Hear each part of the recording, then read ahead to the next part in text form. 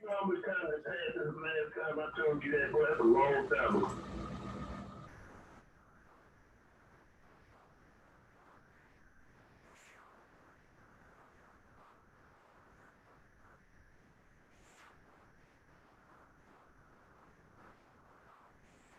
And often was going in on me on your channel. You say nothing about it. You just let it go, all because of a disagreement. When he called me George Shakin, when he said what he said about Sinetta, change from your wicked ways, bro. If you for the people, be for the people. Be for the people. That's all I'm saying. Because you're not innocent in this. You know, I mean, you know, it is what it is. Man, you was going to chuck when you were in New York. I said something to Sinetta. Sinetta know what I'm talking about. So, yeah, I hear you. Yeah, all right. Thank you, Brother George. Appreciate it. That's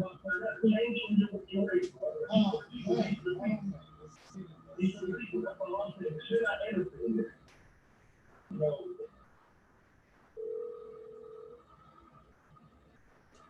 Yo. Brother, please don't come in here with the controversy. What's up, my man? What? What's up? I gotta be the one with the controversy. I know how you go in, brother. But what's happening? We got Rob Ball on the line. And we are talking about, is the Armor Squad the only ones with the information? Should they be the only one allowed to come on Sound Nigga Studios because they feel that everybody else is pseudo? And you know, if you're going against vaccines, they feel that people shouldn't hear that. But there's so many people that don't agree with the vaccine. And I know you agree with vaccine, Rob, but there's so many other people that don't agree with that lifestyle. You see? So just because you disagree with it, Rob Ball, should they be excluded from the platform because you disagree? When my platform has always been about the pros and the cons. What do you, brother? Talk all right, I'm gonna say this, right? I'm gonna say that I don't think it never was like that. There's always gonna be an antagonist on your show. There's always somebody that's pseudo, there's always, and what is meaning. The Conscious Channel, check your Facebook. I hit you up earlier before I was going to talk to you before I went live. So check your Facebook. I hit you up at 8:20 p.m. I said, let me highlight the Conscious Channel before I go live to see what's shaking. And you did, you know what I mean? I'm like, all right, well, maybe she's busy. About pseudo is what the word means, meaning it's unscientific. So if somebody is beefing with me about God, and I'm talking about that, there's no way for us to have a conversation. You can't mix it up in there, so therefore you're dealing with pseudo. But I'm going to say about all of that, and put it in my own perspective is this.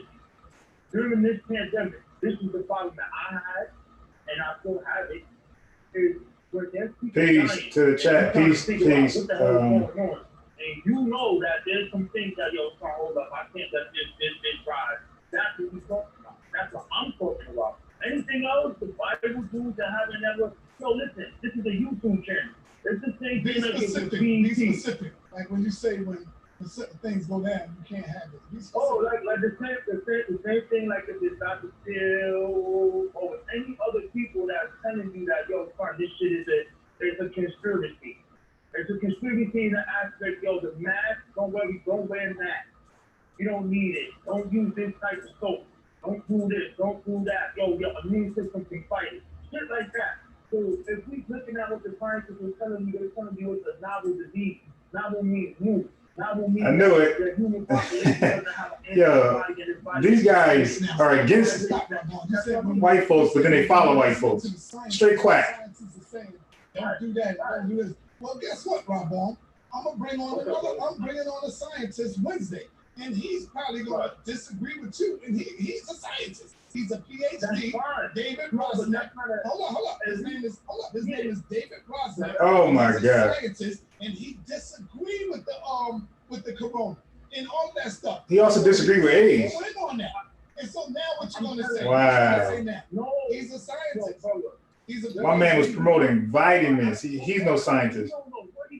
He's promoting vitamins as a treatment for AIDS.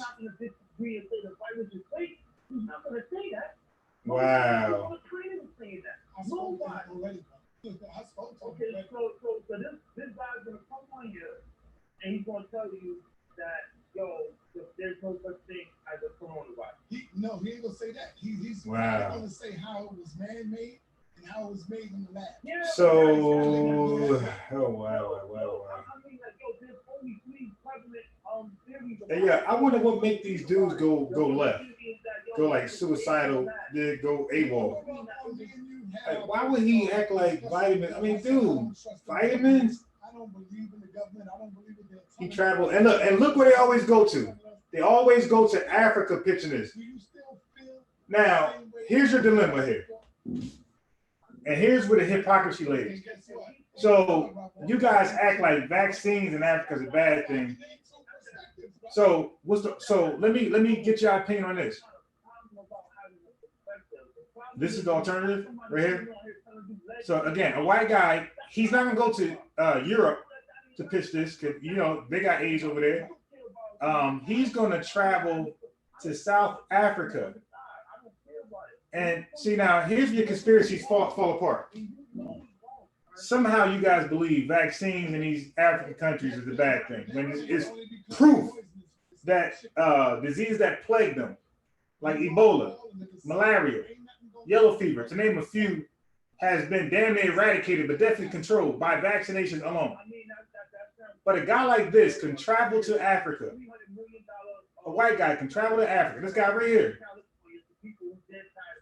This white guy can travel to Africa and give an alternative to vaccines, which is going to be vitamins. Whoever he convinced to take these vitamins, that person with HIV is probably going to die that year. You did. So he don't go to Europe to pitch this red. He goes to Africa, a country with one of the highest incidences of HIV/AIDS in the world. Bro, practicing your people first, then come highlight. Where they discourage, look at this. Where they discourage HIV-infected individuals from using antiretroviral drugs and instead promoted the use of proprietary vitamin mixes which were claimed to fight AIDS. So this guy, now this is not a plot. This is not a clear agenda. This dude is convincing Africans to not take the antiretroviral drugs, instead promoted the use of proprietary vitamin mixes which were claimed to fight AIDS. No, we ain't got to pause the video. It's on some other channel. Go watch it. We're gonna talk over it because I only got that in the background just so you did. Because I was gonna do something real fast and I didn't want y'all bored.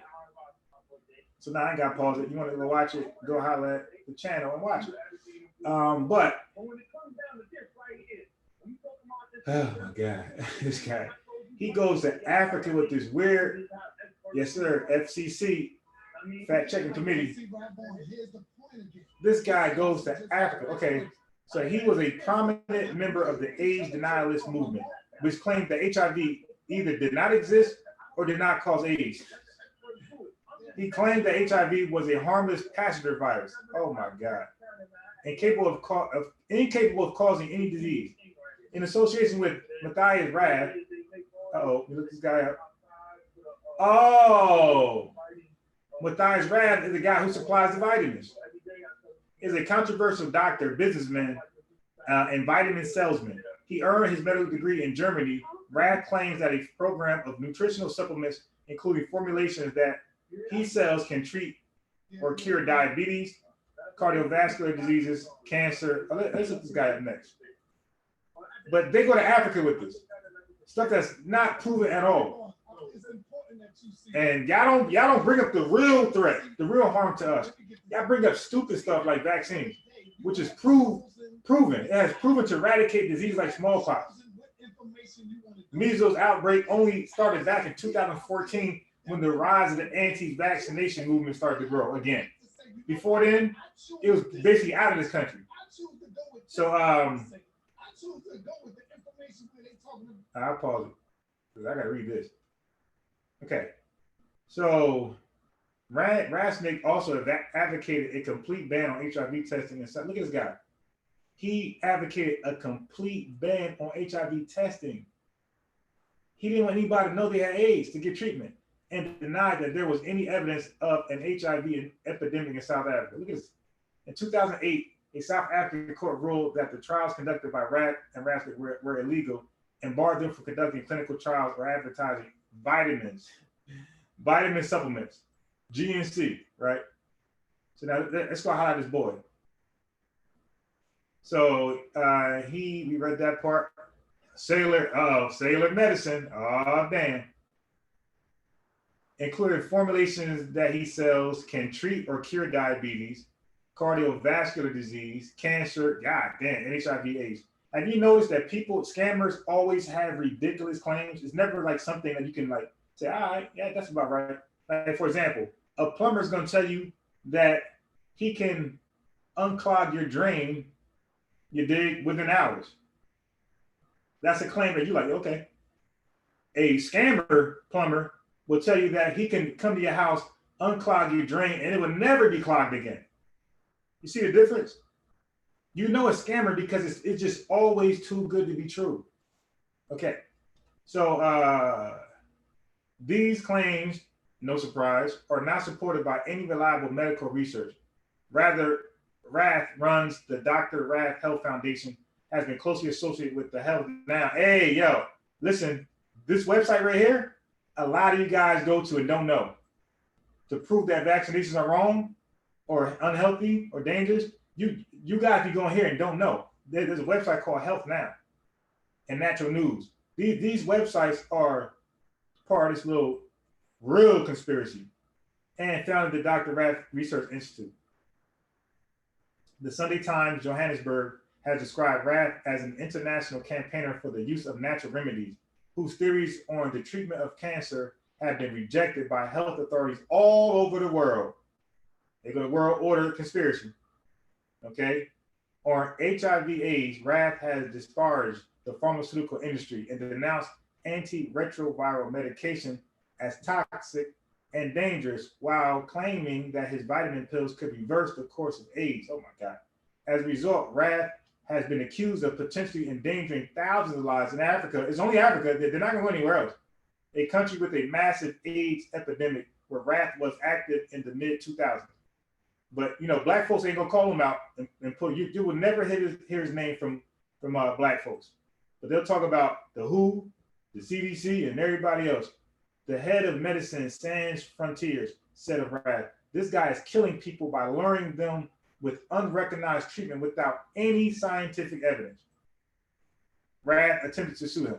Rath claims and methods have been widely criticized by medical organizations, AIDS activist groups, and the United Nations, among others. I'm surprised, but you see that, you know, well, what about the conspiracy that he's allowed to pitch this in Africa? You dig? Like, I will argue that it's a conspiracy to let him run around and say stuff freely.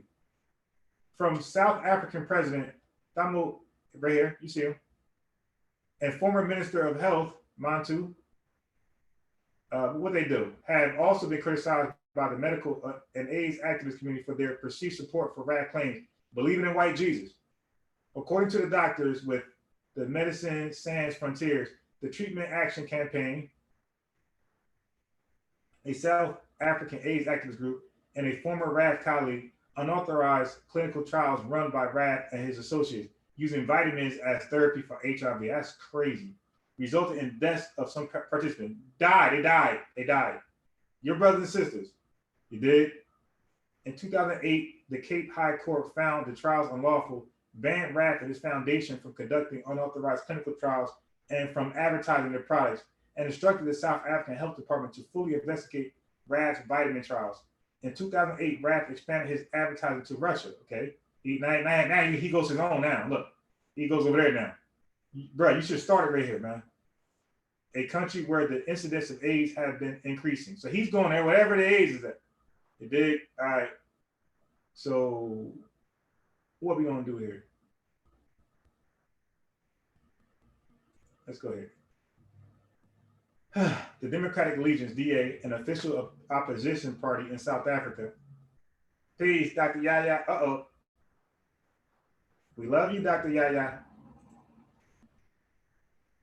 So we're reading about David Rasnit, who's a chemist who went to South Africa to pitch his agenda that HIV did not cause AIDS.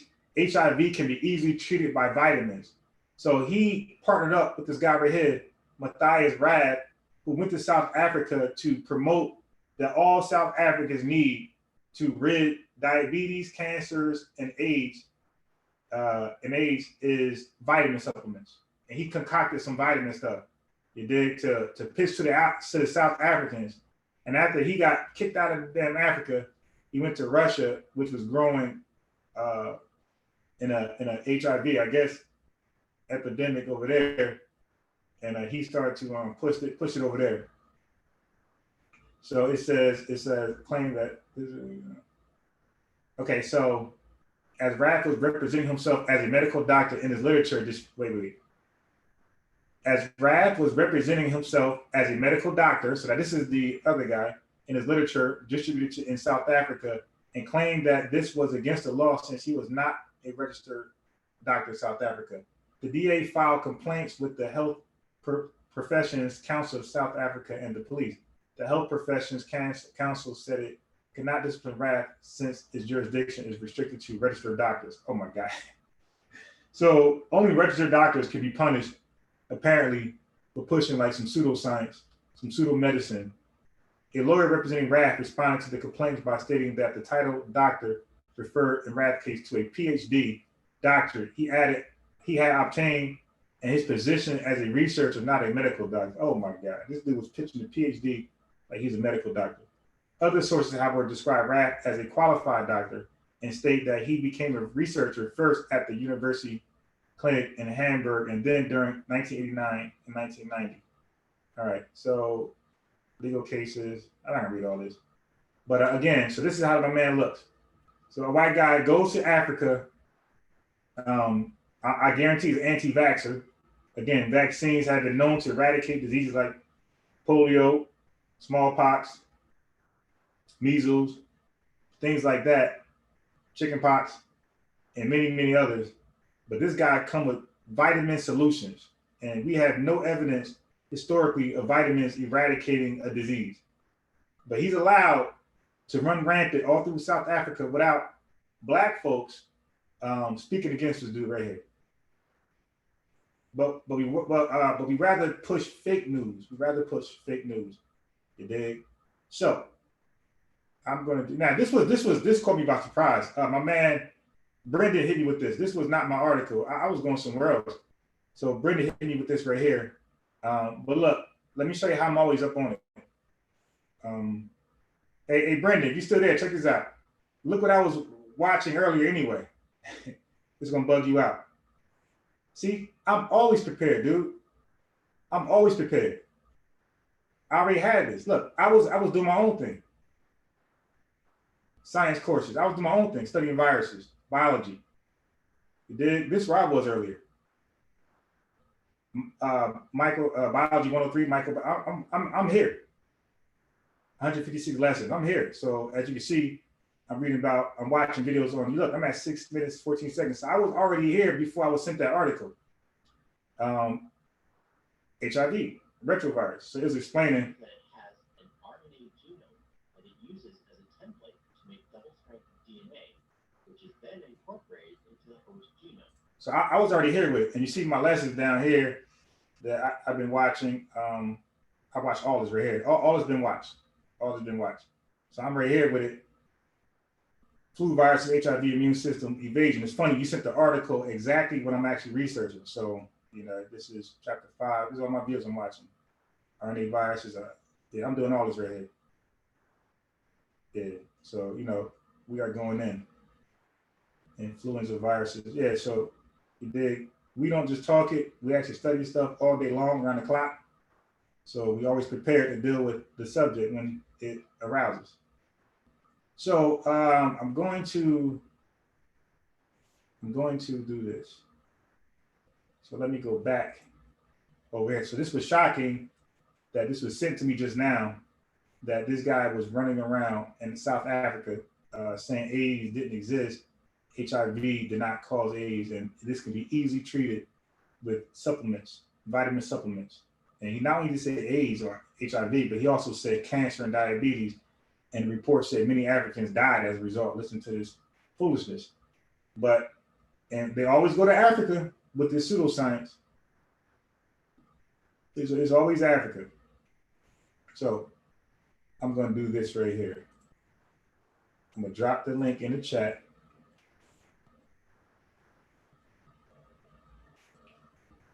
Really, this is for, I think, let me check the chat. Wu Jab was supposed to be coming in. He did. He want to address some things. So we're going to wait for, we're going to highlight Wu Jab. So meanwhile, Sanetta was live earlier, and he had some people on there. So I was kind of playing this right here until we get some folks in. But I definitely want Dr. Yaya, when she's not busy, to come on and talk about some things, some of her experiences, and the psyche of people that do what they do. Because I really want to know, like, what drives people to be quacks. Like, the dude was a chemist. Like, what made him say one day, you know what, I'm gonna go to Africa and saying vitamins. Like, damn well vitamins don't treat HIV. And look, man, if I go back here, look at this. I'm gonna go back here. Now, this is actually copyright infringement what I'm doing. But I gotta show you guys something. Where is it? Look at this.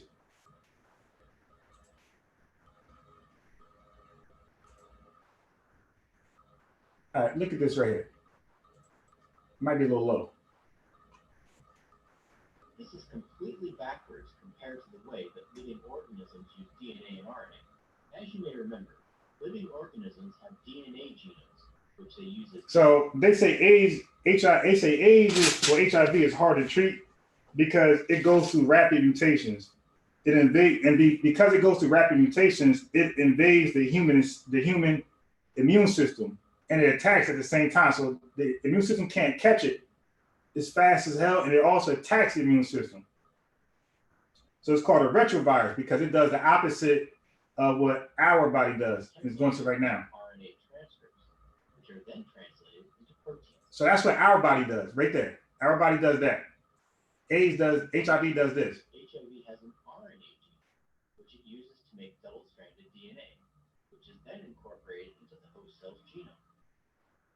Human cells do not make DNA from RNA templates, so there are no human enzymes capable of this process. You see? HIV must therefore provide its own enzyme, which is called reverse transcriptase. What's up, bro?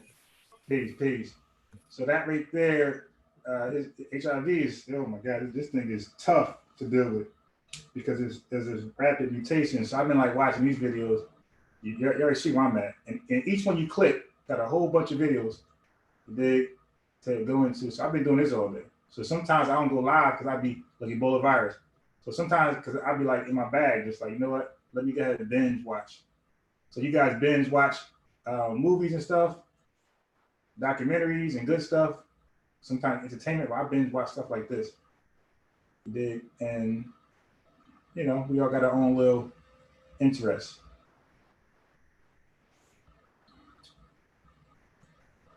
So what's up, Zen?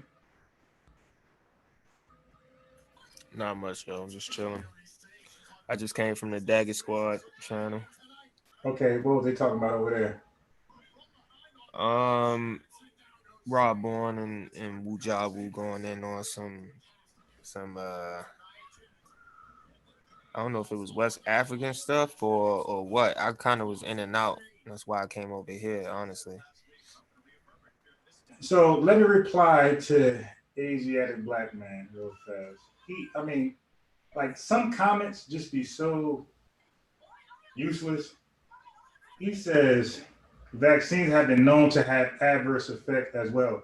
Duh! This is why they had the VAERS. The vaccine adverse. Let me look it up for you. I've got the damn acronym. But look, you act like you just told a secret. Let me share my screen for you. He said vaccines have been known to have adverse effects as well. Dude, what, this is the problem with us, man. Like we speak on things that you're not telling a secret. It's called the Vaccine Adverse Event Reporting System. They know that. It's just silly what we say. Like we say the most silliest things. Nobody denies that. That's what this is there for. Peace, Haskell.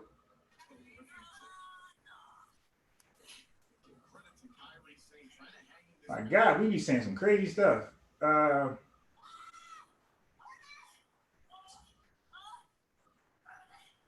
So yeah, so I guess we'll catch them over here now. So what I want to talk about is people are deliberately now. This has nothing to do with what's going on in any of these channels. You dig? This is my own topic. I've been pulled up for my own. You dig? So the thing I was dealing with this is I'm just this is like part 3. So I've been focusing on people who are deliberately using misinfo or misinforming us to push their agenda. So for example, if somebody's against, let's say, same-sex marriage, look, you could be against that all you want, but provide some facts why you disagree with it. It's one thing to start providing misinfo just so we can agree with you. I'm saying people are doing that. I'm saying people are providing misinfo just so they can prove their point for what they are against, what they are against. So they're doing that with vaccines, of course, the most. They have an agenda against vaccines. It's like, dude, listen, bro, you have the right to not take a damn vaccine, man. You have the right to speak against them. Go ahead, do you. But don't provide misinformation to strengthen your points. Like that's where I come in. That's when FCC come in, the fact checker committee. That's all you guys, basically. Whoever dares to check up on the info, you are by default FCC. You're part of the fact checker committee. A committee is just a small group within a large group that specializes on tackling important issues. They are commissioned to figure out what's going on, to get to the truth. You dig? That's pretty much what we do here, or we try. So again, let's take it to sports. If you believe LeBron is better than Michael Jordan, okay, cool. But if you want to start skewing stats to prove that, like I got a problem with that. Like, dude, just give your facts. If you really think my man is better, then give accurate information. Don't start lying and saying Mike had 2 rings. Like Mike highest points per game, was like 15. To make LeBron look better. And that's what's going on in the community. We are skewing facts to push our personal emotional agenda.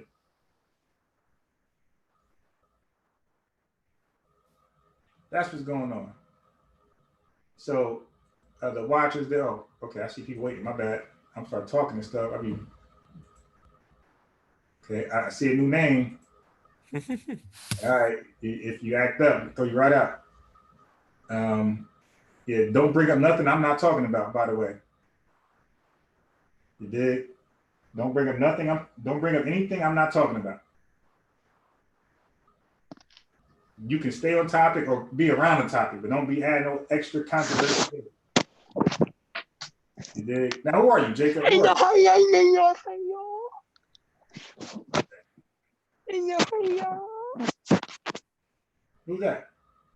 All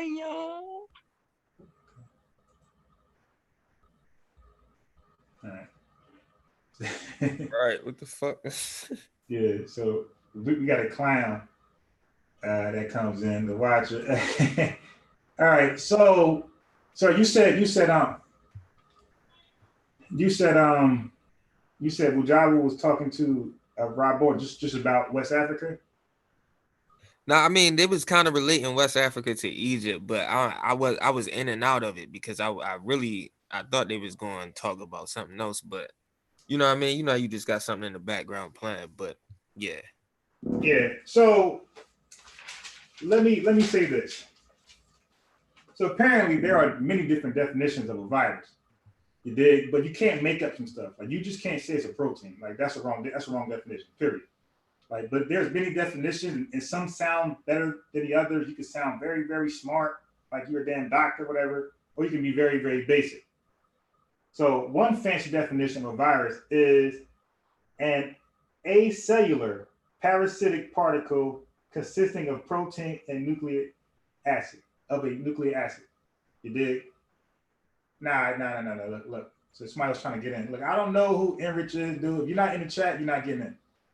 You dig? If you don't tell me who you are in the chat, you're not getting on. Enrich. These new names and stuff. No sir. Too bad. So acellular means that it don't have it's not made up of cells. Okay. So when a virus is defined as acellular, it just means it's not made up of cells. It cannot reproduce on their own. It can't transport substances between membranes, and it cannot metabolize any sort of food. And if you can't do that, according to science consensus, you are not alive. If you are not made up of cells, if you can't reproduce on your own, if you can't transport substance between membranes, if your body can't do that, and if your body can't metabolize any sort of food, according to science, you are not alive. So by that description alone is why a virus is not considered alive. Okay, the metabolism is the chemical process that occur within a living organism. You see, so you got to be alive to have one of these, and you got to have that in order to sustain life. So without metabolism, you can't sustain life. So how can you be considered alive? Now I don't know you, Enrich. You did. You got to tell me how you know about me, about this channel. I don't know you. You got to explain who you are and how you found this channel. No. We're not inviting you. We have guests. That link was for the guests, not any old body. Matter of fact, any old body hours late. You didn't know that?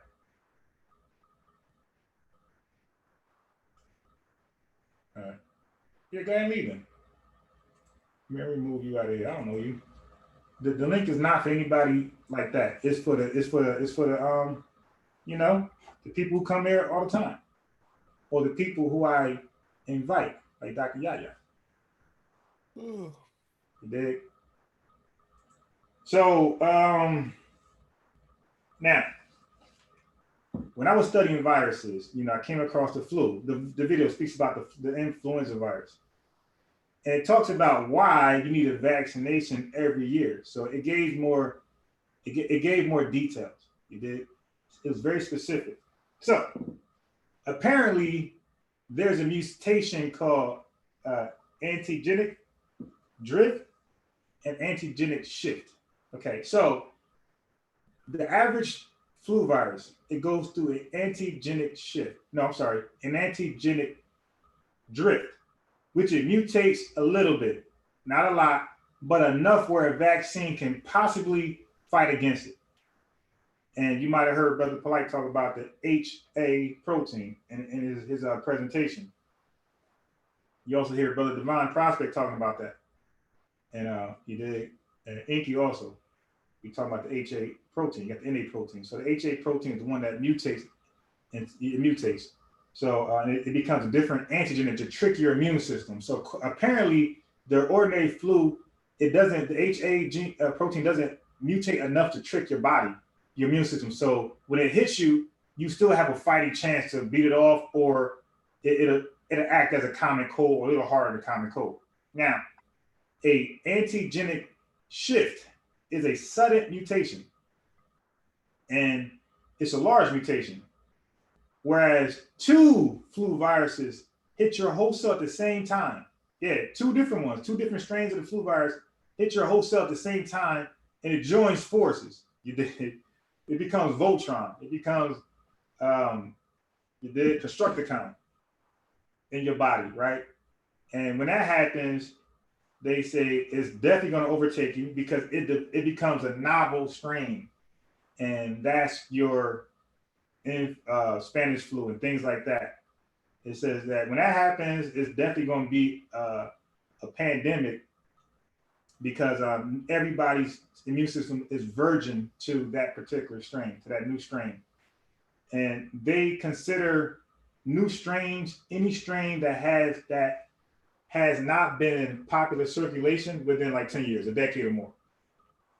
So any virus that have not been circulating in the population for 10 years or more is considered, it can be considered a novel virus. So that's just a little more in depth. So that's why the flu virus or the flu vaccination is not so potent because of the different mutations that the HA protein can go through, and your immune system got to identify it. If it doesn't, you're gonna be in trouble. Real simple. Okay, so hey Zen, you want to add to that? No, you can go ahead, bro. Okay, so what do we have over here? So apparently, You're not sharing your screen? oh, I don't know what I'm gonna share. You did. Okay. Okay, so this is for Asiatic black man, all right? Because a lot of people mess up and go here. So the VAERS is the Vaccine Adverse Event Reporting System, right? So anybody and their mother can come over here and report an event. Doesn't matter how crazy it may be. Some people say, hey, man, my uncle took a vaccination shot and his head is on backwards. You will go here for that. Okay? Now, when you go here, you see it says about VAERS facts. When you go here, it gives you a disclaimer that most people who are horrible researchers ignore. So let me go into it so you can see it for yourself. Okay? So when you go to VAERS, let's see, this is kind of tricky to get there. Let's see if I can get there. If I get lucky. Okay, boom, right in front of you. So let me read this for you. Hope I don't get tongue-tied. Hey, everybody who reads in front of some people be scrambling, fumbling, common words you can't even say anymore. I don't know what it is about reading, knowing you're being recorded or being. I don't care if you watch me. It's something about being recorded, and that's probably why so many actors and actresses have so many takes, messing up over and over. It's something about being recorded. Just throw people off. Okay, so VAERS data is accessible by downloading raw data in separated value CSV files for import into a database, spreadsheet, or texting editing program, or by using the CDC Wonder Online research tool. Information provided, I'm right here, to VAERS, which identifies a person who received the vaccine or vaccines, will not be made available to the public. Why? De-identified VAERS data are available 4 to 6 weeks after the report is received. VAERS data change and new reports are received, so your results may change if you repeat the same search at a later date. Okay, disclaimer. Now look, please tell me how people read past this. Disclaimer, okay, this is a disclaimer. That means read this more than anything you're gonna read on this website. VAERS accepts reports of adverse events and reactions that occur following vaccination. So anybody and mother can call and report something. Healthcare providers, vaccine manufacturers, and the public can submit reports to the system. While very important in monitoring vaccine safety, VAERS reports alone. What? VAERS, that means everything reported here, VAERS reports alone cannot, you know what cannot means? Cannot be used to determine if a vaccine caused or contributed to an adverse effect or illness. This report cannot be used to do that. So if you reference this to further your research on whatever it is, pro-vaccines, anti-vaccines, you are a horrible researcher. Because telling you don't use us, we're not for that. Okay? It says the reports may contain information that is incomplete. What responsible researchers will use information that is incomplete, inaccurate, or coincidental, or unverifiable? We don't do that when you research. You go to a credible website with credible information that's more consistent. In large part, reports to VAERS are voluntary, which means they are subject to biases. You dig? You're blaming everything on the vaccine. In other words, this treats specific limitations on how the data can be used scientifically.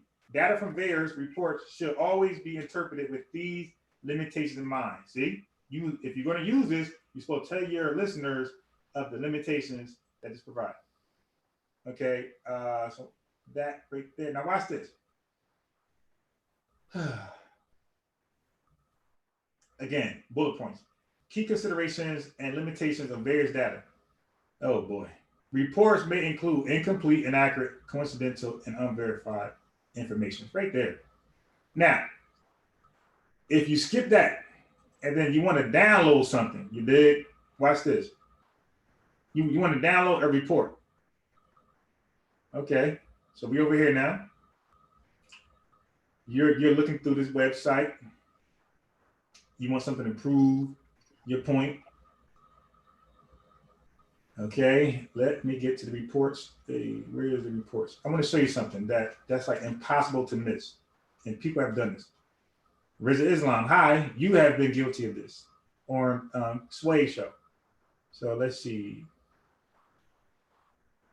Was it here? Okay, look at this. This is it.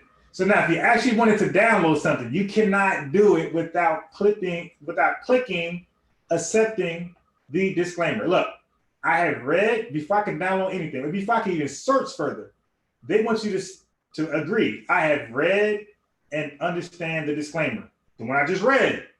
So before you can click anything on this website to get information, to gather data, you have to agree you read the first disclaimer. So watch this. Okay, so it tells you again about it. And guess what? This another disclaimer. It's the same disclaimer. It does not want you to misuse this information. So once you get past all that, here's another disclaimer. It says the very same thing. Yeah. It's telling you do not, so Zen, the watcher, it's telling you over and over and over, do not use us as accurate or verifiable information to support any agenda, just to support any research. Don't use us. We're not here for that.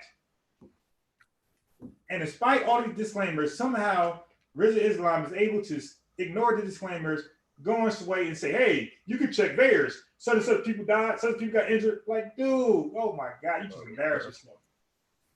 Yeah, the brother from Hidden Colors with the red bow tie.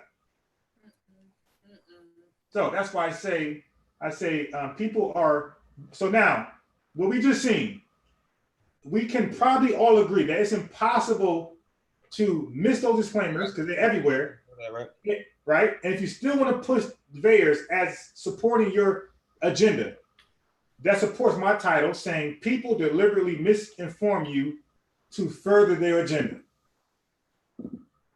Okay, so matter of fact, you want to hear it? Here, let me go here for you so you can hear the brother.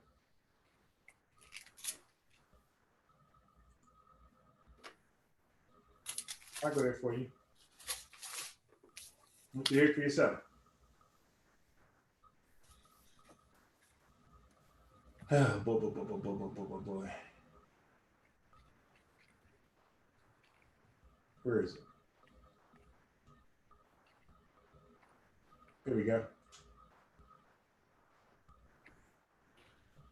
As near.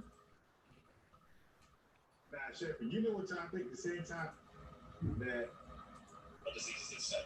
But if you want your child to be healthy as it pertains to measles, you want to breastfeed them. One, you want to make sure that the environment that they're physically in is as clean as possible. Air filters, alkaline water, or at least spring water. You want to make sure that they're bathing properly. He said alkaline water. So now this was the alternative to vaccines, by the way. Is there an alternative that you know of, a healthier alternative to try to prevent measles if you're not taking vaccinations? So now the question was crystal clear. Is there an alternative to vaccination to prevent measles? My man mentioned alkaline water and bathing. Go ahead. Yeah, number one, first thing is a healthy immune system destroys everything, all disease. He said a healthy immune system. Bro, what the hell is that? What's a healthy immune system? You do. If you're normal, your immune system is normal. It's not healthy, just normal.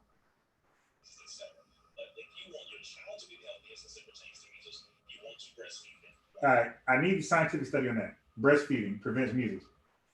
You want to make sure that the environment that they're physically in is as clean as possible. And that's impossible if you live in the city, right? Filters, alkaline water, or at least Alkaline water is going to help rid the measles. spring water.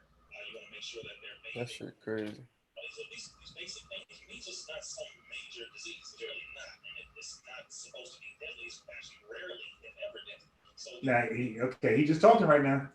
All right. You got it. Eating healthy, breastfeeding, and measles. So now look at this. I'm gonna pull up on him. For example, with some. I make my screen big so you can see it. It says many diseases that are perceived as mere nuances can actually have extremely serious complications. So he believed that this was a mere nuance, the measles. It says measles, for example, which some people think of as a relatively harmless childhood disease, like my man, is the sixth most common killer of children worldwide. Measles infection can result in complications such as encephalitis. We keep hearing that word over and over and over on these channels. Swelling of the brain, that's what it is, and pneumonia. According to the WHO, the World Health Organization, measles killed 770,000 children during 2000 alone. And my man said this is a simple disease. Right. All you need is alkaline water, huh? Right. Alkaline. Look, it says this is especially tragic when you consider that measles is a vaccine, not alkaline water, not breast milk preventable. It's a vaccine preventable disease. So your children are dying because you're trying these alternatives like breast milk or alkaline water or bathing. 1 year alone, almost 1 million children died, and he's saying this is light work. Encephalitis. So if you survive measles, direct contact, you're looking at encephalitis next. This is a side effect. You're looking at pneumonia next. You're not. It's not all good. Matter of fact, this coronavirus is in. Did you hear that those who survive the coronavirus, it depends on your condition, have lifelong effects forever? Yep. Oh yeah. So what are you talking about? Can you survive the actual disease? You're good? Like, stop it, bro. The guys in, you was going to build on that? No, I definitely heard certain scientists talking about, the damage that the virus causes to your lung or your body. At a certain point, your body it will become difficult for your body to heal itself. Right. You know what I mean? And you can potentially die from the complications. You're not necessarily dying from the virus, but you die from the complications.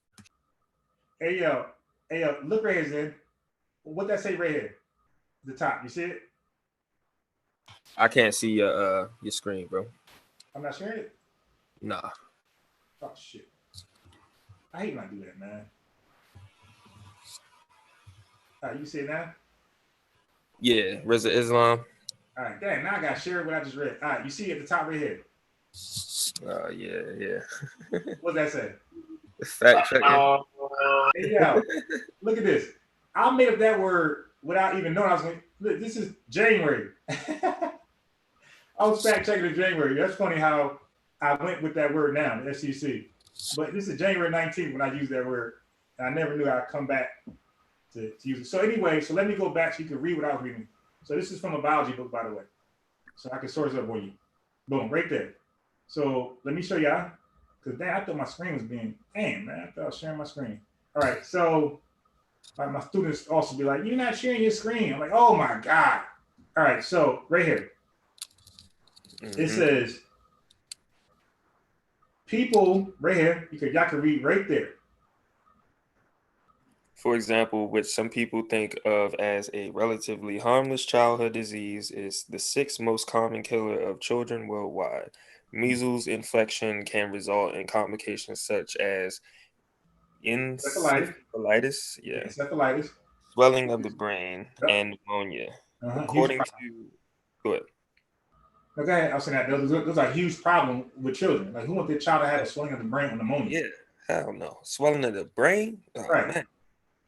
But yeah, according to the WHO, measles killed 777,000 children during 2000. God damn. This statistic is especially tragic when you consider that measles is a vaccine. I'm guessing it's a vaccine preventable disease, right? By vaccine, vaccines can stop you from if all those children had been vaccinated for the measles disease, this number would have been down. And I got numbers to show you, like the truth, because again, no vaccine is 100%, so it's possible one person is going to still contract it. And again, also a vaccination, once you become vaccinated, you have a 14-day period before it actually works its way defending you. Right. Before it gets the antibodies out and stuff like that. Right. It takes that long for your immune system to respond to the antigen, to kick out the antibodies and fight. So it takes 14 days. Now, measles is the most contagious disease in the world, ever. I'll say ever. It has a R naught of 18. That means one person can affect up to 18 people. It's the most infectious disease ever. Okay, 90% contagious rate, by the way. Yeah, that's crazy. That means if you walk in that, so that means you look. If the measles outbreak was in this country, and nobody be allowed to go out, bro. 90% infectious rate. That means if you go in that, and it sits around long. It's a what do you call it? It's a aerosolized but airborne disease that sits around for long hours, a long time. Yeah, United States couldn't imagine nothing like the measles being here, bro. Man, and smallpox is the second most contagious disease. I think R naught of like 10, something like some craziness like that. Yeah, that sounds about right. Yeah, like go ahead, bro. No, I was gonna say like the COVID-19, the virus particles, they measure that in micrometers. Nanometers. Yeah, nano. Sure, it's not. I thought it was in the micro. That's nano.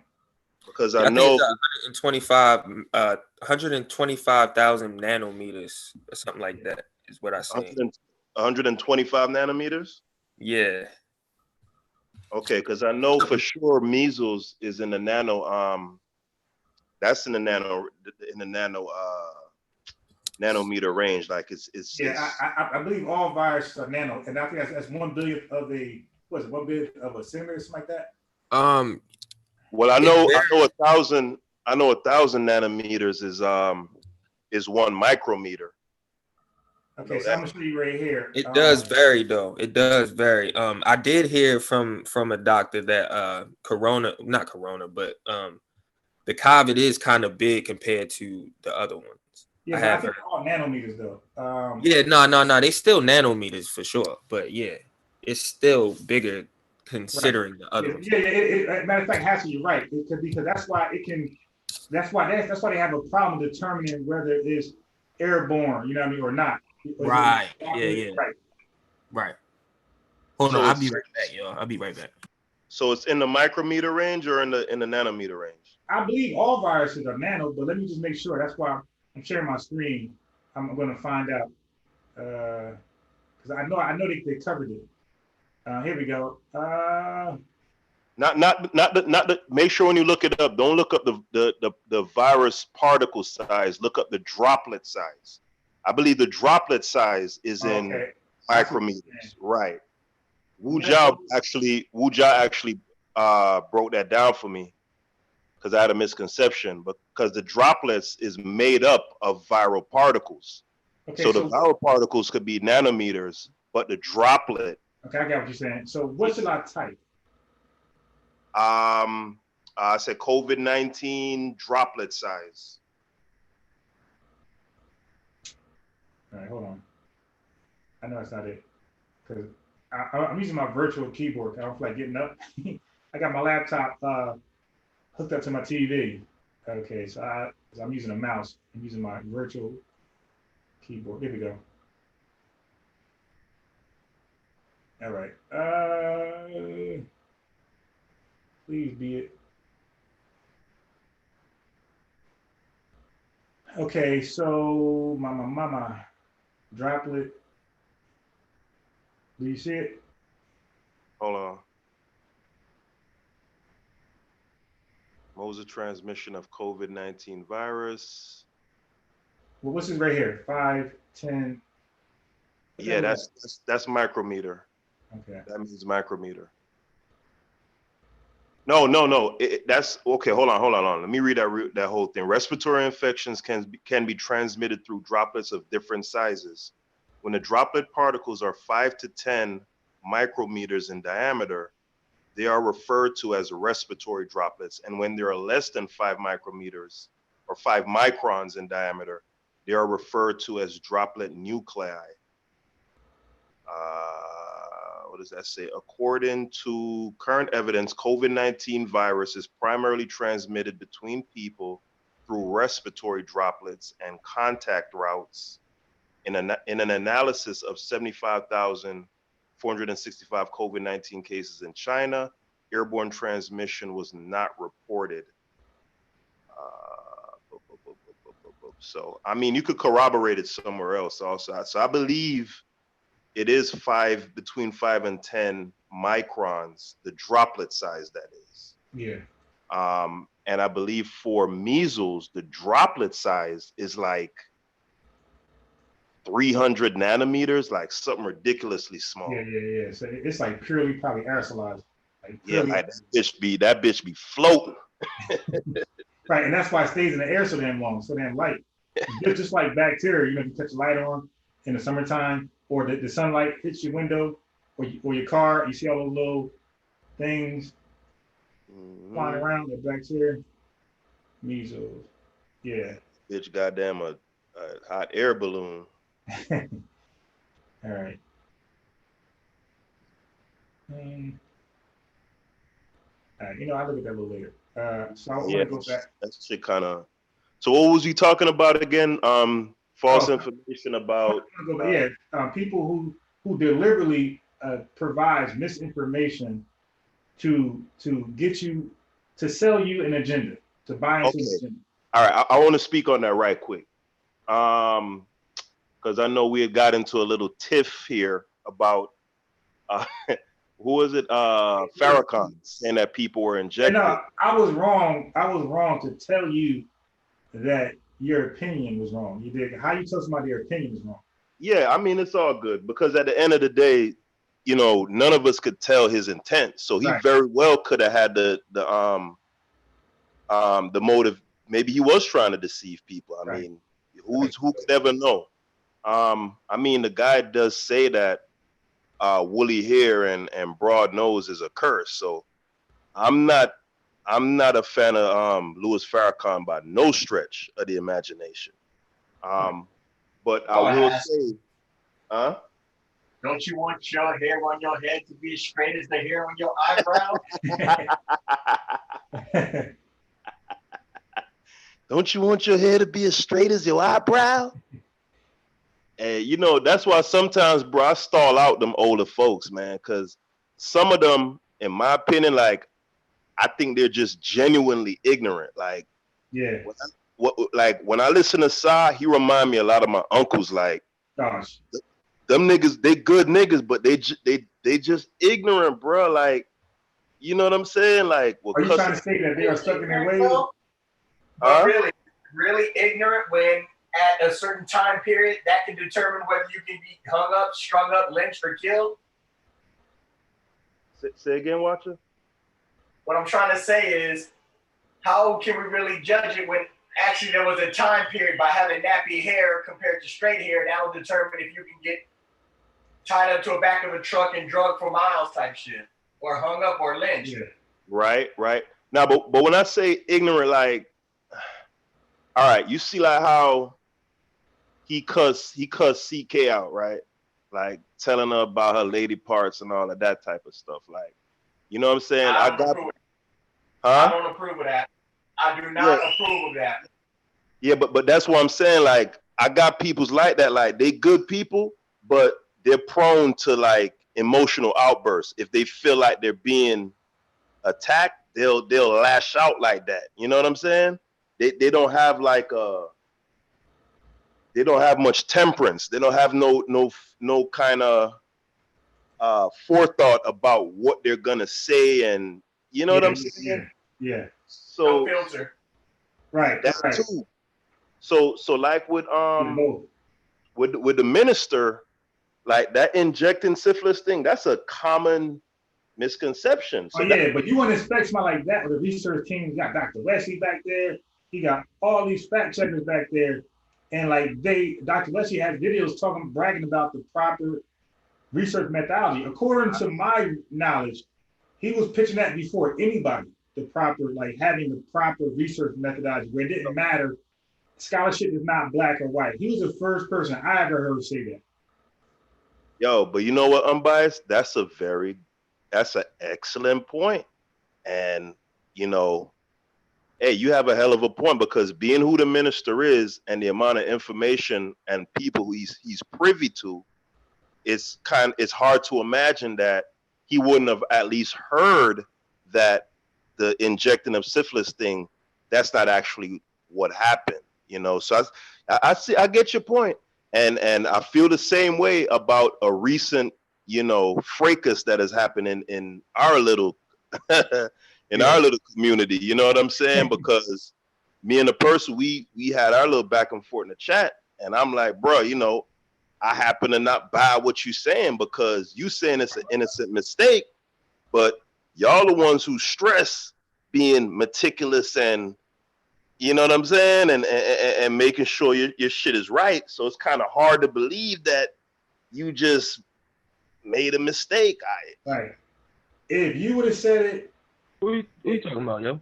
the minister, if you would have said it, Haskell, if Sanetta would have said it, if Ujab would have said it, Polite would have said it, Dr. Yaya, I wouldn't have held y'all to it, because none of you guys have a research team. None of you guys are known to be, you know, like the most intelligent person in the black community, you dig? So I would expect a slip up here and there. But when you've been doing this long, and you've been known to like rip and rant with the knowledge of Phil Donahue, you killing it, freestyling. You did way more clever than Polite. Killing it on all these shows. Great comebacks. What, prepare like a mother. I mean, bro, you can't even catch the dude. He could say something crazy and racial, and he could get way out of that in front of the world. Can I add real quick to Haskell's point? I understand exactly what you're saying, and again, some people can say I'm biased because I've actually purchased the book and I'm in the class. However, I do understand there's a difference between an author or a writer and an editor. And what an editor's job specifically is relevant for. And if people write a book without sending their book to an editor, then those mistakes can happen. You understand? So they're gonna happen. Matter of fact, yes, the watcher. I watched the video because you know, everybody got the thought of writing a book, and like when I watch videos on stuff on editors, like they say the same thing. They say without an editor, you're bound to screw up. Like you're gonna mess up. They all say that. You're not gonna cite something correctly. You're gonna do that. But hold on. Before we go there, let me just first get this out the way right here. Oh, sorry, my fault. So now I explained about Vader's, right? So we all are in agreement that if you go to this website, it's impossible to not read the disclaimer. It's all over the website. It's on everything I click on the menu. Everywhere I click is going to have a disclaimer, because they don't want anybody misusing this incomplete, unreliable information to be for or against. You did, because it's not designed for that. It's an answer machine. It's an automated system. You call up, you complain, you hang up. You did. That's all that is. So my man's on here, or K Sway. He's about to use Vader's. And that's what I'm trying to say, Haskell. There's no way you didn't see that disclaimer. It's all over the damn website. Watch this. Yeah, it's intellectually dishonest. I gotta. So he said it real. So if the volume is low, let me see if I can make it louder. But you're gonna hear reporting system. So I want y'all to catch that. I gotta turn the damn TV up. No, I ain't want to do that. Wait. Let me see this right here. Let me switch this. I should hook up my JBL. Yeah, let me do that.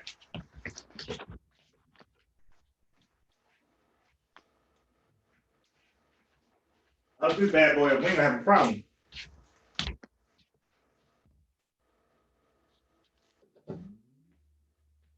Yeah, I got that big JBL swagger. All right, so let me hook this speaker up. Let me connect the Bluetooth. Damn, boy, you sound like Teddy Riley over there, man. Oh yeah, this JBL go everywhere with me, man. To the gym, like I'm the DJ at the gym, by the way. Now, did you see that Teddy Riley babyface thing though? Nah, I only heard Tariq Nasheed's recap of it, and he was saying like it was like he was over prepared. It wasn't. Bruh. Yeah.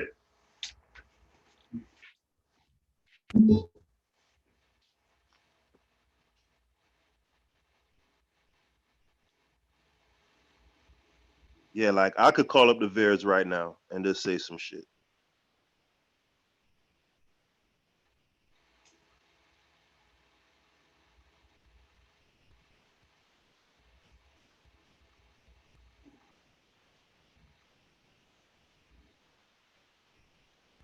Yo, y'all there?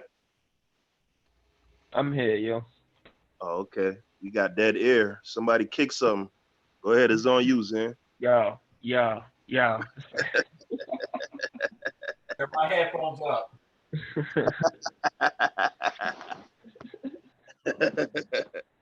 What's up, though, Haskell?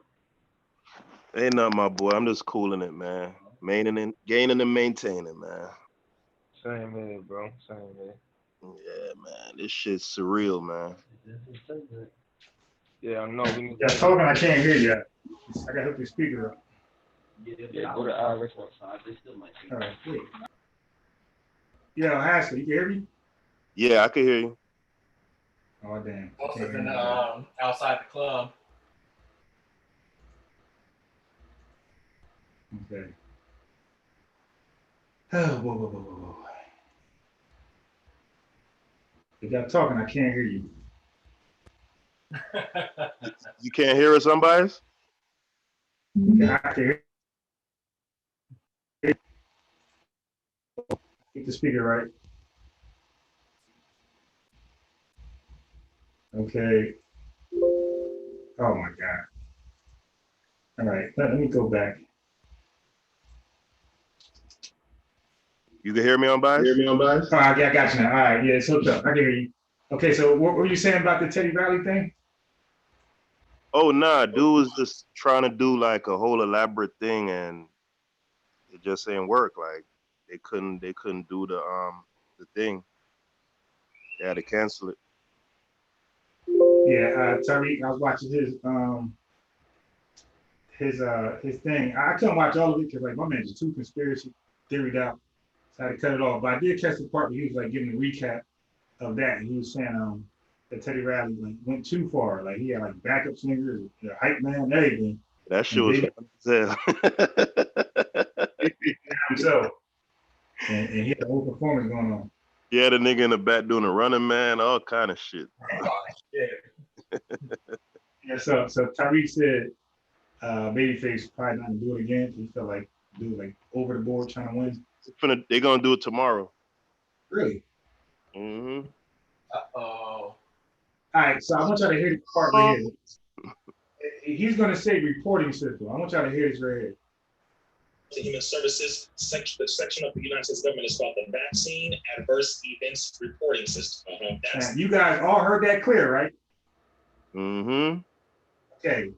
Now that's theirs, right? That's the vaccine adverse. What is it? Events recording system. So watch this one more time. Watch this. The Human Services section of the United States government is called the Vaccine Adverse Events Reporting System. Gotcha. That's the website you can go to see everything that has happened negatively as a result of vaccine. You heard that? All right. Y'all heard that. He said go there to see all the negative things happening with vaccines in spite of the website disclaimer. That's what we're talking about. All that, it's no way possible he didn't, if he ever went to that website, maybe he never went. Maybe he just heard somebody say it and he just went on with it. I don't know. But I like to think of these people are responsible researchers. You dig? Because that's how they come off. They talk like they do research. Guys, you know that's sloppy. The all over the website is saying, don't use us. And my man here on national TV using them to push the anti-vax movement agenda. So that's part of my thing. But Haskell, Dr. Yaya said they had a rematch, or they're going to have a rematch. Dr. They had it already, Dr. Yaya, or they're going to have it tonight? Yeah, they're doing it tomorrow. She said tonight. Tonight? What time? I might have to be up out of here, I'm by. Sorry to say. Wait, we got to get a date first. We got to see what time is actually going to happen. It can't be tonight. It's already 10 o'clock. You know, they got a delay, so we got to wait for the response. Oh, who got a delay? Zen and Watcher? everybody that's in the panel. I mean, I'm sorry, everybody that's in the chat. Oh, okay.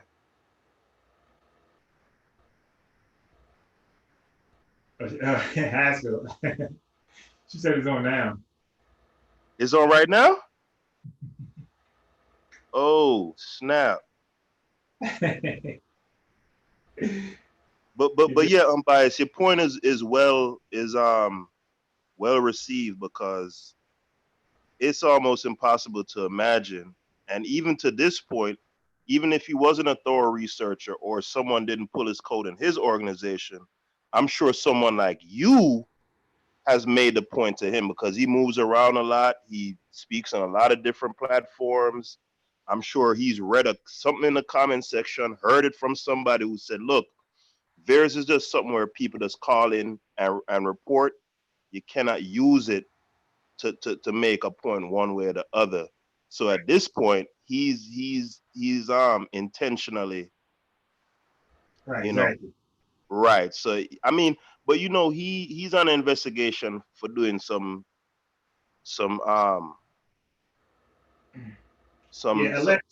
allegedly he's under investigation for some car insurance problems, fraud like that. So that's allegedly, like, because I don't know. Health insurance fraud. Okay, yeah, that's alleged because I don't know. I never researched it. I didn't really care to, because I don't go out of my way to, what I mean, if that's something he got to handle, Haskell, I got nothing to do with me. That's something he has to handle. So because I don't make it personal. For me, it's about the information only. So I'm not going to, Right, right. I hope he win his case. I hope if it's true, I hope he actually wins. Right. Now the Watcher. So the Watcher mentioned the book from Wujabi. So I want to first say this. I want to say, if everything is true that we're hearing, you did, from those who gave us the information saying the book was tainted, we can't be mad at them. You did, like, they just doing what we say we do, fact check, right? So you can't get mad at anybody who's gonna fact check. You did, like, you gotta let fact checkers do what they do. Now, so that's that. Now, right. If I'm a student, okay, matter of fact, wait, I just got rid of it. Where's Melvin? I need Melvin to send that damn chemical biology thing again. Okay, so anyway, so I was watching a chemical biology course, right? You have biochemistry, we have chemical biology. Okay, anyway, I was watching some courses on that, and he was discussing like the syllabus and where they're gonna go, how they're gonna research, and he was saying that throw away your old books because the curriculum has changed, the syllabus changed, and they got new information, new stuff. They're gonna, not new information, but they're gonna go at a different way. So you're saying you got to buy my new book. You did purchase my new book from whatever, Amazon or the school's library, wherever they're gonna have it. I don't know. And he was saying, unfortunately, this is the required book.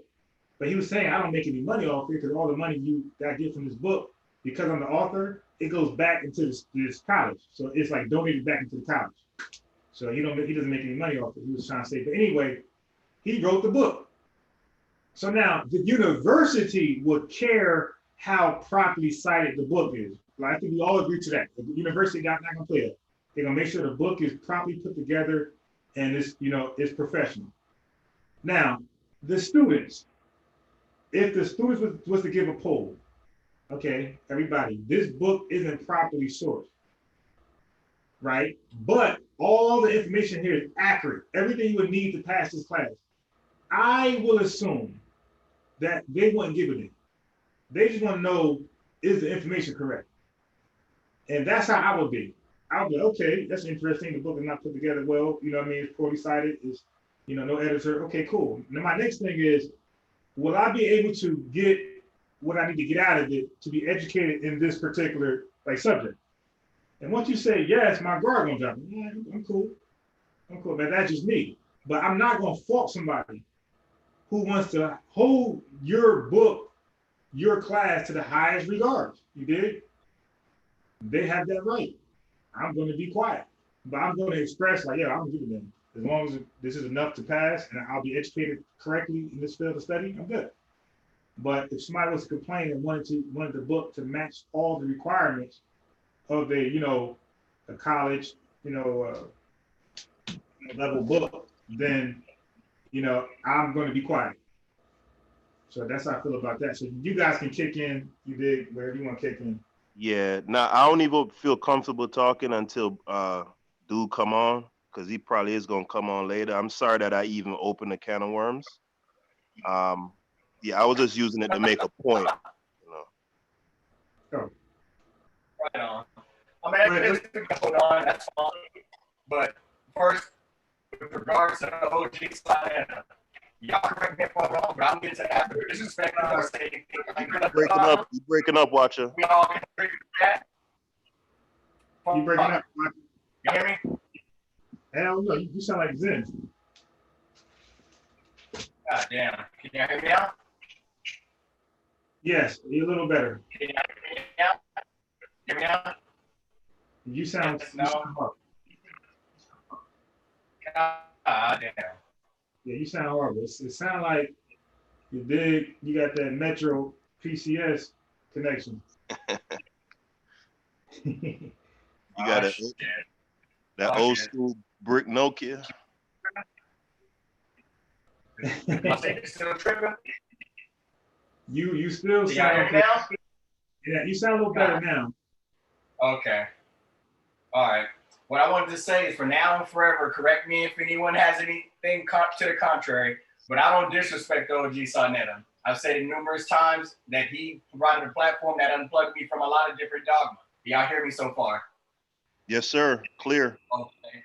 Now, again, I know there's people in the channel who love the man blindly, and I would never tell anybody what to say for or against him.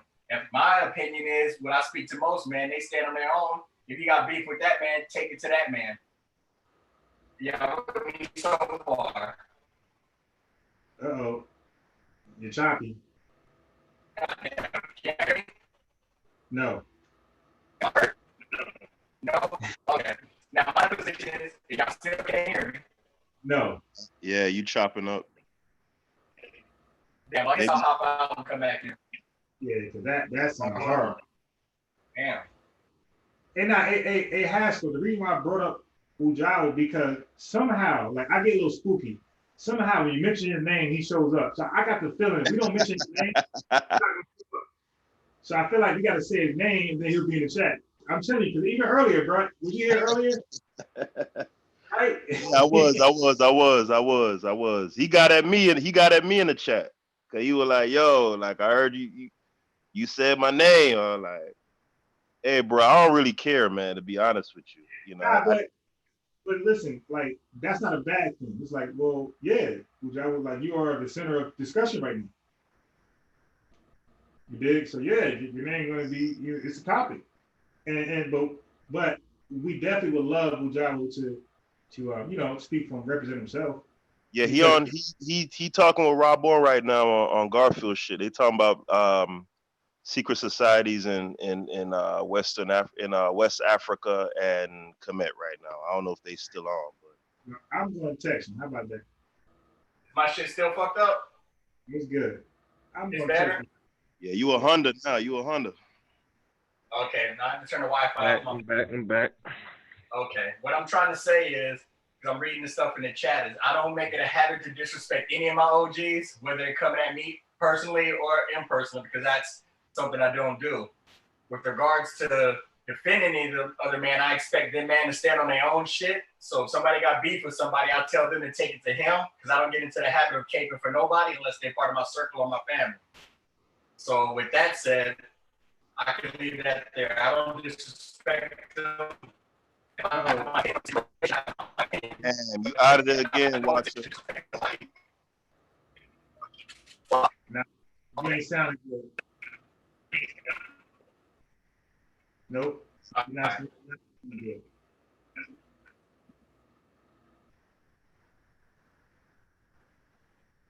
Yeah, that was horrible.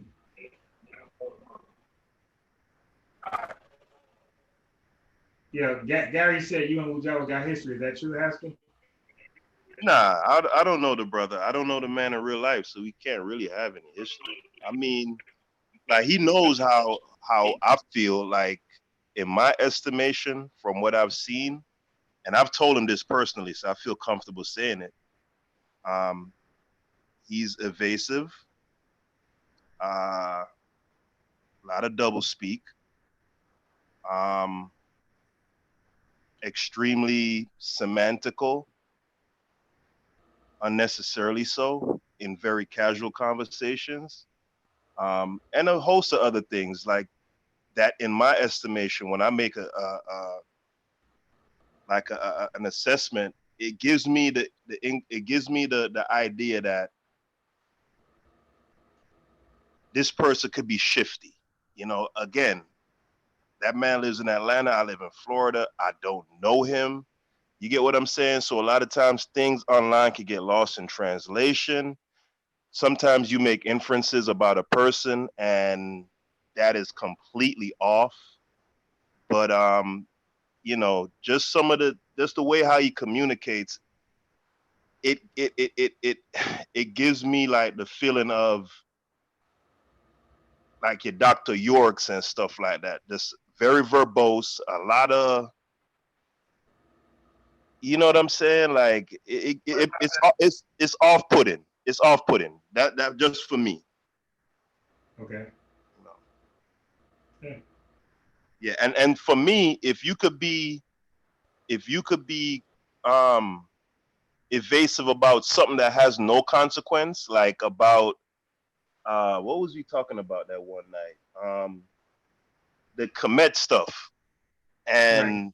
he would just refuse to be like, yo, they did do what was it, Retainer, where they would bury the commoners with the king or whatever. Well, you know, they found graves that were around the area, and that's how they came to the conclude. Well, bro, what is your feeling on it? It's like I would have to wring this man's neck just to get him to, you know what I'm saying? Like, bro, at the end of the day, it don't matter. It's of no consequence anyway.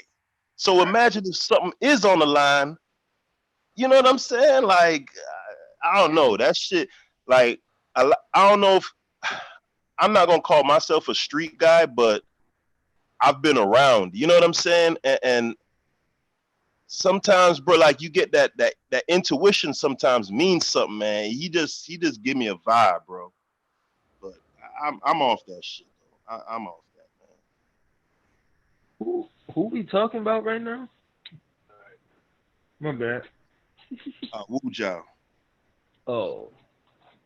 Yeah, but again, I feel comfortable saying it without him being here because it's something that I've told him in exchanges where we're on a live and we're talking. I say, yo, in my opinion, you're evasive, like that, like the thing with the Dr. York thing, and we'd be like, yo, in your estimation, is he guilty or not? Well, you know, hey, you guys can look at it and see it for yourself. Da da da. I'm like, well, bro, is there some kind of consequence that'll befall you if you say, well, you know, I knew the lawyers and da da da. Well, are you a lawyer? Like, do you have some kind of attorney-client privilege? Well, no, but I don't know, but that shit just weird, bro. It's just weird, bro. You know, I don't know, bro. I want to leave it alone, you know, because I really don't care. I really don't. Yeah, I got what you're saying. You know, so let's say when it comes to, let's say, for like, I don't mind for like some certain topics. I just got a problem when he try to become scientific, and that's the only thing with him. So I get what you're saying, and it will come across as I got like a huge problem. No, it's just that's it. I don't really have a problem with Divine Prospect at all. Like, you know, I just like to hear his, like, I believe that Divine be hiding his hand when it comes to like his true position on vaccines. You know, I think he will rather like show his hand during a debate or, you know, a live stream conversation. You know, so that's my only issue with him. That's it. But I have nothing else after that. Yeah. So when it comes to Wu Zhao, I do think he be kind of extreme with the Kemet. As far as they were not spooky, I'm like, dude. When there's no science, when, you know, as we know it today, you only can imagine things. Like we do it now in 2020. We got weird thoughts on things we don't know about, weird, spooky thoughts. In 2020, I mean, yo, the people in 1340 to 14th century with the bubonic plague, they thought it was God. These guys are how many years after the Egyptians? Are you trying to tell me they didn't evolve more than them for us figuring stuff out? Like, stop it. This is 42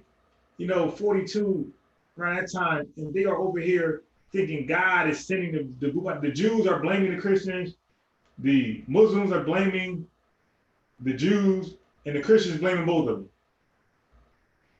Like Unbiased. Yeah. Luis Angel de la Cruz Garcia says, "Can someone pass me the code to the Zoom room?" I think that might be XX, bro. You might want to let him. That probably is X. Yeah, I'll tell you. Yeah, no, because we had Louise. Louise got in earlier, and Louise was acting a fool. You know, I don't know Louise. You dig? Louise got it. X. Oh, okay. That probably was X, yo. What he was saying? Like he got on here making noises or something? Yeah, he was trolling. So no, like wow.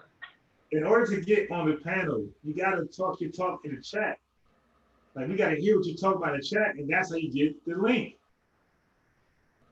You dig? Let us hear what you know in the chat. Like we don't know where you coming from. You might be talking about, anything. Like there's so many subjects to talk about. Like which one are you gonna deal with? Like you hear Asiatic black men going in with some old build a burger, build a cheeseburger, build a Whopper, build a French fry. Make it your way at Burger King. He's going in. So I can't send Asiatic black man the link right now. He will probably get one around 12 o'clock. That's their hour. 12:30. You dig? Like Lynn gave his presentation. They asked her, did you? Hey yo, Lynn might as well host the show after 2, yo. I'm gonna get Lynn. I'm making the host. Yo, did you hear? What was that white boy had that radio show? He talk about extraterrestrials and shit, man. Coast to Coast. What's buddy name again, man? Y'all ever heard of that show, Zen? Coast to Coast? Nah, I thought you was talking about Alex Jones at first, but that ain't him. Yeah, I was gonna say that'd be like Lynn time right there, like 2 a.m. when it gets spooky. The Twilight Zone. Hey, did you? I see the link shows that. Hey, yo, it has. Did you hear Lynn's presentation? I heard some of it. Yo, in the chat, by the way, bro, it's much love, man. I want to say, bro, sometimes cats in this little internet community, niggas be super sensitive, bro. Like a nigga can't crack a joke about you, man. Golly. Like sometimes if I say something about somebody, though, it's just jokes, man. Like that's how Chief X pulled that card on me one time when I said he was standing next to some celebrity, and I'm like, yo, I was like, damn, you short or something. I said something about his height. He got mad as shit. Like, you need to apologize to me. And I'm like, bro, what the fuck? Like, I'm just joking, my G. Yeah, Lynn gave his presentation. And I guess he's so used to people butting in when he talks that he kept stopping. So I'm like, Lynn, go. No, he fed up. So look, it dawned on me. I said, Lynn, you think I'm about to cut in? I said, I'm not cutting in, dude. Give the whole presentation, man, the whole thing. I'm not gonna butt in. You dig? So like he kind of didn't know how to, like he's so used to people butting in that he didn't know how to give the presentation, like just go in. Run his presentation back, yo. Nah, hell nah, man. He tripped. Hey, I got it. Yo, tomorrow morning, I'm gonna run that thing back. Oh, what's about NAMBLA? Okay, the North American Men Boys. What is it again? Oh, no. We're not doing it. And you could do it in the late hour, Lynn. Yeah, I'm not saying it's fake or whatever. I'm just saying like you could do it late hour, but I'm just not into that. Yo, Lynn, you should do like when them R&B stations be having that late night and the nigga come on with a sultry voice, play them slow. Lynn would be good for that. The quiet zone. Shit. Quiet zone. He has the perfect radio voice, man.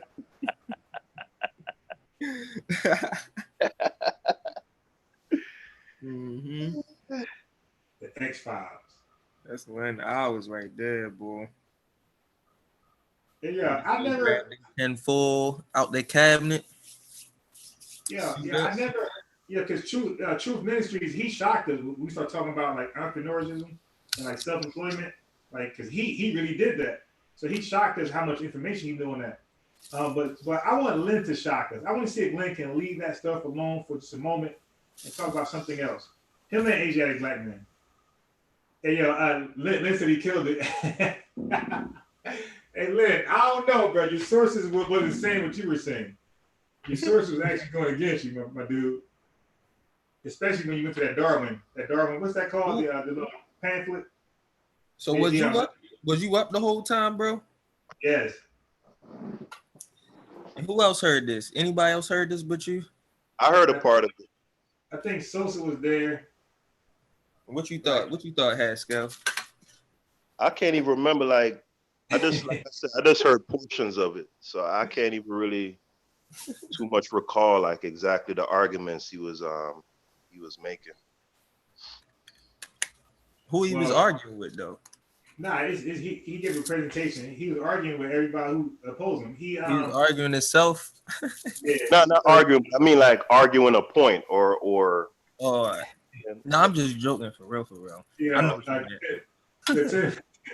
your Tim said he got the same 5-7 conspiracy. So Unbiased, you was saying he was screaming at the mic when you wasn't even saying nothing, you wasn't even arguing with him? No, he wasn't screaming. He just kept stopping as though I was going to interject. But anyway, he touched on population control. He touched on Margaret Sanger.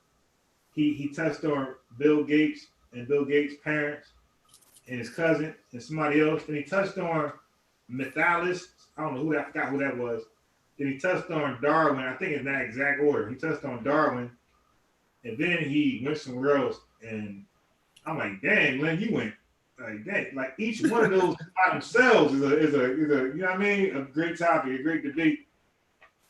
This dude named his presentation involved 10 great controversial debates. So damn, what Bill Gates' parents do? His dad was the president of Planned Parenthood. Okay. For real? Yeah, that's you could look it up. Oh no, I don't mind because when I read about Planned Parenthood, the more I agree with it. So I'm like, okay, nah, that's a fact though. That's a fact too. I definitely agree with it. I'm like, okay, you give your dad some props because when he quoted Margaret Sanger, it turned out he was quoting her he was misquoting her. And I'm not saying intentional, it's not your fault, Lynn. Maybe you didn't know. But Sosa actually pulled up the articles of the entire quote. So Haskell, it turned out that Margaret Sanger literally was calling out racist white men. Verbatim. Like she was calling out racist, she said racist white men. She said the problem is not with black people in America, the problem is with racial white men. The same thing that the Kerner Commission report concluded. Oh, let me let Sosa in. Oh, damn, I ain't seen one. Oh, Unbiased. I had wanted to ask you, bro. Speaking about misinformation, what did you think about Kizzy Kinte Corbett saying that vaccine-induced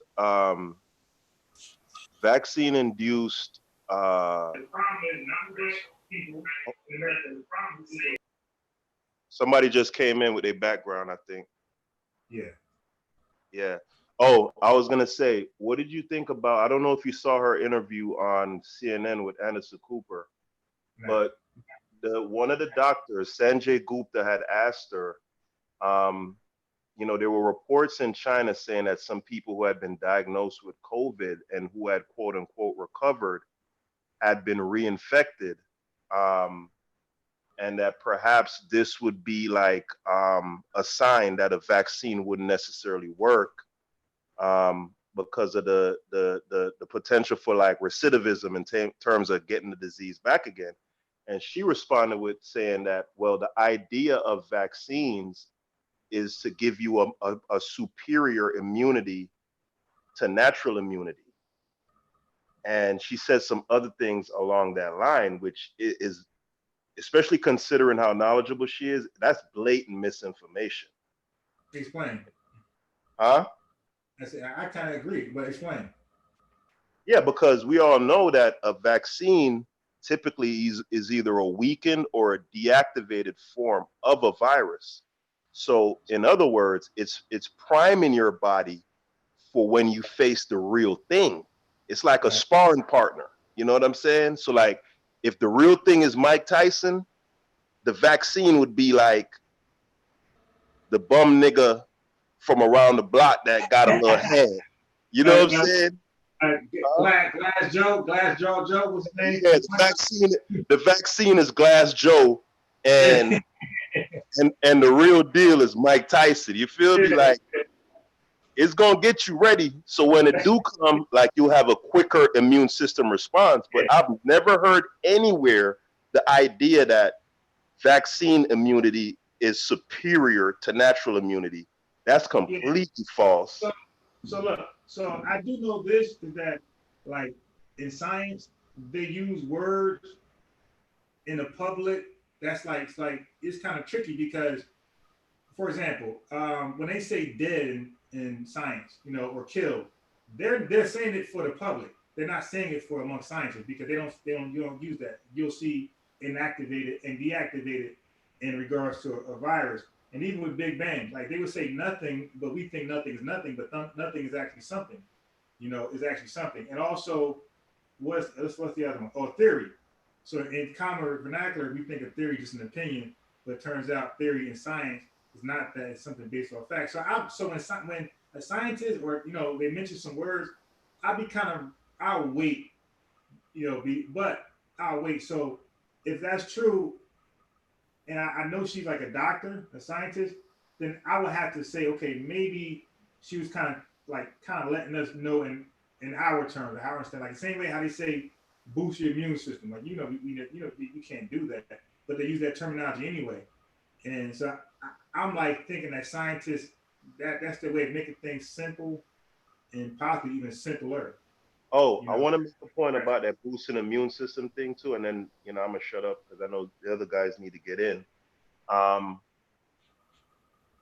Right. So when you get vaccinated, right, and I know mumps especially has a tendency to wane over the course of time. I don't know if you know that or not, Unbiased. What happened with mumps? What happened? Meaning the antibodies that are produced via vaccination, over time they wane, meaning they fall off. Yeah. So you gotta get a booster shot, right? What's that word you just used? What was that word you just said? Of course. Look. Whoa. Yeah. What's the word? Boost, right? Booster shot. What they boosted? Your immune system. But look what I say. look. Haskell, I've been, way back. Amber will tell you, the watch will tell you, Zen told you. I've been accepting the term boosting. Haskell, I stopped fighting that term because scientists started using it. So I said, you know what? If they're using it, who am I to argue against it? And so I said, all right, I'm gonna use it. Okay, fine, let's all use it. You did. Like the Michael Jackson songs that were good, but Babyface made the better Michael Jackson songs. So I want to say this though. So I say if there's a boost, which we know you can't boost it, but I say the vaccine is the true booster when we try to use that word boost. Now, what they just mean when they say boost, it just prepares your system for the virus, where it doesn't have to wait 14 days like it typically does, up to 14 days for your antibodies to identify the antigens and able to fight. It takes 14 days. So what, like you said, what a vaccine doesn't matter if it's a recombinant subunit, doesn't matter if it's an inactivated or attenuated, the weakened live germ, doesn't matter. It prepares, like after it produces it, after it reveals itself as an antigen, it's going to take those 14 days, right, for your body to like respond to that thing, up to 14 days. And then after that, your body will develop an immunity. It will develop memory cells. So when you face with something like that, or the real thing, it's going to respond like that. So the 14-day period is over. It's going to respond quickly. So when they say boosting, they mean that it just makes it more responsive. Right. Is my mic still tripping? It sounds good right now. All right, I have to reset my modem and shit. All right. Yeah, your modem was like really not working with us. So yes, I ask you, like I've been stopped fighting that word, and I accept it now. So I don't mind people use it. I'm not tripping. Yeah, cause the vaccine, when they say like your your body forgets, because the leukocytes are the those are the memory cells, right? Those are the ones that remember a particular pathogen or antigen in the case of a vaccine.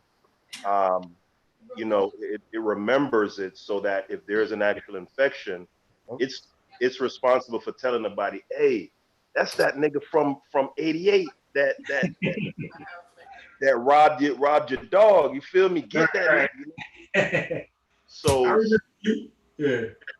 yeah, so what happens over time is, you forget, you know what I'm saying? So Right. when they give you those booster shots, it recreates or reintroduces those antibodies. So, technically speaking, it is a boost, because if you didn't have the antibodies, they reintroduce the vaccine via booster shot, and those antibodies come back, you increase in the number of antibodies, you boost it. Yeah. But yeah, it's semantics though. Yeah, and look, and that's why I'm okay. Like I'm not gonna trip when people say, I'm gonna do this to boost my immune system. Like I know what they're trying to see. As long as we can communicate, as long as I know what they're saying, we're trying to say, I'm okay. Like I'm not gonna, nitpick. Yeah, so long as that person understands what he's saying when he say boost. Right. As long as he has the right interpretation of what boost means, everything's all good. Yeah, I'm not gonna trip. Right. And this is why Sosa, what I would do is I won't say anything. You did, but if they say it like, often, and then I will listen and see how they're using it. And then I'll say, hey sis, when you say boosting, like what do you think is happening? You did, and I don't want to know, because I don't want them to keep, believing something that's probably not true. So if I hear it the first time, I'm not gonna trip. If I hear it said over and over, I'm still not gonna trip, but I'm gonna want to know if they're using it correctly. And maybe because some people wouldn't mind the correction. I say, sis, you say boost. What do you think is happening when you take that vitamin C or that vitamin D3 or the zinc? Like, what do you think is happening with your immune system? I want to know what you mean by boost. You dig? And maybe they don't know. They say, I don't know, it's just boosting. I'll leave it alone. But if they attempt to explain, I'm just listening. I'm not listening to argue. I'm listening to see where they're going. And then, this is what I visualize every time somebody say boost. Y'all ever seen like Fast and the Furious? Yeah. Y'all know when they hit the NOS or whatever, the nitrous? Yeah. Yo, every time somebody say boost, I visualize that or something like. Yeah, I be using that chocolate milk. I don't know where I seen that thing from. Y'all seen that? Chocolate milk. It's like I think supplement drink for older people. Yeah. So when I hear boost, I think of that. Oh, the Ensure. Yeah. I think of that when I hear boost. Yeah. I don't think it'll boost until I hear somebody trying to sell something claiming that it'll boost. If the layman's talking about it, I get it to a degree. But as soon as you tell me your immune system goes from 100% to 100% in one, now I got an issue. Right. You're trying to sell somebody some bullshit. Other than that, I'll give you a pass.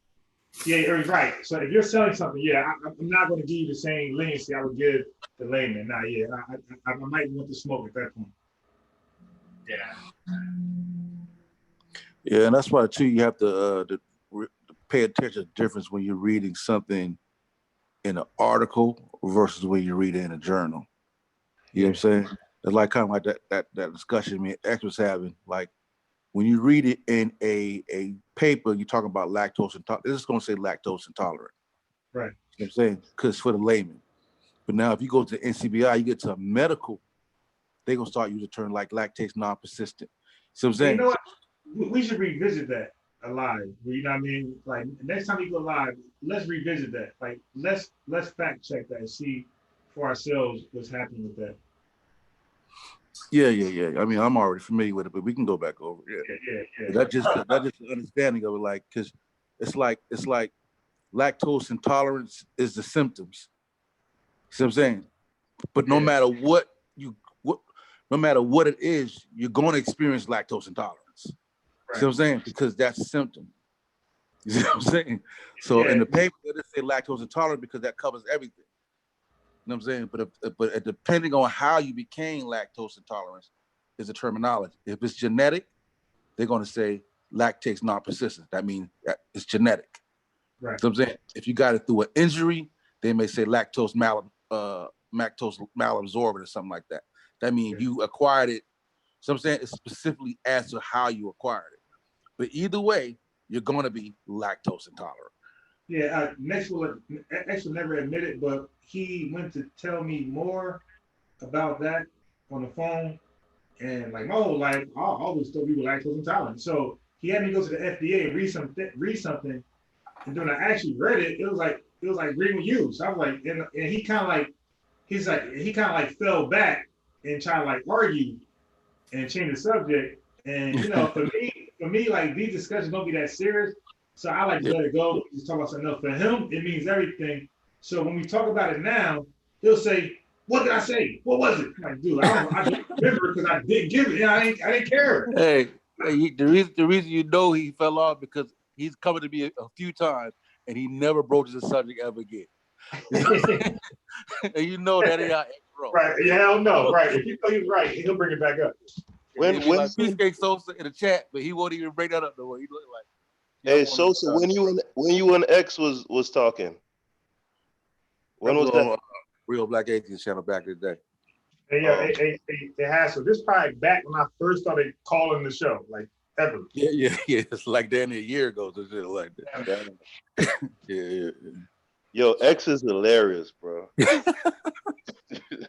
I swear that was him that got on earlier, yo. Hey man, we used to have like 3-hour drag-outs about one little simple error X would not let go, bro.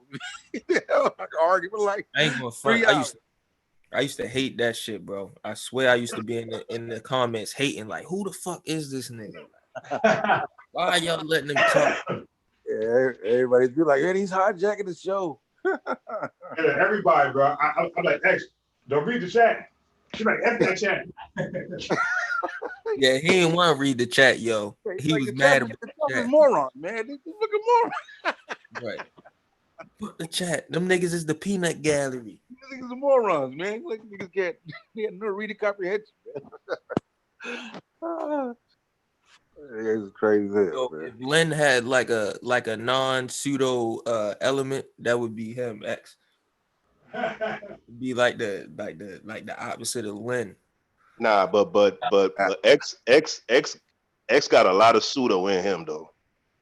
That alcohol is not a drug shit, and he's still arguing that, bro. Shocked by that, bro. And I was shocked that he went for the deep breath for the COVID thing. I was like, really? Oh yeah, bro. So I got him that. I called him that one. That shocked me. I'm like, I never think he would go for something like that. But it's crazy. Yeah, that shit is pseudo on his face. Yeah, like y'all obviously listen to him more than me, but I ain't heard those ones. That's No, I'm biased. That told me about it. Zen, the man said alcohol was not a drug, and then he even he debated it with Unc for like 3 hours. And then when he got that one was crazy right there. That one was crazy because you can go right to the website and they tell you, bro, what are you talking about? And then he switched the argument up. I'm like, nah, stop it, bro. Stop it, bro. I mean, it's a depressant. Like, I learned that in I think elementary school or something. Right. You know what I mean? Like, listen, man, he will lose that argument with anybody who ever been to an AA meeting. He will lose that argument with every last one. They will all bet him $100. All of them will. What was that one where he was supposed to call the college or something? What happened? Oh, the Greenbergs. Yeah, if Greenberg had a degree in linguistics, which he doesn't because the department didn't even exist at the time. Oh yeah, I remember. Who was that? That exposed all that. Asar. That was him and Asar. See what the thing you remember when it was over? Man. Yeah, the Greenberg linguistic thing. Oh yeah, That's right. Now, the only thing I like about what Sarge using that with, now don't forget, I'm not very familiar with the argument, but from what I think I know, I felt like Uncle was using the Greenberg thing, saying, see, he wasn't credentialed, he could speak on this, so that was a way to invite. This I remember now, bro. Hold on, my bad. I ain't trying to cut you off, but I remember now before I lose it, right? Yeah. X was arguing that Greenberg was more credible than Asar. And then Unc was arguing that Greenberg was self-taught. He's the one that created this the classes or the study that they were talking about, or something like that. And he like, no, it's not like that. Like, I'm gonna call the college or something, because he had like some type of training. I think that was his argument or something like that. But Greenberg told you, huh? Yeah, the argument actually spent a little longer than that. Like, so what you heard was like the last bit of when it was wrapping up, sort of. They really didn't go back into it, but we had some back calls on it. And yeah, Unc was, I don't know what Asar is saying, but Unc definitely was positioning Greenberg as a justification, saying that Asar doesn't need a degree or need to be an expert in it because Greenberg wasn't. So why the white boy gets it passed and Asar doesn't get it passed? And I was saying, be careful, because when you do that, you open a door for these other fake people, like, you know, these fake doctors, these fake historians, to use Greenberg for them too. Like, hey man, Greenberg, I sell medicine. It was the validity of being didactic, an autodidact. Yeah, an autodidact, right. Yeah, Really what it boiled down to. About that. But it's a difference between Greenberg's type autodidact and Minnesota Yankees autodidact. You feel me though? The green screen lab. Yeah. With the red tennis shoes around the neck. Yeah. Even in Inky's case, I still can. If you're just doing holistic medicine, like if you're not prescribing medicine, I can still give him a little leeway. You know what I'm saying? Like even Dr. Sabi got away with that. You know what I'm saying? Like as long as you're not prescribing this as medicine, bro, you can get away with that. He could get away with being just a diet consultant. Yeah, I mean, because you can look up what you can put in ingredients wise to, you know what I'm saying, to make some shit a little healthy shit. Like you can find like little hand sanitizer shit, like, you know what I mean, on online, like little home remedies that are natural. You see what I'm saying? Yeah. But as long as you're not trying to say this shit gonna cure, you know what I'm saying, this is medicine to cure goddamn, you know what I'm saying, some type of ailment or disease type shit. See, the problem is the problem is Sosa. What's his name? Double X he's a bit of an absolutist, especially when it comes to Black people in general and in this community in particular. His stance is, if you're not credentialed, that absolutely nullifies anything you're talking about. It absolutely disqualifies you from, you know what I'm saying? And Asardam's whole point was, well, you know, this guy wasn't credentialed in linguistics, so yeah. Are you gonna apply that same absolute standard here? But at the same time, like I don't agree with that coming from somebody like X, because I feel like somebody like X does say some real stuff at times, you feel me? But other times he don't. But at the same time, he's not in the field. So should we not think that he's not credible to speak on what he speak on just because he's not in the field? That would be hypocritical. No, he's not saying that. So again, there has to be a standard. Like, for example, you got Dr. Yaya. She has took the necessary steps to become a real doctor. You dig? So when you become a real doctor, when you get your doctorate, it's like you are like the state or the government confirms, like, you know what you're talking about. You dig? And if she messes up, we got you. Like your insurance will kick in, so everything is taken care of. And that's from what X is coming from. Now, going back to Greenberg, you couldn't really use the Greenberg Asar thing, because Greenberg, 1920, that was the golden age of science, by the way. So you had so many fields of science being broken in. Albert Einstein kicking butt. You got the Bohr's model that you know that was taken further. But so like science golden age was around. Look at Darwin in 1880. So science golden age was around. Matter of fact, they didn't even know a neutron. They didn't verify neutrons in 1950. So the golden age of science was around the 1850s all the way to like the 1920s. So new fields of science were being created. And not only that, but these people were being stamped by the best. So Greenberg was accepted by the best. But linguistic is a little different because I look Greenberg, what he was like, I think he finished college with like what 40, 44 or something like that. Was I think the date we looked at. It was in like the 40s, probably mid 40s. You know what I'm saying? But I don't listen, as far as being an autodidact, right? There are limitations. Like you can't be an autodidact pilot. Of course, you know what I'm saying? There are limitations that, but if you're talking about like a historian, you know what I'm saying? Like, you know, medicine could be different because there's a malpractice lawsuit. Yeah. So What do you mean? My God, what do you mean by what is it? Autodidact, self-taught. Self-taught. Okay, yeah. Well, you gotta have a license to be a pilot. Well, shit. If I'm gonna get in the plane with your ass, you better have a license. and that's what those fields all will eliminate you from being an autodidact, right? But if you talk about historian, you don't need a license to be a historian. You don't need a license to be a linguist. You see what I'm saying? Did y'all see that Tiger King shit? I'm sorry. You know how that guy was he had so much money he bought his own little private jets.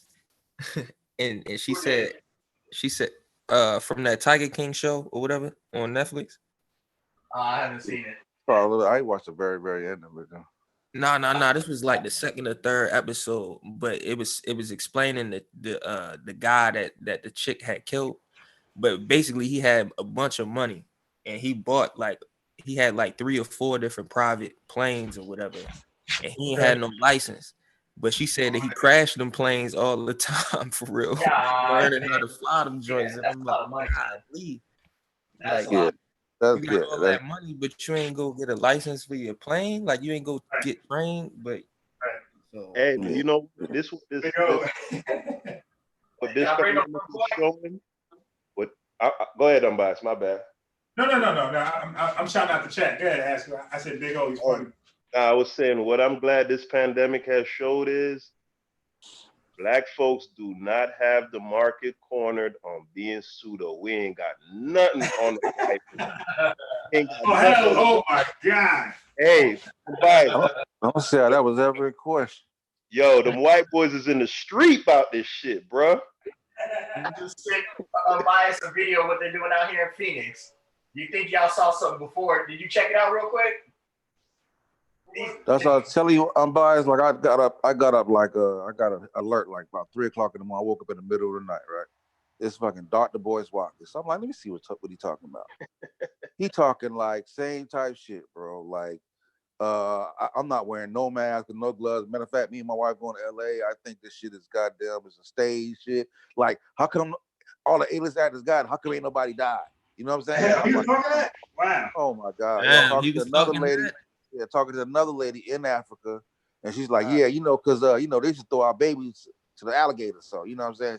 So you know, I'm like, nigga. they done got him too, yo. He done so they on that shit. Like, Zen, boys like that. You said what? Yeah, Boys Walkers and a lady. I was in the chat going in, and everybody else was going in there too. Like, yo, this is a responsible nigga. Like, I done lost all kinds of respect for you. Shit was crazy, huh? You said Vortex is like that? No, I said Boyce Watkins been on that. He been like that. He's on I usually get a little African history shit on Facebook shit.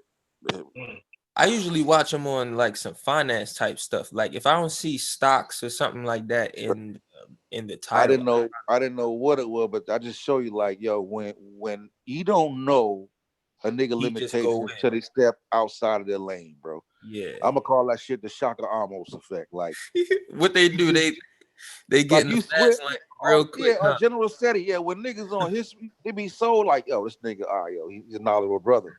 But then when they jump into some science shit, you be like, oh, this nigga dumb as hell.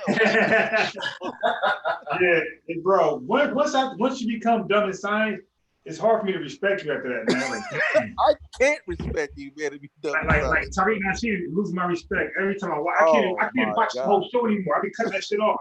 I'm about to subscribe, bro. I can't take it. But It's you the know what? reason I That's why the stopped best watching him. scientists say I don't know though, because they don't want to be caught. I said that's why the best scientists can say I don't know when they don't know something, because they don't want to be caught looking stupid. Yeah. You feel me? That's all it be. No, I'm talking about. You don't even have to say you don't know. You could just choose not to speak on them type of subjects. But when you jump out there and try to be the lead on some shit like that, like just looking crazy, man. Like I stopped watching Tyree this shit just off the strength of he was so off on science, bro. He's like, wait the fuck up, man. Yeah, that's what he's trying. I stopped watching a lot of niggas because of that. I probably would have stopped watching Boyce had I caught that one video you was talking about. I probably would have. Man, bro. Oh man. I swear. Yeah, but shit, look at Tesla. Tesla basically said the same thing. And Tesla is regarded as like one of the most brilliant people on the planet. So you talking about Elon Musk? Elon Musk, yeah. He did say that he said something like it wasn't as serious as people making it, but I didn't see him say nothing like not wearing a mask. Like nah, but he ain't say not wearing a mask, but he said some wild shit. Nah, he said it. Now you can argue that the number, the death that they predicted was way off. Because I think they predicted like 1 million. I think they predicted like 1 million in the U.S. and shit like that. They got kind of off. Well, the death rate was based off of a model of if we kept going how we was going. If we didn't close down. But yeah, I'm just saying we got, not you, but everybody else got to understand, like, had we not closed down and we was still interacting the way we was, potentially those was the numbers. That's not a fact, but that's potential. You know what I mean? They don't know, like we were saying, like it's been what, over 6 weeks now, and we still just figuring this stuff out. So so Boyce said, I just want to, real quick, can we clarify the difference between projections and predictions? Go ahead, bro. No, I'm asking. Do we I know we understand that. Can somebody go ahead and take that? Because when you're using predictions, it takes away the science from it. It's like Zen, you had to clarify what you just did. I'm glad you did with the projections and why it got there. Well, this is more of a projection because they did have preliminary numbers. Right. But from the numbers, the numbers are still missing so many different variables. So they had to make a prediction based off of that projection. Yeah, but see, they're using the faulty projection as an excuse to say it was a hoax. Because, well, how come you say it was this much and then only this many people died? I'm like, you know what I'm saying? As if the projection was a fact. Right. Okay. So we got right here. It says prediction, Latin for foretelling, is a claim about what is most likely to happen in the future. By contrast, a projection casting forward is a model output derived by extrapolating past trends, holding some parameters constant and allowing others to vary. So this is a model. Thank you. Right. Yeah. That's what I was saying. It's a model. Yeah. You explained it well. That's what to highlight because there's a big difference. Those words aren't interchangeable. Yeah, and it's based on the effect that it has on different individuals. Like you can't predict how many elderly will get impacted. See what I'm saying? Right. So how many people it will hit with outlying effective immune systems. See what I'm saying? Yeah. So you can't predict all that. So stroke victims, etc. Yeah, so they treating. So I'm watching Boyce. So that's his whole spiel for why this shit was a fake. He think it was a big fake just for economic reason. That's his stance. It was all economic. It's an economic hustle. That's what he's on. Basically. Yeah, I don't know about all that, but I mean, I do want to say something controversial because I am your favorite pseudo's favorite pseudo. So, you know how you do it. I wouldn't expect nothing less. Y'all know my get down. Yeah, you stand. Came up with his presentation. It's a tie. Was that watching? I said, based on his most recent presentation, I think he's coming for your throne. Nah, Haskell's a really strong pseudo. That nigga, like he one of the best. He one of the best. I'm what Unc would call a pseudo sophisticate. Yeah, he's one of the best. You play the 50. That's what we call you here in Baltimore. You play the 50. You halfway in, you halfway out. But go ahead, bro. That's what makes him so dangerous. That's what makes him so dangerous. Yep. Go ahead. When it comes to like this vaccine thing, that's why you don't really hear me even debating it anymore. It's just too touchy. When you're talking about people's lives, so I just leave it alone. I know my personal ethos on it, and that's it.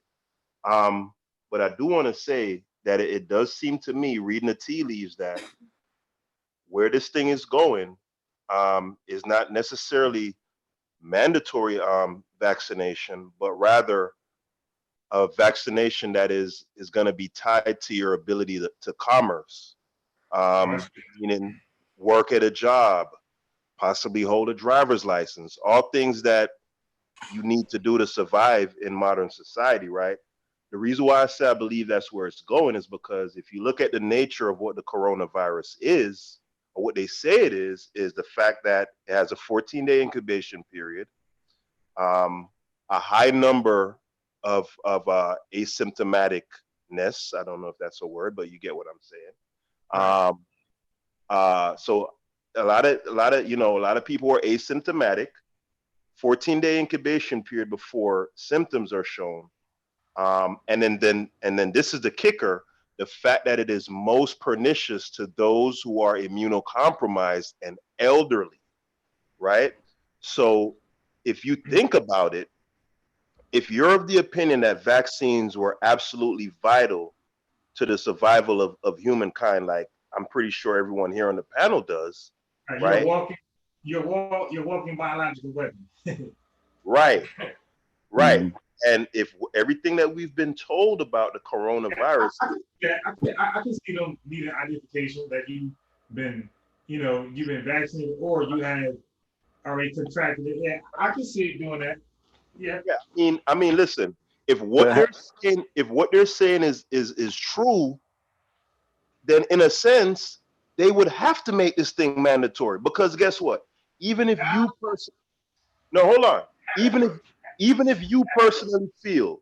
personally feel like I don't want to take vaccines, I don't want my children to have vaccines, I'm against it, whatever. Okay, fine. Your rights only your rights end where they encroach on my rights, right? So if you have this ailment that is that has a long incubation period and is asymptomatic, right? And you're walking around in public and you breathe or you cough on some elderly person and they die. Right. You get what I'm saying? So in my opinion, but only one thing. So remember, you got to be careful on how you say mandatory, because there are vaccinations there are vaccines now that are mandatory. You dig? So again, when people use the word mandatory, you got to be careful because they're using it as though they'll be forced on you, where they will hold you down. And yeah, so that's not the case. Like, so, you don't have to go to public school. Right. There are mandatories now. So I think when you say mandatory, it's said like they're not mandatory now. No, that's why I said unbiased, that it's not going to be mandatory by definition. It will be de facto mandatory in that I believe that some policy would be introduced that would say that it would tie it to your ability to commerce. So if you're going to work somewhere where there are people, you're going to have to be vaccinated, or otherwise. But have you ever? Can you blame them? Yeah. I was going to say this. Yes, go ahead. Look, Pastor, we are going to demand that you show identification. Come around our uncles and aunts. We're going to be like, oh. Yo, you got your ID? Like, nah, like my aunt she's having heart problems. Like, your condition, she can't get a vaccine because of her underlying issues. Your problem can kill my damn aunt. So now, let me see identification. Nah, you can't come in. Yeah, I don't think that because I haven't seen any litigation even pushed towards that. Like right now, I don't even think, at least for most jobs, it's illegal for them to even ask for your medical records. So I'm saying, like, it's a lot of shit that would have to that shit would infringe on the Constitution. Like, but see, here's the thing. I'm a private hash on this one. Here's the thing, Sosa. You got to remember, this is America. So when you're trying, if let's just imagine that there's some cabal, right, in some smoke-filled room with the Bilderbergers and the Triad Coalition, and they're doing their little pinky in the brain thing, and they're saying, all right, how are we gonna get this? How are we gonna get this over? When it comes to America, you got to slow walk that thing, because America is like all about freedom. Now, somewhere like China, you could get that shit through like, yo, shit's mandatory, nigga, like, period. You know what I'm saying? Like, America, you gonna have to finesse that thing. You get what I'm saying? Yeah. So, and think about how many lives lost in China, and it's still not even mandatory there. Right. So that's why I said, that's why I said, for a conspiracy theorist, it would be the perfect argument to say that this is being used as a pretext, because you would have to prime the people to be accepting of such a legislation, because they would look and say, hey, look at what this disease has done, and it's not even that the mortality isn't even that crazy like an Ebola. What happens if there's another strain that comes along that has the same incubation period, is asymptomatic for a long period of time, but this time the mortality rate is like, what's Ebola, Unbiased, like 20 to 50%? Higher than that. Way higher than that. Yeah, way higher than that. Right. Ebola from 50 to 90. Yeah, but now you talk about an extinction level event though. Like, can you blame? You talk about the extinction of a race of the humankind, bro. Like, but that's what I'm saying. So like, if I were someone, like I said, imagine that I'm like one of these Commissioner 300. I'm in that smoke-filled room, cooking this thing up. It's a perfect pretext to say, okay, this thing isn't the mortality isn't crazy like that, but hey, we have to put this legislation in place to preempt that possibly happening, because we can't wait for the extinction level event. You know why that won't? Let me go next. Go ahead, Zen. Yo, like, all right, so let's figure out the argument right now. Like, what would be the gain that they would get from, for one, exposing us to a virus that could potentially kill off the citizens of their country? That's including your military, that's including your parents, that's including possibly even you, because you never know where, like, how it can mutate in the population. So like what would be the motives of them sitting down and actually being like, let's release a deadly virus into the world? Like, how can we justify that? You feel me? Like, you can't protect your country, you can't protect your wealth, your people dying, your economy not moving, you ain't got nobody to do the work you need to do because everybody dying. You probably even potentially dying because you got the mail out your mailbox, or your HVAC system done pushed in some aerosols particles or something. And you know what I mean? Like, it's deep. Like, yeah. Releasing a virus like that is on another level. But go ahead. And the issue is that you can't predict what the next pandemic is going to be.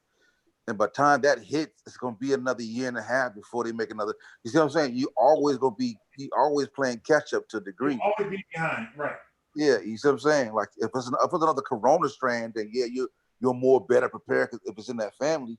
Right. But if other shit mutates, just like the Spanish flu right now is already in us. You dig? So, yeah. and guess what? It's in every coronavirus, or not corona. It's in every flu virus that come out now. Every flu virus has a Spanish flu mutation side of it, but it doesn't affect us. What you're saying right now, so it's because we already got accustomed to it. But yeah, if another novel virus come out, and it will. Yeah, we all predicted. So Bill Gates is not he's not an expert. This is common sense. Yeah, let's go and say it now, so Bill Gates don't get the credit for this shit. Right. Yeah, we all can predict another one's gonna come either our lifetime or your children's lifetime, or their children's lifetime. It's going to come again. And like Sosa said, we're not going to be prepared because it's impossible to prepare for it. And we just got to hope that this virus isn't heavy like the Spanish flu or something heavier. Yeah. Because that's all. Yeah, when that baby boy comes, go ahead. I just want to say I really asked the question, but go ahead. Oh, what was the question? My question is like, what would be the motive? Like, and then I just added my perspective after that. But what would be the motive for them to do something like that? You feel me? Like, I wanted to hear Haskell's part, but finish King Sosa. I definitely want to hear your part. I want to hear everybody. Let Haskell go. I mean, I got no problem. I'm not invested in that. I don't think that's. I'll let Haskell speak.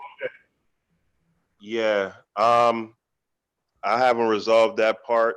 Oh man. you know me a little sharp, man. I was really disappointed with that. Nah, but no, listen. He just tapped out. Like he normally come back swinging like. Nah, because let me tell you, the difference between me and your run-of-the-mill pseudo is that when I ruminate on these things, it's like I'm playing a chess match between myself, right? I'm trying to look at it in 360 degrees, right? One man team. Nah, I know exactly what you're doing. Because I asked myself that very same question. Like, okay, if there was this secret plot to like get vaccinations to be de facto mandatory, why would they stop up all the industry and I when I had to discuss the debate with myself, I haven't been able to. Yeah, I'm just being honest. I haven't been able to come up with a. Hey, Lynn, Asiatic black man, here's your time to shine. Answer Zen's question. Why would the government? Someone has a good answer to that. Look, Age, you got to come and see little brother Unbiased. You got to understand. Yeah, the black man, the smooth killer. Smooth. Yo, yeah, Asiatic, the smooth player, boy. Yeah, listen, brother, listen. Listen, beloved. Listen, beloved. Hey, black man, I got a question for you. So. Nah, my brother. I'm like, dude, come on, you either know what you don't know, man. Yeah. You about to get a call in. You about to get another call in. Who this 683? What's up, Amber? That's me. That's my other laptop, just in case. What it do, Amber? Hey, what's up, y'all? Hey, Amber. Yeah. What you gotta say? How you justify that, Amber? I wouldn't say I would justify it. I would say, in my mind, I consider the possibility that maybe the virus itself wasn't intentional, right? That's kind of like one of those happy accidents.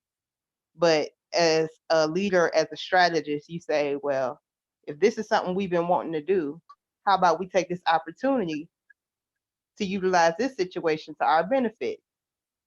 Allow it to go long enough to where it does some damage to the economy, shut down, people are sick, and then use that as the justification for why we need to do this. So it's not like it was a diabolical plot all the way around, but in the midst of a tragedy, they find a way to spin it in their favor.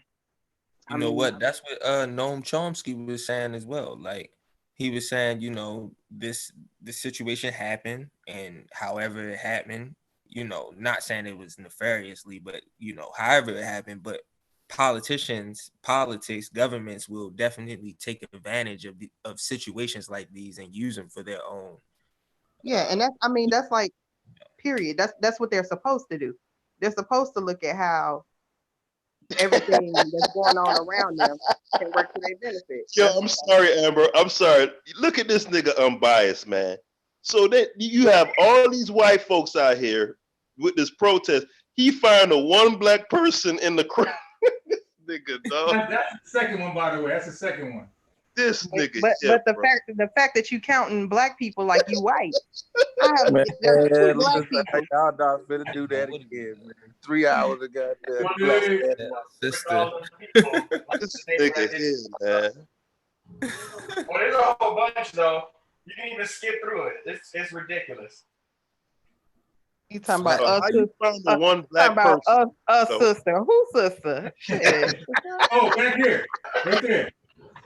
That nigga ain't even a part of that shit. You seen him now? He's a part of it. He looking at them like, look at these crazy motherfuckers. Right there. Yeah, you notice they talking shit. They out there now because they know the shit is Check at out the brother tail with end. the white sister.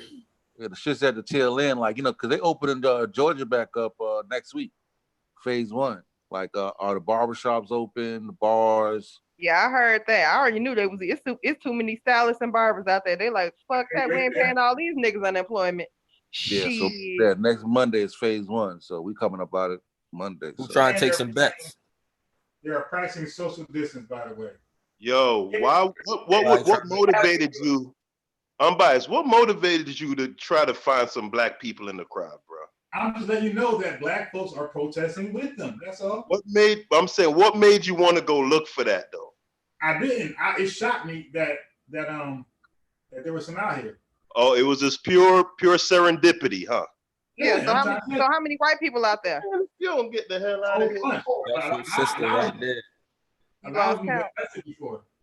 You lost count. No, he looking for more. Amber, he looking for more black folk. That's what he's scanning the video for right now. Damn right. He want to be out there with his sign low key. Every person at the circle cover is black at this point. It's a sister at this point. I'm scary. Hell no, I'm staying in the house. No. It's circling the sister right now. Look. Almost. Oh, there's tree over there, sister. No, look, they're practicing social distance. They're separate. They got masks. They got gloves on. They ain't practicing nan social distance. This nigga unbiased. Don't forget, it's hot out there, by the way. It's nice and hot. The condition that can help. Man, they damn near holding hands. Skip into it. Skip like 20 minutes in the video. Yeah, this is a real noble cause, though. Then they got the kids out there too. What mask they got on, Unbiased? Where they mask at? She took it off. What you mean with that mask at? They trying to not have. How's she gonna talk with mask on, bro? She took it off. Yeah, I mean, they already know, like, it's been a certain amount of time. So you know what I'm saying? They noticed they ain't tried that shit 3 weeks ago. You know what I'm saying? Nah, they on they fucking shit right now. That's because they feel like it's been long enough and they feel like it's ran its course. Sosa's right. Sosa's right. Sosa's right. The case has been dropped. Oh, who sent that crazy information about Florida? 739 people. Man, I checked that thing out. That thing was fake news like a mug. Amber? I said 739 and 9, but it was reported by multiple sources. Nah, yeah, Amber, do you know what they was talking about? What? They were talking about total cases up to that date, and they were all women living in a nursing home. Every last one of them. No, let me pull it up from that day. You know why? I went on ahead and grabbed that article, but I seen it from multiple sources that they numbers was higher there. So let me pull it up. I might have dropped the backstory. Let me say this: Sosa, Zena Haskell. I woke up and called Double X and repeated that. That nigga's like, I don't believe you. I couldn't find it. He was all over me. Then he found that it was all nursing homes. He was all over me, bro. I was so mad. Like, oh my god. Who that Unbiased? Who was all over you? Double X. He called Double X and told him about this Florida thing. Oh Lord. He was all over me, bro. I was so mad, man. Cause ain't nothing like getting eat up by X. Like, you can't goddamn be wrong with the shit. That's the worst. But didn't nobody tell you to go around trying to show off no goddamn way. My God, man. He ate. I was so mad, man. I'm like, but what's the virus though? What's the virus? What's the endoplasmic? Saturday was what day? Saturday was what day? What the 17, 16, one of them. Definitely one of them. I think it was the 18th. What's the ectoplasmic reticulum? Yeah, what? What's a Golgi apparatus? Yo, Polite trying to ask Jabari something. He actually knew it. And I was so embarrassed for Polite, bro. I was embarrassed for him. Y'all caught that one during the question and answer? He tried to catch him on guard. He actually knew it. I was like, oh my God, Polite, you lost all across the board. God damn. Yo, he tore like up in that. And doing that, and doing his virology lecture I'm watching. Yeah, they broke that same answer down like what Jabbar was giving about the S and the N. Oh yeah, right. Yeah.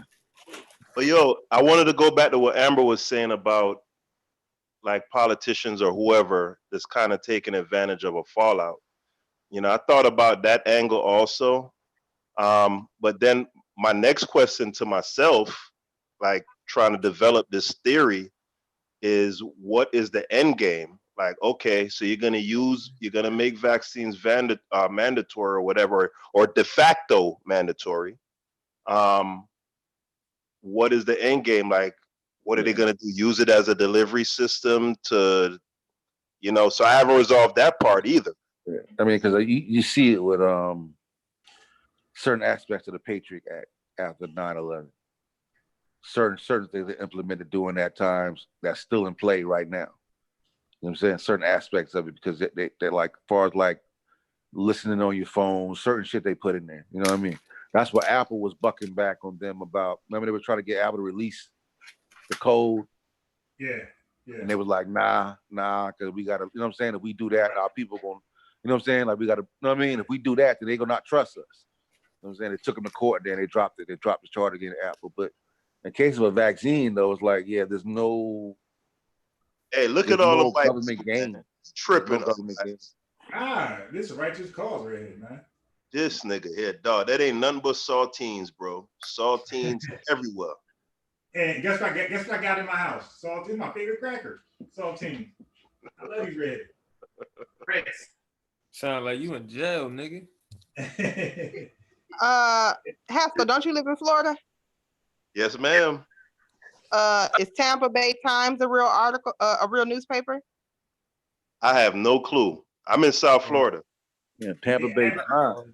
Amber, we actually read that one, so go ahead. No, I'm looking at several though. That's not the only one. Yeah, it's all nursing. Yeah, something that's significant. You would expect CNN to pick that up, like more. It's all nursing homes, Amber. It's an update. Trust me. Actually, I was looking. You said it's all nursing homes, but so is your issue that it wasn't 739, or that all 739 came from nursing homes? Ready now. My issue is that it came off like people tell me there was 739 new cases all at once. Well, they are saying that it was 739 case increases within 24 hours. No, that's all I said. No, it's not saying that. It didn't say but that. You're saying that. No, it said that it updates. Up until this day, it's been 739 cases. That's what you're saying? Yeah, it was an increase in I'm gonna tell you what I said. It said an increase in 739 cases within 24 hours. So the same time that previous Friday, the next day by that time, there was an increase in 739 cases around the state. Oh, in total, right? Yeah, in total. Okay, yeah, I misunderstood that. I thought you were saying that all at once, like during 24 hours, it was 739 new cases. That's what she was saying. That's what I just said. I'm not. That's fake news. He's like, no, I think you said. Okay, that's fake news. I mean, that doesn't seem like an outlandish number, though. Like, but it's not saying that. It's not saying at all. That's not for Florida, that would be because Florida wasn't really a big, you know what I'm saying? They wasn't like New York or something like that. Like 739 cases? Like, you know how big Florida is? Dude. But I think Florida wasn't like, but it wasn't heavy. You know, it wasn't heavily impacted. Oh. Yeah, people not be... I'm just looking for a case number breakdown by day. Oh shit. Oh my God. I keep doing this. Hey yo, do you see my I got two names here. I got I got Unbiased Sports and I got 683, right? You see that, right? Okay, so what I do is I make the other one the host because I got a bad habit of like clicking this damn X and gonna mess the whole thing up. So I got the other laptop as a host, so I won't touch it. So, but I'm used to this being a host. So y'all would like let me in. But I'm looking at the former host. I'm like, I don't see you. And that's I happened to look to my left to my other laptop. I forgot I made this one a host. So I'm not gonna see it on the regular one over here. I'm gonna see it on the one I made the host. So I do this every time. So Yeah, you I like guys to got come. Yeah, I like to come to my damn laptop Say too. that again. So I like to come on my laptop too. I'm gonna start coming in double just so I can when I'm trying to share my screen, I can just do it on my damn computer instead of on my phone. Because I hate the way Rob Owen should look when he shares the screen on that damn phone. Hey, I want to say peace to everybody. Join the chat. I'm trying to catch up on what y'all talking about first. So what are we talking about? Well, definitely viruses. You did definitely viruses. Definitely Haskell. Explain that the mandatory vaccine thing again. Oh no, I was saying if one were a conspiracy theorist and they were trying to lay out a case that there was some ulterior motive behind, this virus, whether it be some diabolical plot from the very beginning, or a government or a group taking advantage of something that occurred, this particular coronavirus would be the perfect pretext for mandatory or de facto mandatory vaccination, right? So meaning it wouldn't necessarily be via force, but possibly it would be tied to your ability to commerce, like go to work and be around people, because the nature of the virus, from what we understand, is it has a long incubation period, a high number of people who are asymptomatic, right? And it mostly targets the immunocompromised and the elderly. So if I were a responsible government and those things are true, all of those things would actually justify creating some sort of policy that would make vaccination mandatory or de facto mandatory.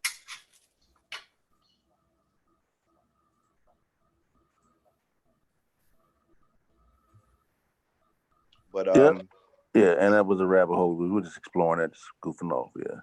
Yeah, it was definitely a rabbit hole. But I know in Denmark they did recently make it mandatory. So I mean, it's not like, and would you guys make it mandatory? Mandatory to what degree? Like, was vaccines mandatory in school before, and now it's mandatory? So I'm saying, like, what was you gotta be very careful how you say it, because people, although you know what you're saying, but the people listening don't know what you're saying. So you gotta always, remember. Yeah, but I'm saying, like, what's the context? Like, I'm just saying, like, what if in Denmark, vaccines weren't even mandatory in school, and now their idea of making it mandatory, now it's mandatory in schools. You see what I'm saying? They would just be catching up to. They would just be catching up to where we are. But I'm saying, like, I don't know the context. Like, right. Like, let me see if I can recall here. You guys could probably look it up later. But from the article I read, their policy was similar to the policy here in regards to children needed to be vaccinated for school, and then on the onset of this coronavirus thing, the new policy is it's mandatory, period. So that's the context from what I recall from reading the article. But see, mandatory for what? Like they're gonna get mandatory flu shots for the rest. You know what I'm saying? Like. And look, let me add this and ask. That it was mandatory for school or something like that. No. I'm understanding what is the shot gonna be for? Like they don't know what's coming next. Like what? No. So it's a mandatory for whatever their vaccine schedule is currently. That would be mandatory, and of course, any future vaccinations to come. Yeah, but what's not mandatory now? That's gonna be like I'm not. What is not mandatory that you believe will be mandatory? Like, give us an example. You mean in Denmark? No, anywhere. I mean, well, I won't talk about this country, but yeah, Denmark. Go ahead. Like, what is not mandatory now that will be mandatory later? Give us an example. Right. Well, in Denmark, it would be nothing. None of the the vaccinations on their schedule before they passed this recent legislation was none of it was de jure mandatory, meaning like absolutely mandatory. They did have a policy similar to what you see in the States. So what you mean is this? Wait, backtrack. So what you're saying is this: is that they had exemption forms, and they don't get rid of them. Right. Now it's more absolute. Gotcha. See, I had to get it out because people are like confused what you're saying. Right. Gotcha. I think don't they have that in New York? Did New York went that route? Right. New York went that route. Exactly. Yeah. Because of the Jewish community, because of what happened during that Jewish community. Right. But push them to say, you know what? Yeah, because you know what I mean. Like, it's cool. Just don't go to them. Just you can not vaccinate, but just go to another school system. Like, you can do what you want to do, but you ain't gonna do that shit around here. Is what they say. So yeah, all right. Yeah, fair enough. Yeah, but I mean, if everything is true about this coronavirus, I mean, how can you not make it mandatory when you really think about it? Nah, I mean, you say no, Sosa? Nah, because like I say, you still. I mean, because herd immunity is still effective. As long as you got the herd, you good. I thought with this one, it had to be like 70-some% of people had it in order to have herd immunity. Well, I'm talking about once vaccinations come out. As long as they acquire that amount, herd immunity be sufficient. Have y'all heard? There's a new study that was published, but it hasn't gone through the whole review process. But it's a study that was done in California, in one of the places that was hit, where they have an antibody test, and they've been testing people. I forget the number. I forget the details of it, but I think it came out yesterday or today, or it actually is on the 19th. Sure, we can pull it up. So it was done, and the takeaway from the study so far, preliminary, obviously, is that more people did have antibodies for the coronavirus that obviously was never hospitalized and didn't show enough symptoms to be hospitalized. And so they were looking at, so they break it down now. We're gonna have to start talking about it like this too. You have the infection, you have the case versus mortality ratio or rate. Then you have the infection versus mortality rate, and then you have the population versus mortality rate. So those are three distinct numbers or categories of numbers, and we got to start making sure we be mindful of that. So what this study showed was that, one, you got to be mindful of those different numbers, and then two, that the amount of people who are infected versus mortality is could be different than the number of cases versus mortality, because cases meaning those people who recognize symptoms to the point where they have been hospitalized or got checked and tested, and then whatever happened to them, and then people who are now carriers of the antibodies. And so now that they're developing these antibody tests, they're now able to extract more information, and they're learning a lot more. But this particular study I'm talking about has not gone fully through the process, so it's just kind of preliminary talk right now. Yeah, shit, that'd be a long time for them to get them numbers. But it's just interesting because, man, it was a lot. Like, for example, the mortality rate based on cases, let's just say, I'm gonna make up a number. Let's just say it's 1%, and the seasonal flu is 0.1%. Okay, but now with this study, based on the antibody situation, the mortality rate goes down from 1% for coronavirus to, let's say, 0.3. So it's greater than the common flu, the seasonal flu, but it's less than if you Far just less than use what the they case projected. Yeah, right. three times greater than the flu. But right. So yeah, that would explain that would explain maybe why the projection fell so far short. You know what I'm saying? But what the first projection they had as far as infections and death that we might see. But now it's a question on the accuracy of the test. So what they have to do they have to test people who have gone through the PCR test, which is the recognition of the genetic material of the virus in somebody, test them for the antibodies, and it's supposed to be positive, both positive, and then take the same test with people who are known not to have it, and then test them for antibodies. It should be a negative for that. So you have your control, so you won't have false positives. I mean, and so they have to go through all of that stuff for the data to really be scaled up. Yeah, that would take a long. So it's still interesting. And, you know, just have a small sample size, right? They probably only got a very small sample size for California. Yeah, I think it was if I'm not wrong, if I remember, I think it was like 3,000 people. Yeah, 3,000 people. But it's just interesting. Anyway, I don't know if y'all are aware of it, but it's on YouTube. Like, you probably could YouTube it. As a matter of fact, if y'all are subscribers of Z-Dog, I think his latest video, I think he brings it up. Okay. I got a notification. I think that's in the title. So yeah, I got so many. I'm subscribed to so many doctors. The thing is, Z-Dog too big.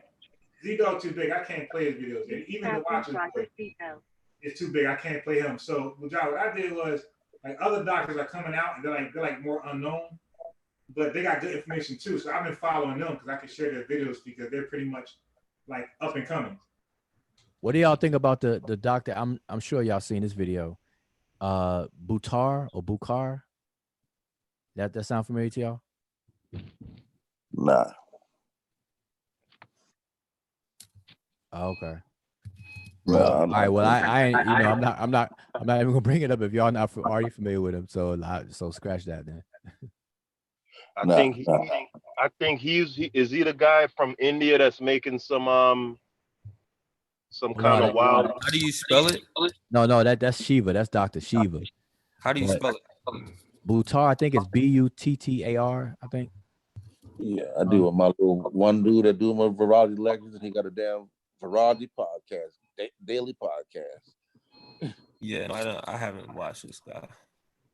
Oh, anyway, yeah. If y'all not familiar, then don't worry about it. But his video is being passed around now. Like, he's like the conspiracy side. Everybody's using that video now. So. Oh yeah, God. He's talking about the 3.7 million that was given to Wuhan, and Wuhan, the coronavirus was created in the Wuhan laboratory, and how the Trump administration is now investigating that, which gives it credibility now, and stuff like that. So Is he saying created or lab escape? Well, it's not clear. It's made to kind of go either way. Like, people could use it either way. So, but I think he literally says that, I don't think he used the word created, but when people see it, that's what they're thinking. Yeah, because we gotta be very, very, very, very clear about that, because I was on Garfield, I think like a week ago, and they spent like 2 days on that and didn't even get that's what Reggie was arguing.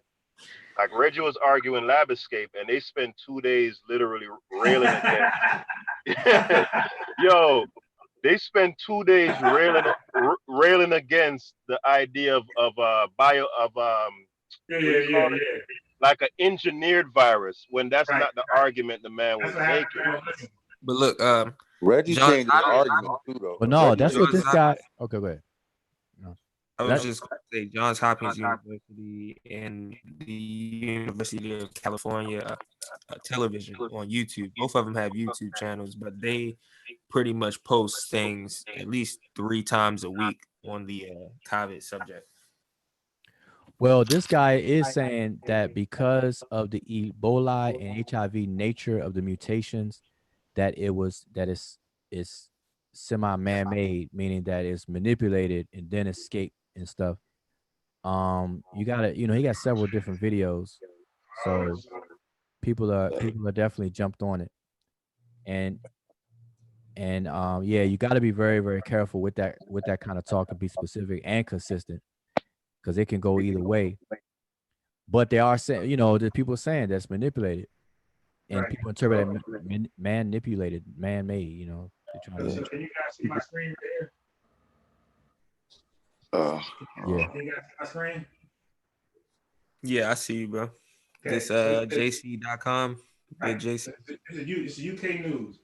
It says media reports claiming that Jews make up a disproportionate percentage of all COVID-19 deaths in the UK have been published recently, raising concerns across the community. Jews make up about 0.45% of the country's population.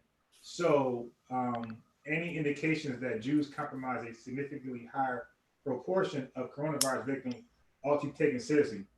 Okay, but then it tells you, it says, but are they correct? So the Jews can run with the same conspiracy that we got over here. Oh, black folks being affected, and then it tells you why. It says, but are they correct? The short answer is it's too early to tell. So the Jews got the same argument we got. On the other hand, I wouldn't be surprised to see elevated counts among Jews. British Jews are old, 21% are aged 65 and above, compared to 16.4% of the population as a whole. And given that the virus is more virulent among the old than the young, Jews may be disproportionately affected. So that goes back over here with us. When you have underlying conditions, now the Jews can't act like a conspiracy, but they understand like this is what it is. Like we're older and it's going to affect us. So over here, we got to understand that we have bad health practices. We are overweight. If I show you the statistics, I think black people are 60% obese. You did. We got all type of complications. We even brag about it. You know, sometimes we think it's cute. We take pills. So of course, when something like this hits, we're going to die more than anybody else. Okay. I'm finishing. Yeah, that ain't being a part of the essential work staff. When you done, I want to share my screen. Yeah, go ahead. You still working on Florida, Amber? Don't make me call X. Yeah, so this is from the Florida.gov website where they're tracking the numbers. So that was Saturday when I said that. So if you see the numbers for Saturday, that's the number of new cases by day. You see 765 right there at the end for 1820. Yeah. No. Uh-oh. Go back to Got him. That's a screenshot, but y'all can pull up the website. I don't know how to do all of that. But you can pull up the website and you can go by day. Now pull up the website, because what I understood from that live, I understood that we were the Floridians were allowed to go back in the population. They went to the beach and because of that, as a result, 739 cases and 8 deaths. Like that's the exact number I was told. It was 739. It was 739 at that time. They weren't even done reporting for the day. I said they had 739 new cases already. And you cut me off. When you looked up 730 at that time, the next morning, when I typed in 739, 8 deaths, that linked you directly to nursing homes. Well, I don't know what you're talking about. Okay, so I want to see the website. I'm pulling it up now. I got off of it, but I'm gonna pull it back up so we can go by day. Yeah, because that definitely is some incredible shit right there. Well, here's the thing. I listen. I'm kind of clueless on that conversation, but I just want to let y'all know the consistent numbers that I use. That I've been, the website that reports it in real time. In Florida, they have a total death in Florida. The whole state is only 823 as of now. Out of the whole state for this whole coronavirus epidemic is only 823 deaths, 27,000 cases. We're looking at new cases within a 24-hour time span. No, and at the amount of new cases, it can't be 700. I mean, I don't know if anybody's saying this, but it can't be 700 in a 24-hour period. That means that it was only like 50 at first, and then it jumped because the number right now totally is 823. Can y'all see my screen? No, not deaths though. 823 new cases. I know it was never deaths. No, we can't see the screen, Amber. Okay. I can say this: the total number of new cases for a 24-hour period as of yesterday is 744. That's new cases, 744 in one day. Okay. That sounds realistic. I don't know how to share my screen, so I'm gonna just drop the link. What you got, an iPad or a phone? I'm on my phone. Nah, I'm no good with a phone. But listen, y'all do this. Go. I don't know what site you're on, Amber. But if y'all want to go Drop the link. go to Worldometer. I wanted to see specifically for Florida because he said it was pseudo. So No, that's what I'm saying. It has all the countries. It has all the states. You can go down to the I state. said fake news. Okay, you can't though. You said that was pseudo as hell. You said that was fake. Then when I repeated it, you said that was fake news. Yeah. They said fake news. Put the link. I'm putting it right now. Okay. Yeah, I'm not sure the conversation, but yeah, you came in a way late. Yeah, I'm at the tail end and trying to catch up on. So I'm saying, but I'll say this though: Florida reports within a 24-hour period, the last 24 hours, it was plus 744 new cases within the last 24 hours. Woo! And they cut off. And they cut it off at GMT. The time. Context, okay. So let me pull up. Let me get the last line. The context was that they had let them go and practice social, go out there to the beach and whatever. And they were saying as a result of that, they had 744, whatever, 39 cases. Okay, nobody was saying just as a result of that. They were saying it was prematurely because the very next day they had an influx in cases. I think the day prior to that was the high. It was like 1,400 cases, if I'm not mistaken. But there's the link, and you can go, and then I'll try to navigate you through the site to where I went. But just so you know, it's Florida.gov. Okay, but just check the logic that the other day they opened the beaches or one of the beaches, and everybody flooded to the beach. But there's no way that could result in anything. That's what I was calling fake news. Because no, I'm saying just logically, because the virus doesn't even show up enough to even want to be tested or anything within a one day period. And that's why I'm arguing. I want to hear you make that argument from this video and from the video the other day, because you never made that argument. But pull it up. I made that very clear. What argument? Just now, I made that very clear just now that I said from what my words was carefully chosen. I said from what I got from what was going on. So I'm not charging anybody. I said from what I got from what was told, that as a result of the beach and everything being open, that it was those cases resulted from that. That's how I interpreted the information. And I'll go to live right now, and we'll just see if that was if I was mistaken. If I made that clear earlier. I said I might have mistook the information. I said that about 20 minutes ago. I thought you was disputing the amount of new cases. Nah, I was disputing. We couldn't find anything at the beach that was at the result of that. So I got the live over here. But it was never a dispute about whether it was the beach. Who would even if the beach was a factor, who's to say that one day would even capture the effects of it being open? It was just the fact that they had just opened it, and the very next day they have 739 new cases and 8 deaths. It was kind of indicative, and my point was like they're doing this prematurely. Not that no new cases should be reported or that cases won't continue to be reported, but they're still being reported in high numbers. You know, none of the tests is 24 hours. No, that's not what she said. That's not what she said. She was just saying she was saying that's a bad idea, being on the fact that it just had. She's saying that just open the beach and just think about it. They got like 700 new cases. You know what I'm saying? She wasn't correlating the cases with the beach. She was just saying the beach is definitely a bad idea, being at the 700 new cases. Right. And all I was saying, so I was blaming myself.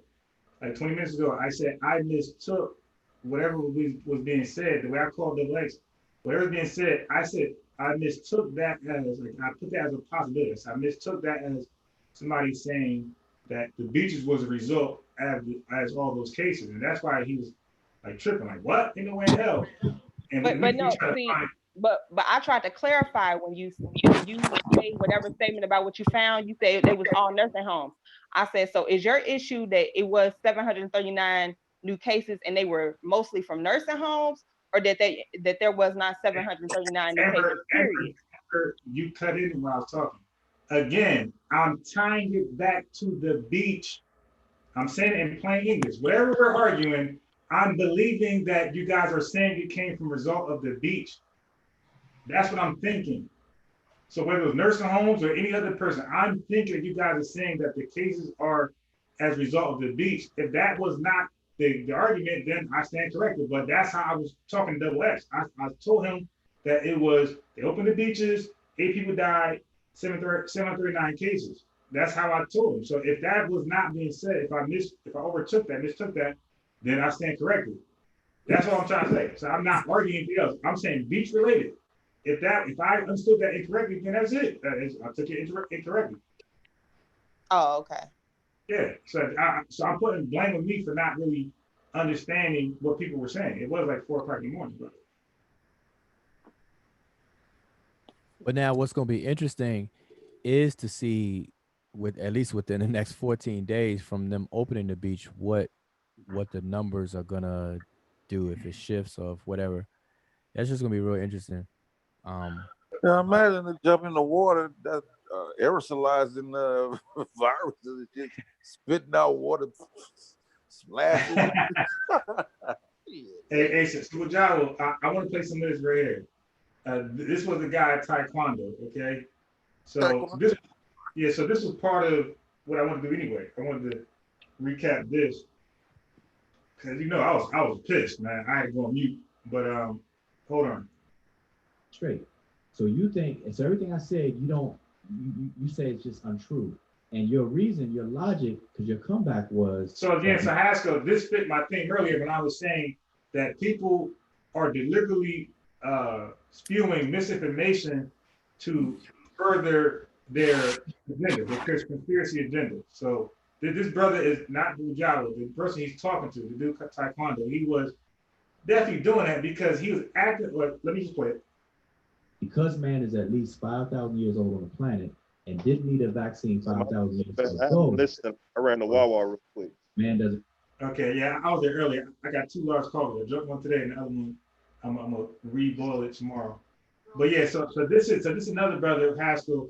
I'll state my theme today. The theme with y'all was that people are deliberately spewing misinformation to sell us on their conspiracy agenda. So this brother is one of them, the guy who you're talking to, in my opinion. Need a vaccine today. Am I right in summarizing what you said? Correct. Because again, I give you the example. Do humans, although they've taken the chickenpox vaccination, do they still not get chickenpox? Yes or no? And as far as my knowledge, no. So I don't know. I don't know what he's about to say. Is it rare? You have chickenpox? I had chickenpox. I didn't have chickenpox is one of the known ones that was reduced so much that that's not even a concern with people. Right. I don't know. I don't know what that shit is. Right. Yeah. When I was my children don't even know what chickenpox is. There you go. When I was young, everybody and their mother had chickenpox. It was like just my brother and sisters as well. Yeah, nigga missed a couple weeks of school. You go, oh, he got chickenpox. And every one of those people got vaccinations. This is the point that I'm making. Now, this dude just lied. The youth now don't know what chickenpox is. You did because they've been vaccinated. I know it is because I have not been vaccinated. I'm 77. So there was no vaccination at that time. We actually had it. All of us. You did. So I had I think 10 years old, something like that. Between 8 and 10, 7 to 10. So this dude just lied saying that children had got the chickenpox vaccination. They still developed chickenpox. It's a lie. Children don't even know what the hell it is. Yeah, and they're gone. You don't see chickenpox. Well, no. Once you got chicken, because chickenpox is the family of the herpes simplexes, and so they stay in your body. So that you're wrong right at the gate on that one. And no, that's why I said before. That's why I said before, dealing with that same family, your body naturally becomes immune to things. No, Okay, so now he just disregarded what John was just saying. The herpes virus, whatever's in the family, that you can't cure that. They lie dormant for how long they want, and they reappear when you at your at your lowest point as far as your immune system. It's at the weakest point, it reappears. Chickenpox usually reappear later on in life. HS1 appears often. HSV2 appears less often, but still the same thing. But they lay dormant. They never. I think it's inside your nerves. They never go anywhere. So the dude's going nowhere. But he's annoying me because he's speaking like he's an authority on the top. You'll see. You're wrong with chickenpox. How am I wrong when the people that? So now he's cutting Wujao off. He made a point. Wujao was trying to rebut him. He's cutting him off. I'm about to tell you. Let me just finish what I'm saying. With chickenpox, because you brought it up, chickenpox is in a different family of viruses. Chickenpox, I know it's in a different. Chickenpox will. I'm not certain. Listen, chickenpox is one. But the point is. Now at this point, I want to kick him off, but I see what y'all want to build with him, so I let it go. At this point, I want to straight kick him off, block him, boot him, but I'm letting it go. Man, am I being muted or something? Oh, so Java, I muted you by mistake. I'm muting him over and over and over, but this dumb Zoom thing be mixing you guys up. So I mute him and he's on top, and you're on top. I'm like, what the hell is going on? This shit crazy. But yeah, anyway. Chickenpox is of a family of viruses that it gets. Mike messing up. Can y'all hear me? Yeah, he's going in and out. Okay, I'm going in and out. I'm muting him. He ain't going in and out. He's getting muted. I'm going in and out because. Okay, so all right, I'm just gonna finish. I'm just saying because you bringing stuff up, and I just want to touch it a little bit. Chickenpox is a part of a family of viruses. But I'm not able to do that. Someone keeps muting me. Okay. And that's frustrating to listen back to right there. Okay, I'll let him finish. Then you have to let me finish as well. Yeah. Okay. That's good. Okay. So I'm just saying. Sir, I'm not here showing disrespect. I've been disrespecting you as a host. You're doing it right now. Let Wujao talk. But I'm saying if he's asking me a question, I'm responding. Right. No. Right. He's talking right now. Let him talk. So okay. Some respect to me. Okay. I'm gonna be fast. Because you brought it up. You brought up chickenpox, right? And because you brought it up, I just want to let you know, in case you don't know, chickenpox is a part of a different family of viruses that you're not actually immune to, that it hides within the nervous system of your body, where your immune system doesn't have access to. Same thing with herpes, which is why herpes, they say there's no cure for it and all this and that. And so it could resurface again. And so chickenpox resurfaces at an older age, and they give it a different name called shingles. And so you have older people that will have shingles, which is because of that chickenpox, that same family of virus is dormant within their bodies. So I just want you to understand that you're not totally immune to it. People who got vaccines for chickenpox, that's a different story because they don't actually contract or allow the virus to, their body had built up a defense from the get-go. So I just want you to understand the difference. So I understand the difference, sir. Now, may I speak? So now the guy's an expert. Watch this. Because again, as I stated it initially, there is no cure for a virus. I said your body. So now he mixed up chickenpox with every other dude. Wujao, he's interchanging, mixing up a vaccination and a cure. Watch this. Builds an immunity to a particular virus. I never said there was a cure. It stays in your body. That is the point that I'm making. So whatever vaccination you are getting, it is not a cure. So why get a vaccine when it doesn't cure you? Yeah, and you heard the question, right? I'm gonna let Wujao answer. I'm gonna stop this live stream. I'm gonna stop this video. He is confused.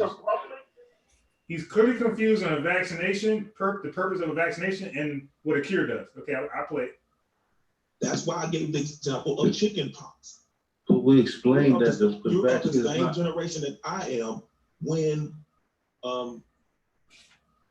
when actually people get the vaccination, they had everybody was getting vaccinations, and these school-age children was still getting chicken pox. And as you stated, later in life, as older adults, they get shingles. It hasn't changed whether you have a vaccination or not. Okay, so brother, this is something I understand. I'm a pass. I'm going on mute. So I know I said it before, but now this is it. People still get the flu right now from the vaccine. You get a vaccine, you get a vaccine for flu. I ain't touching that. Those are different strands of flu, but I'm gonna skip that for a second. We'll go back to this, brother. You said that this is how you're saying it. You're saying that a vaccine doesn't cure your own immune system. And that's why I asked you, what do you think a vaccine is for? A vaccine. So you see, I pulled up on the screen real fast that there is one virus that's clinically called cured, and that's hepatitis C. It's because they don't, this is a blood-borne virus that attacks your liver through your bloodstream. But when they treat you with this, it's not detected in your bloodstream anymore for a certain period of time. That's called cured. So hepatitis C, there's no vaccine for this. I think there is for B. But hepatitis C, they have a cure for it, what they call a cure. Okay.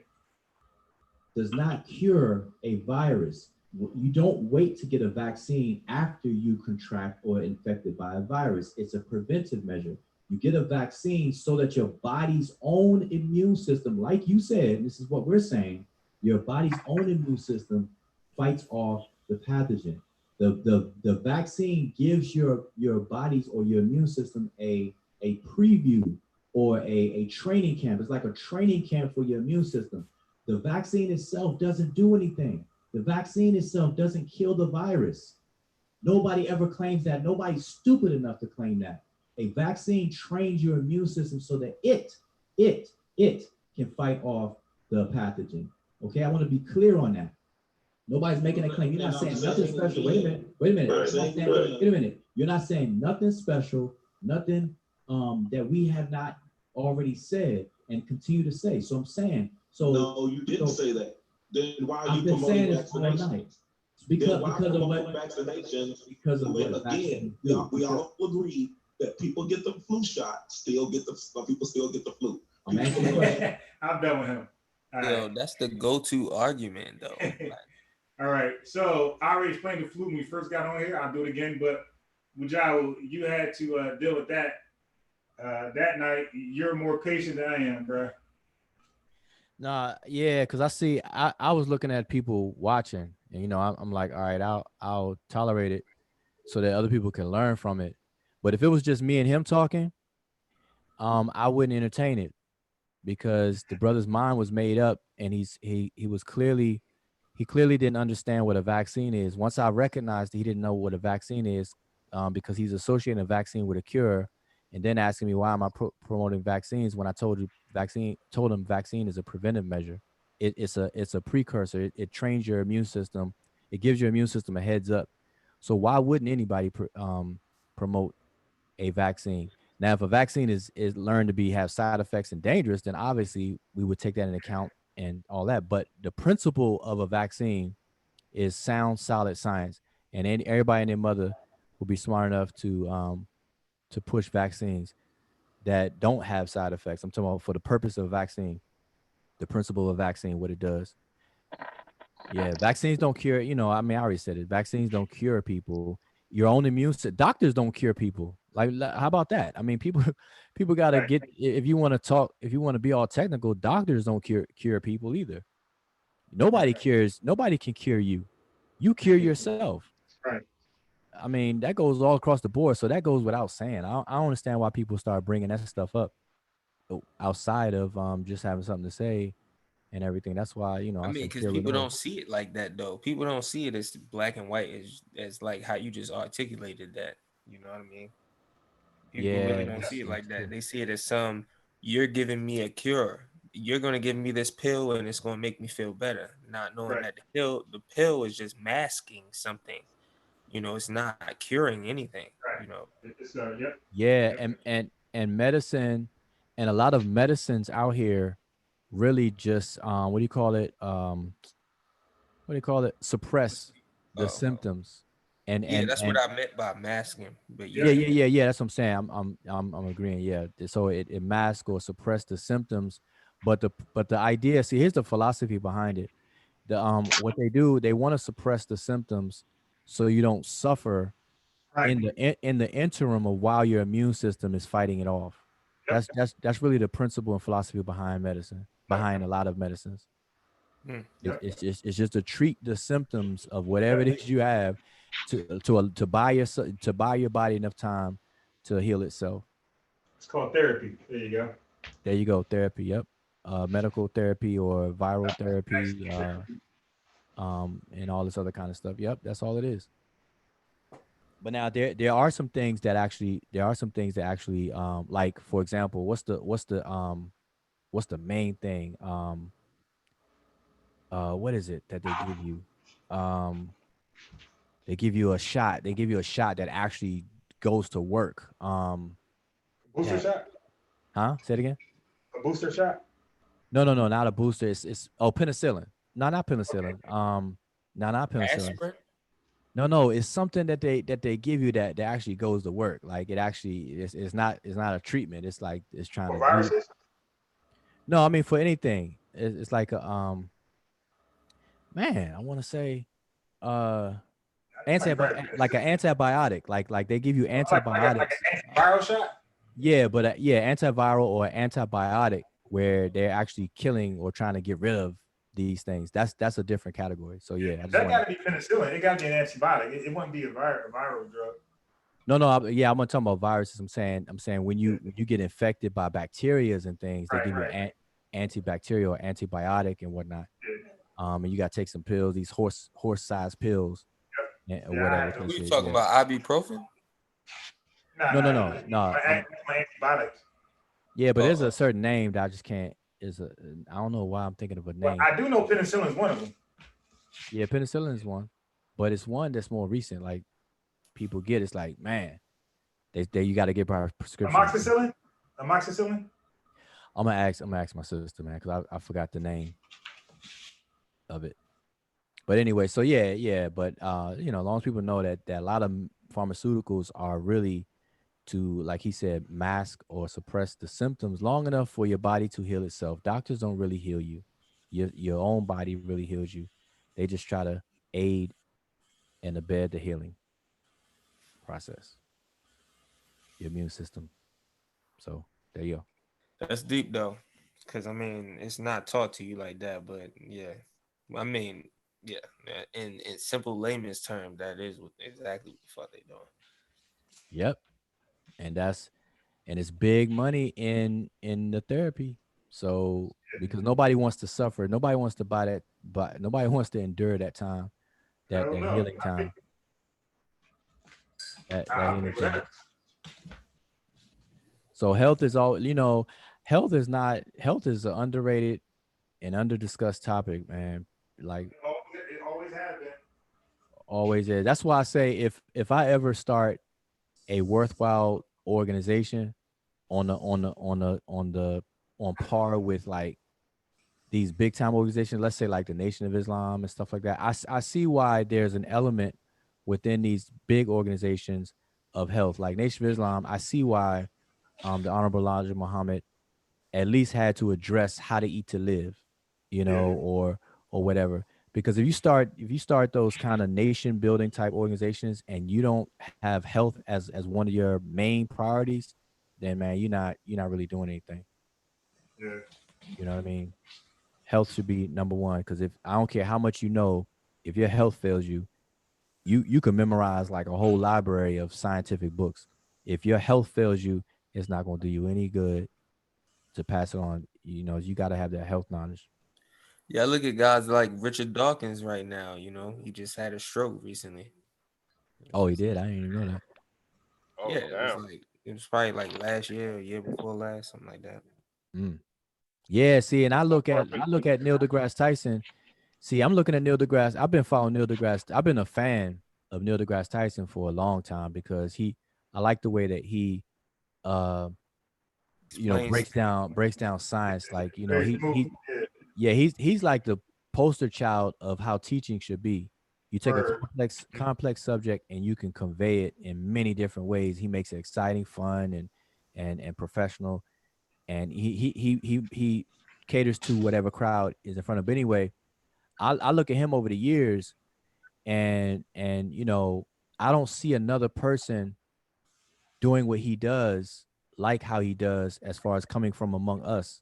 So if he, obviously he's gonna one day retire and get up in his age. So where are the people that's gonna come behind him? I would like to start seeing that happen now, so that we don't have to wait and wonder and stuff like that. But I'll be looking at people like that in their health and how they look and how they and do things. And some people, a lot of doctors are not, even though they're doctors, they're not the healthiest people. So it's I don't know, it's a different thing. A lot of them, some of these doctors even study and practice health, but them themselves don't, you know, they wouldn't be considered the most healthy people. When the student is ready, the teacher will appear. There you go. Right. The doctors they were once a child. So they was once eating a certain way by their parents, and they got accustomed to it. So he's not. So the doctor, she or he, they're gonna grow up with that eating habit, in spite of their interest to become a doctor.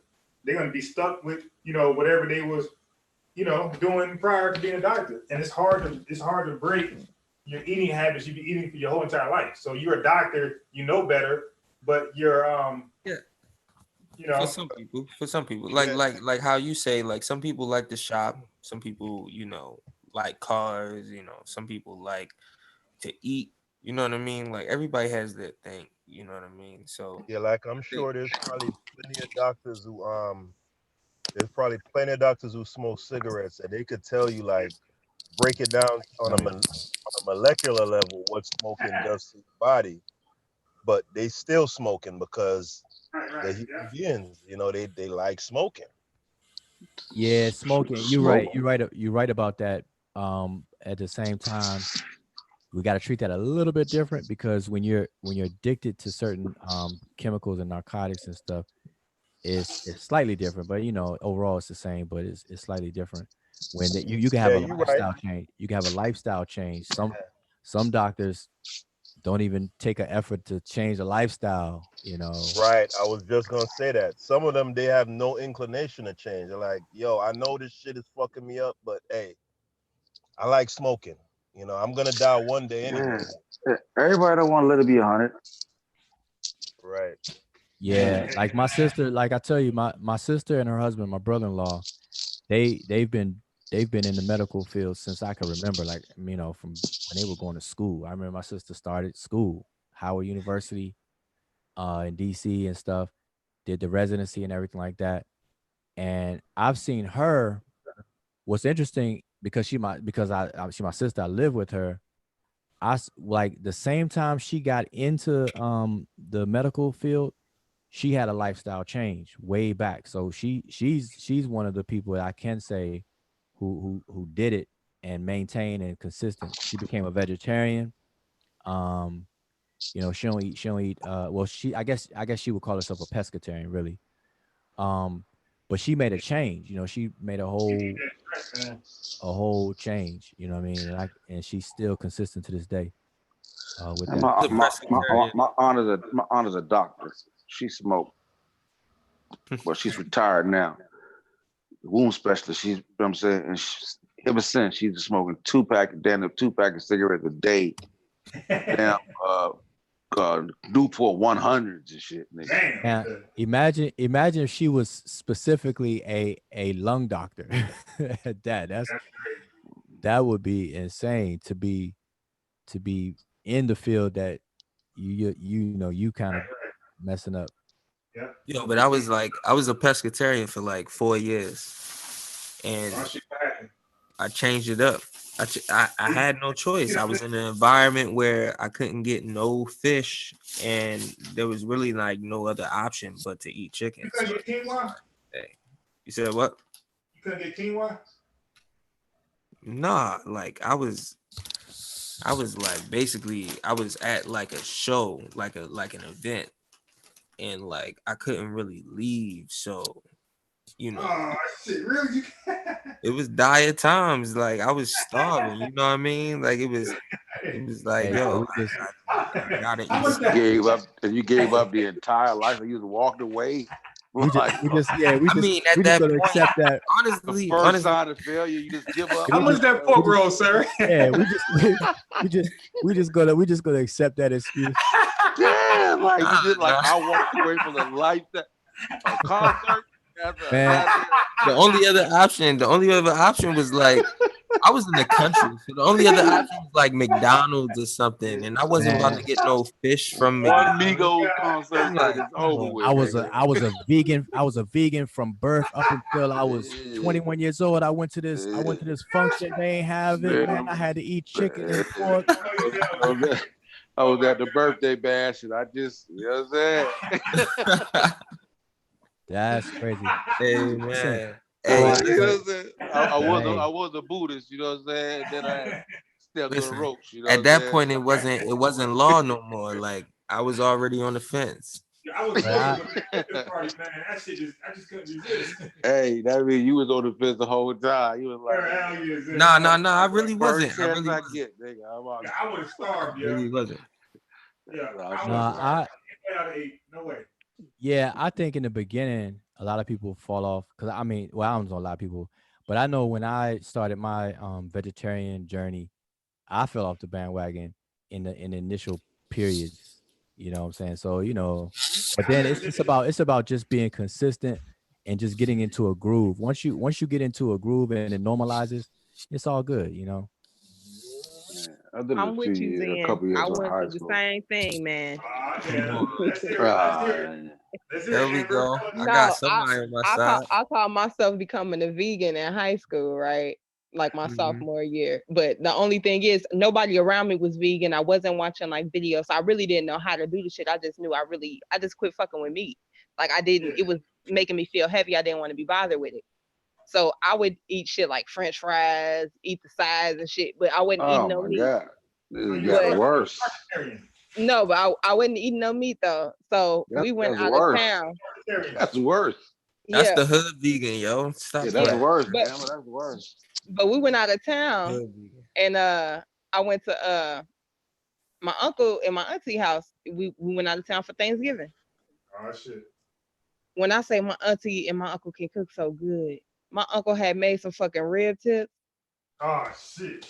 I was like, they was like, you ain't been eating no meat. You can't fuck with no pork. I was like, I'm finna take my chances. I was cool. I ain't get sick or nothing. I took my chances, but I was only like vegan for like, and I ain't gonna even say vegan, vegetarian. I'll say vegetarian. I was only like vegetarian You was a for like 6 starchitarian. months. That's what you Huh? was.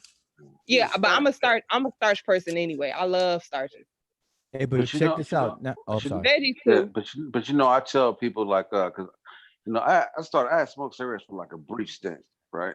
And it was harder to quit smoking cigarettes than it was to quit smoking weed. And I smoked weed for like years. You know what I'm saying? But what I did with cigarettes, and I tell everybody to do the same thing, like don't say you're gonna quit. Just say you're gonna wean yourself. That's like wean yourself off of it. Because if you put yourself a date and you fail, you're gonna use that as an excuse to say, well, I messed up, so I might well just give up. Like, you know what I'm saying? Yeah, you know what I'm saying? Like, nah, you mess up that Yeah, one no, day, you gotta set a get right realistic back on it. goal. No, but I'm Like that's saying the whole like break thing. it down. Like, don't try to just cut cold turkey. Break it down. Like, okay, I smoked 24 a pack, 24 in there. I'm gonna smoke 22, and then go down 18. That way, if you fail, it's not like, oh, I gotta give up. I know I said I wasn't gonna smoke, and I smoke now. So I see people do that all the time. They'll quit cold turkey for like 3 days, and then they break down. Then they'll be like, well, since I don't smoke, I might as well give me a pack. Mm-hmm. So Yeah, Wuja, but I was gonna say. Oh, go ahead. What you say? now I was gonna ask you like what was your purpose of becoming vegan? Oh, now vegetarian. Shit. My What was purpose. Yeah, my purpose was No, it wasn't. Nah, this was before I even knew about a Dr. Sebi. No, it's because it's because I started to pay attention to health, and I was like, man, you know, this meat is really it's really tricky and stuff like that, because I stopped eating. I cut out pork a long time ago, but I was still eating beef and chicken and curry goat and all that stuff, going to the Jamaican spots and everything. And then but I just started filling my head up with information, and I was like, man, I think vegetarian is a way to go. But here's the thing with me, I'm from the DMV. Anybody know that is DC, Maryland, Virginia area. So we got the Chesapeake Bay, and so I grew up all my life eating crabs, blue crabs, and stuff like that. So it's very hard. So to this day, see, I don't go with the titles, but if you put some blue crabs in front of me, it's on and popping. Fuck them up. You had to stop eating crabs? It's on and popping. Blue Like, you had crabs. to stop eating crabs? I can do I've never seafood. stopped eating blue crabs. I'm not big on meat, and I've never liked fish. Actually, I always felt like fish tasted dirty. But no, I've never cared for fish. It's something I force myself to eat now because I feel like the health benefits of just eating fish are better than eating like a beef or, I try to give myself something because I'm not a big eater anyway. So when I do eat, I try to eat somewhat balanced where I can give myself enough of what I need. So I try to do fish, and I'm starting to like some fish is better than other. Like I can tolerate flounder, I can do cod depending on, how thick it is. I have to slice mine a little thinner. It's a little thick for me.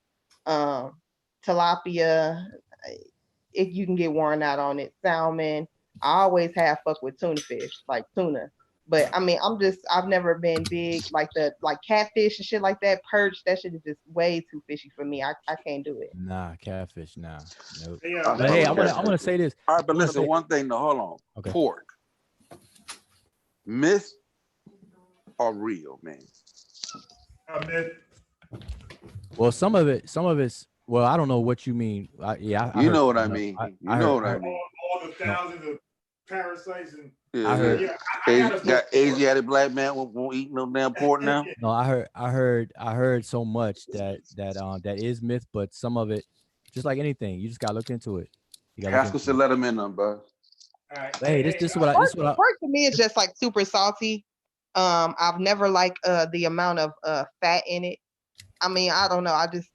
Some stuff I have a bad experience and it throw me off. What you talking about? I did want to say this though. Like ground pork, ground beef, like the gristle that be in it. Amount of fat. I haven't eaten beef since I was like 17. I'm gonna go after 16, 17. So I can tell you. Good. I haven't eaten pork either since I was like 16, 17. Okay, I just want to say this, right? I dispense with the titles like vegan, vegetarian, pescatarian, whatever, because really, this is what I've learned. I'm only speaking from my own learning experience and living experience. It's really just about adapting a healthy lifestyle and having a plant-based diet as much as you can. But here's the thing: people get on the bandwagon and become vegans and vegetarians just on bandwagonism. But you got to understand, there is unhealthy vegetarian food out there. Just because you become a vegan and because you become a vegetarian does not mean that you're going to be healthy. Because let me say this. I'm getting skipped. Go ahead. Yeah, so I was gonna say this. Hey, Rujab, with the back you. A lot of my clients are East Indian, and they are straight vegans. You know that, but they are huge. You dig? Out of shape. So that lets you know that they're doing something wrong. Starch. You eat a lot of starch, a lot of bread. But as for myself, I'm getting jealous because nobody even knows that I was vegan and vegetarian for most of my life. Matter of fact, November is when I start eating chicken again. God damn, you came in loud at a motherfucker. Like, what you? God damn. You came in sounding like, I'm like, is that God? Is that you? Who's that? Yeah. You definitely got a boost. He said he thought he was God. G. Unbiased said he was booming getting like skipped. thunder. He said I'm not getting skipped ever again. Yeah, you came in like Dr. Reggie. So way back in 90. Now you low. Yeah, you real low again. Way back like 95. You pulling the Teddy Riley, man. You low now. Hey, yeah, you low now. What's going on? Right. So way back in 95, my boy, I didn't know he was a 5%. I had no idea what that was. So he only ate poultry. He did chicken and turkey and fish, things like that. No red meat. So I would go to his house and I was always inquiring, like, yo, why don't you eat pork? So he just said, like, he never even told me why. He just said he just don't eat it. So I took on that challenge. So from 95, I stopped eating the same thing. I took on the challenge, no red meat, all the way to about 95 to about 2000 and something. And then my Muslim friend, who's a Nation of Islam member, he challenged me to Ramadan. You dig? And they just went like no meat, just fish. So from there, I just kept it going. You know, so I was like a pescatarian for a long time. And then that's when George Best and Mr. Muhammad was pushing their whole fruitarian thing. So I tried that out, fruitarian for a whole week. You dig? So then I tried a vegan thing, and then they call it a vegetarian, where you eat real vegetables, you stay away from starch. So I tried that, and you dig? I was part of that lifestyle.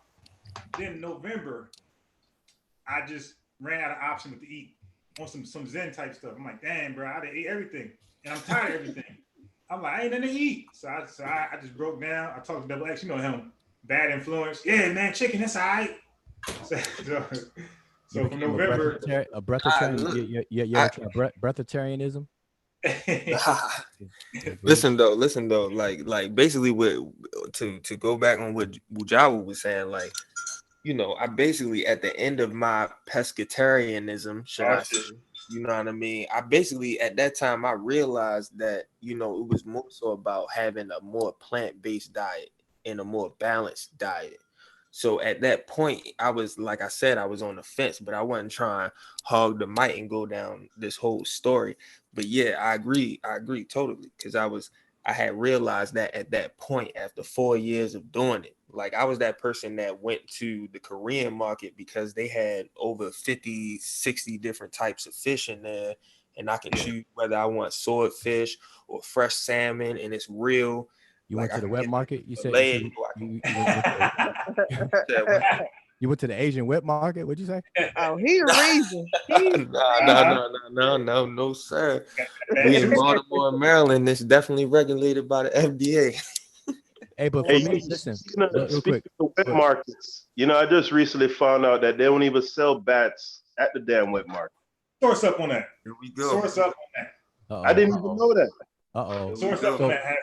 So while he gets that source, I want to say this, like for me, it's been a paradigm shift, which is why I dispense with the titles, because my concept of food growing up, I never really think about it, but now, as you know, when I look into it, like a few years back now, my whole concept of food is different. And so if you look at food, like why we eat to actually supply our body with the necessary nutrients for our body to be in a homeostasis state to live long as we can.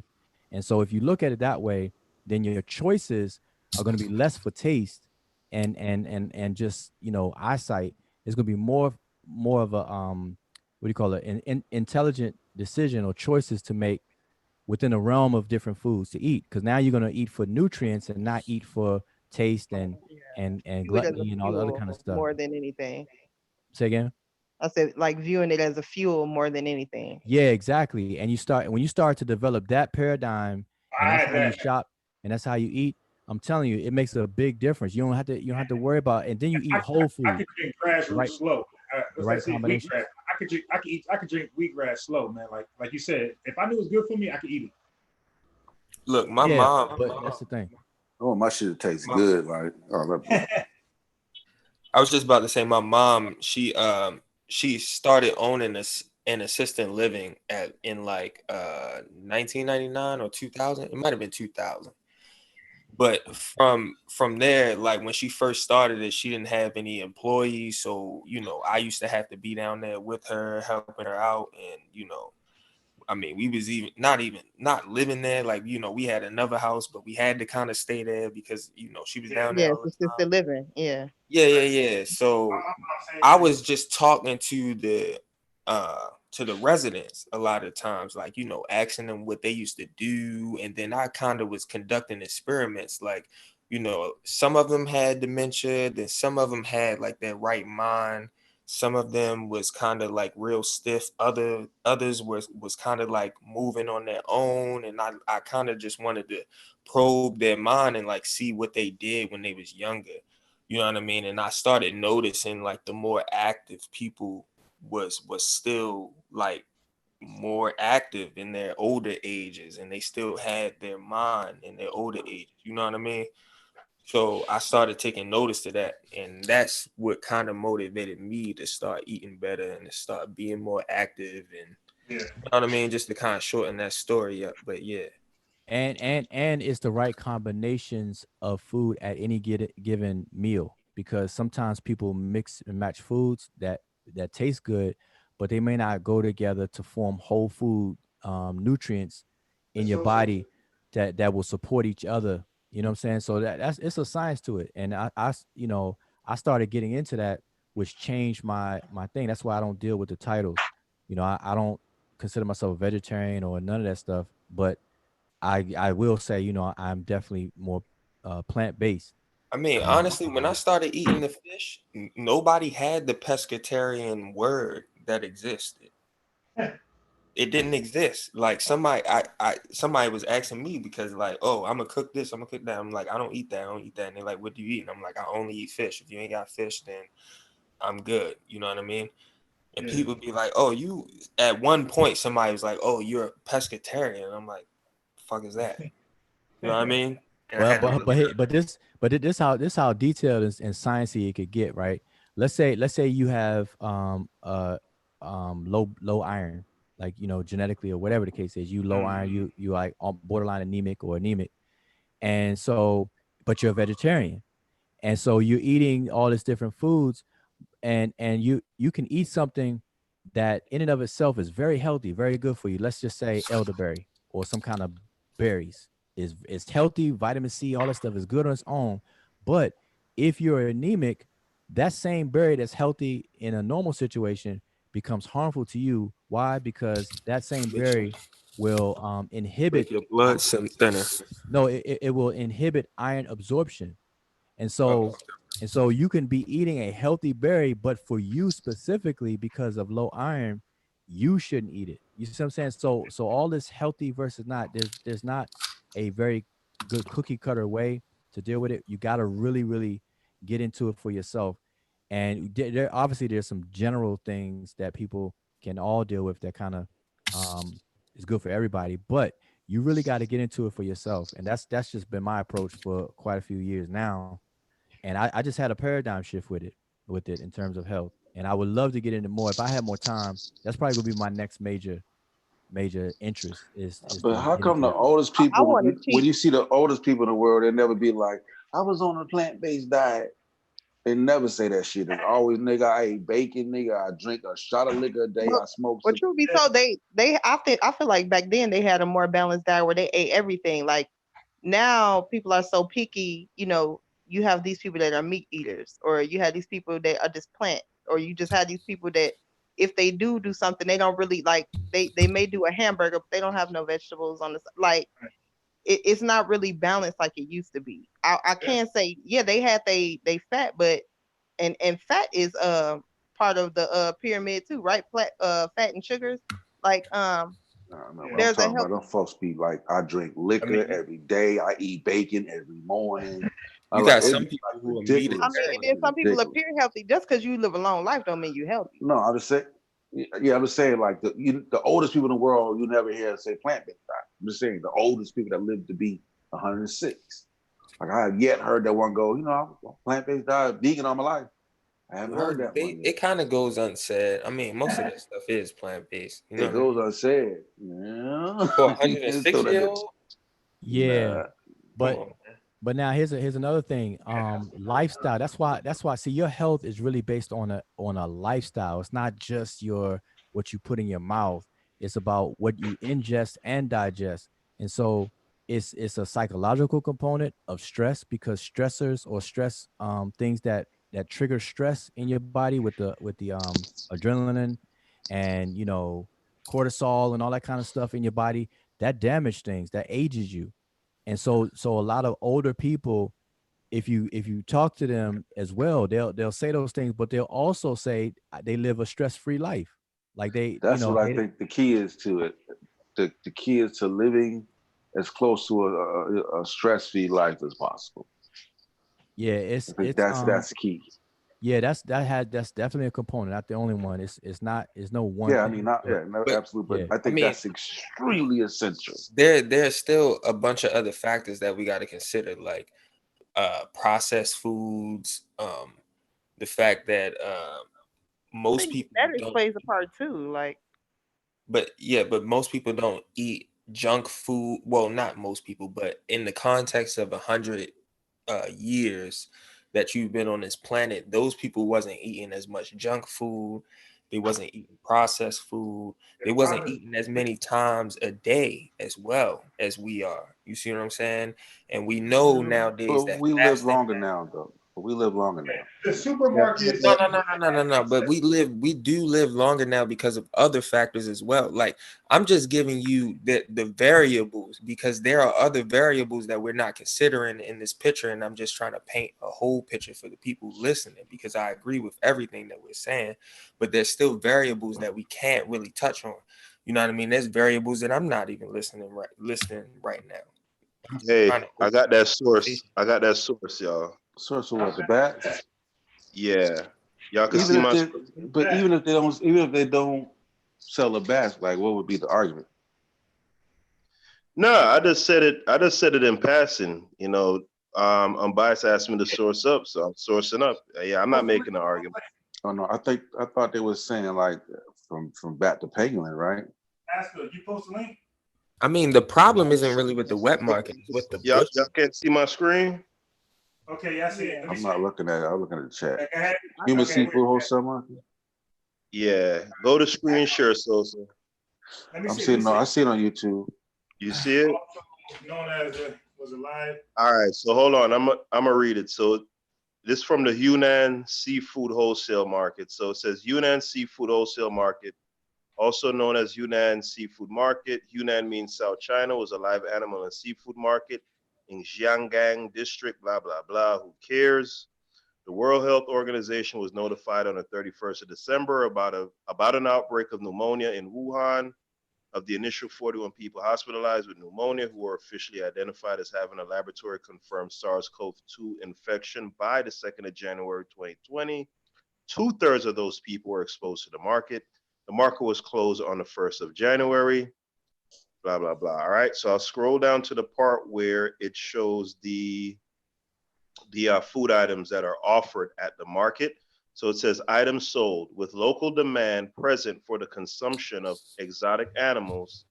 The market also offered bushmeat and other wild animals for sale, a feature uncommon. Wait. Stop right there. Bushmeat. Yeah, not today, Haskell. It says I said that 3 minutes ago. Yeah, not today, my brother. I said that 3 minutes ago. Yeah, click on bushmeat for me, my brother. Not today. Yeah, not past me, my dude. I study every day. Throw your 10-4 away, yo. Not on me, my dude. I do this for real. Other guys be faking. All right, let me do this. Let me go all the way down through the items sold, and then we could go back to the bushmeat if you want. Oh yeah. I'm on it. All right. Other guys be faking like they don't know what stuff is. Not me. All right. So, with local demand present for the consumption of exotic animals, the market also offered bushmeat and other wild animals for sale, a feature uncommon in most Chinese wet markets. A price list posted by one vendor on the popular Chinese review site, Dazhong Diangping, listed 112 items, including a number of wild animals. The South China Morning Post reported on the 29th of January 2020 that the market had a section selling around 120 wildlife animals across 75 species.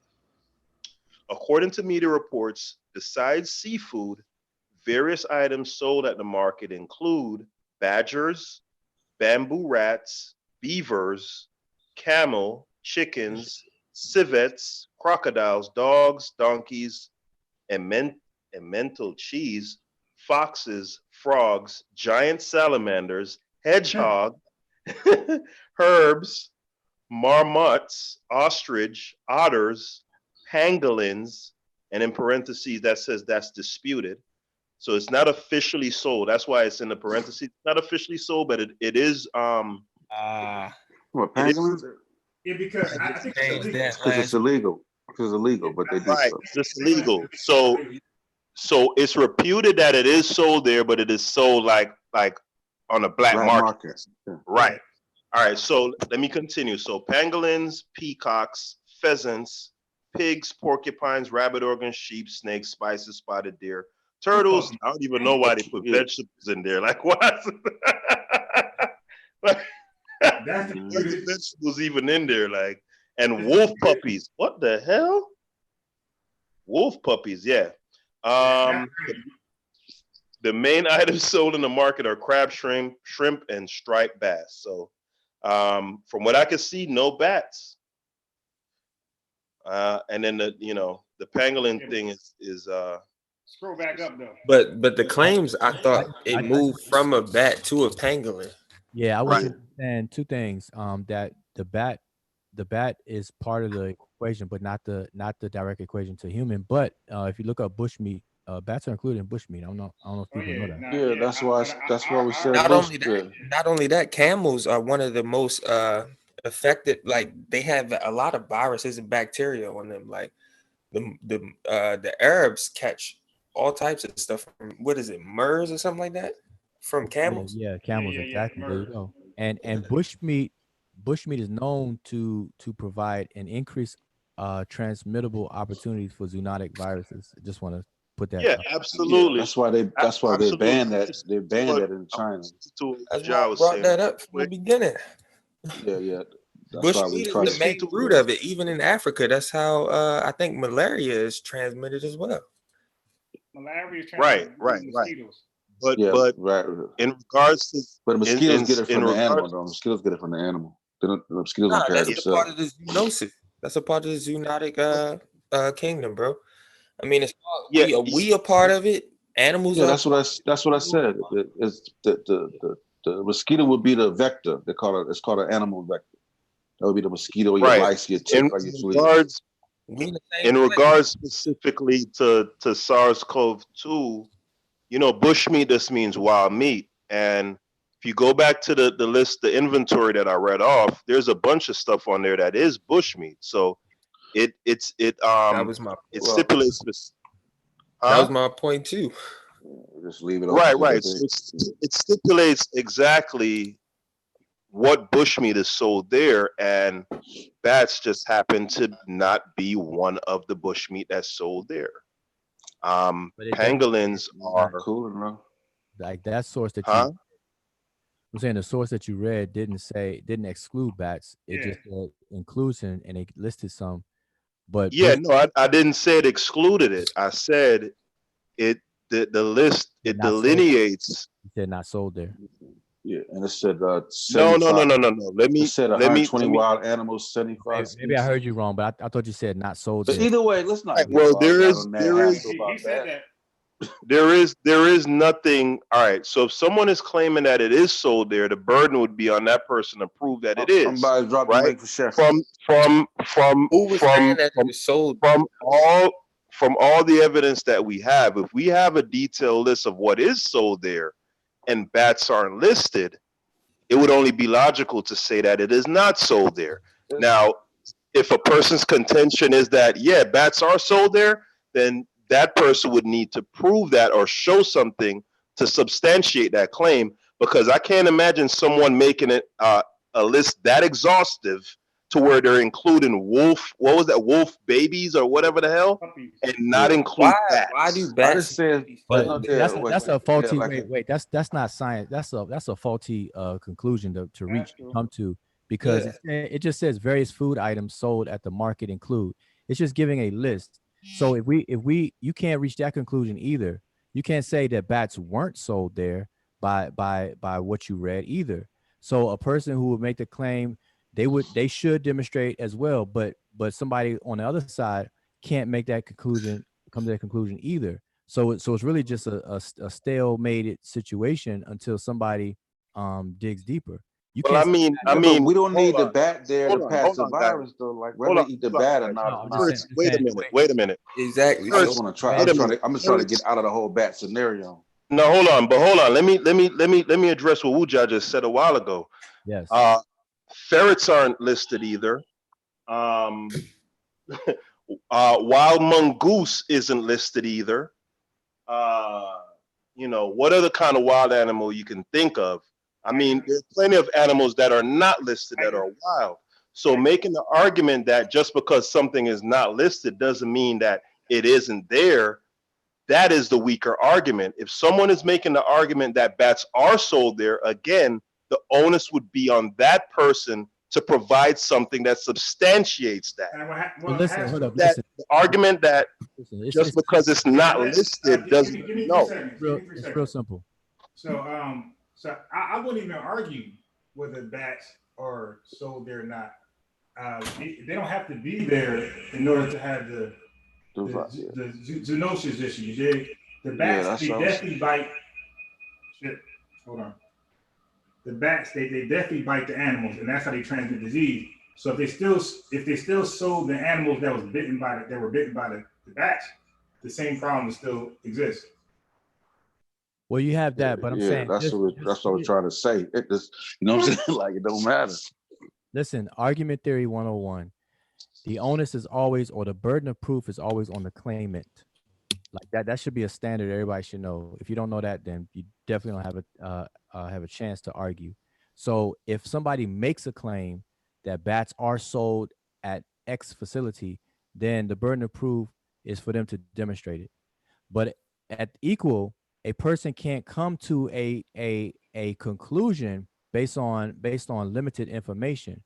That's also an error. That's also fallacies as well. That's all I'm saying. So I'm not saying that a person, whoever makes a claim, should not have the burden of proof in their lap. That's not what I'm saying. But you can't, because the person doesn't do that or is unable to do that, you can't therefore err on the other side as well. This is debating 101 or argument theory 101. I just want to point that out. So you can't come to that conclusion and then put a period on that either. That's all I was saying. Yeah, but that's just too open. That's too open-ended, because if I were to say ferrets aren't sold there or mongoose aren't sold there, and then someone counters that with, well, there isn't anything that says that it isn't sold there. I mean, no, but that's not the argument. That's what I'm saying. That's not the argument. A lot of restaurants from their online menu don't even have all of their menu choices on there. But hold up, but wait. Listen, look, man, it's not that deep. The article you just read said that some people who participate at this market have a list of 112 items, and even somebody said 120. 120 and 75 species. Right. Now check this out. Just based on common reading comprehension, the actual list that you read of the actual things, that don't add up to 120. Wait. Haskell, go. I seen something. Go down. But wait a minute. I'm just looking at the basic down to the bottom of why I'm saying what I'm saying. The reason why you can't come up with that argument is it either way. I'm not making a stance or making an argument. I'm just saying what's basic about argument theory. What's at the bottom of the list, Haskell? Where it says wolf puppies? No, down. Stop right there. Where it says the main items sold were crab, shrimp, and striped bass? Nah, I seen something about incorrectly. I just want to know what that said. No, koala bears. Koala. Yeah, I know. I seen the word incorrectly. I just want to know what it actually said. Yeah, it says it was. I got some sources of it saying bass, but I gotta go try to find something more solid than a newspaper article. But can we agree that the actual list, the alphabetical list that was read, is a partial list. Oh, without a doubt, without a Because doubt. if somebody says that 112 items are sold at the market, but then only give you a list of 5 times 1, 2, 3, 4, 20 items, then yeah, you're missing a you're missing a slew. Now I gotta store something. Remember, it says the main items sold are crab, shrimp, and striped bass. So those are also wildlife, right? So the 120, if you wanted to make a list of the 120 down to the very number, right? My estimation would be most of that 120 would include the shrimp and the crab and all that other stuff. See, now you're because assuming though. But see, listen, all I'm saying, there's nothing wrong with assumption in argument. This is the thing. No conclusions, though. Yes, it is. If Pascal, if it is. the argument is that because something is enlisted doesn't necessarily preclude it from being included, right? You can extend that argument to anything. No, because the number reported is not the number on the menu. You're missing so many. Right, but Sosa, that's my point. That's what Wuja was saying is just because I don't see bats listed in this little alphabetical list doesn't necessarily mean that bats aren't one of those items. And I'm saying the same thing. Just because ferret isn't listed in this alphabetical list doesn't mean that ferret isn't sold there either. Is that wrong or right? No, so let's make it simple. Do you agree with what I said or not? Yeah, of course. I mean, the idea that if bats aren't listed here, then that doesn't necessarily mean that it isn't sold there.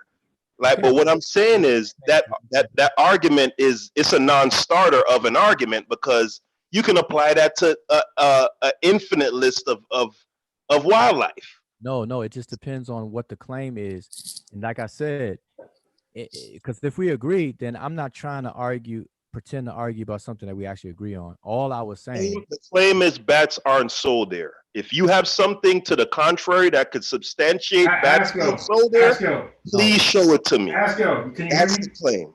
Haskell, can you hear me? Yeah, I can hear you, bro. Scroll down. No. Click suspected link to coronavirus pandemic. Click that. Okay, scroll down. Scroll down. Stop right there. Bats were initially suggested to be the source of the virus.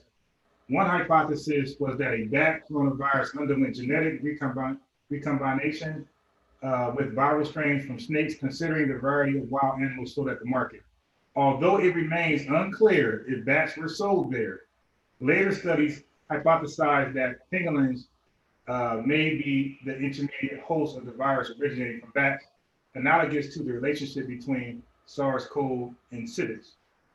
Okay, so wait, it says, however, phylogenetic analysts confirmed that pangolins are usually the reservoir host rather than the intermediate host of SARS-CoV-2. While there is scientific consensus that bats are the ultimate source of coronaviruses, you did SARS-CoV-2 originated from a pangolin, jump back to bats, there you go, and then jump back to humans. Therefore, a specific population of bats is likely the intermediate host of SARS-CoV-2, while an evolutionary ancestor to bats was the source for general coronaviruses. Right. From what I've read, the intermediate host of bats specifically is, I believe it's the horseshoe bat.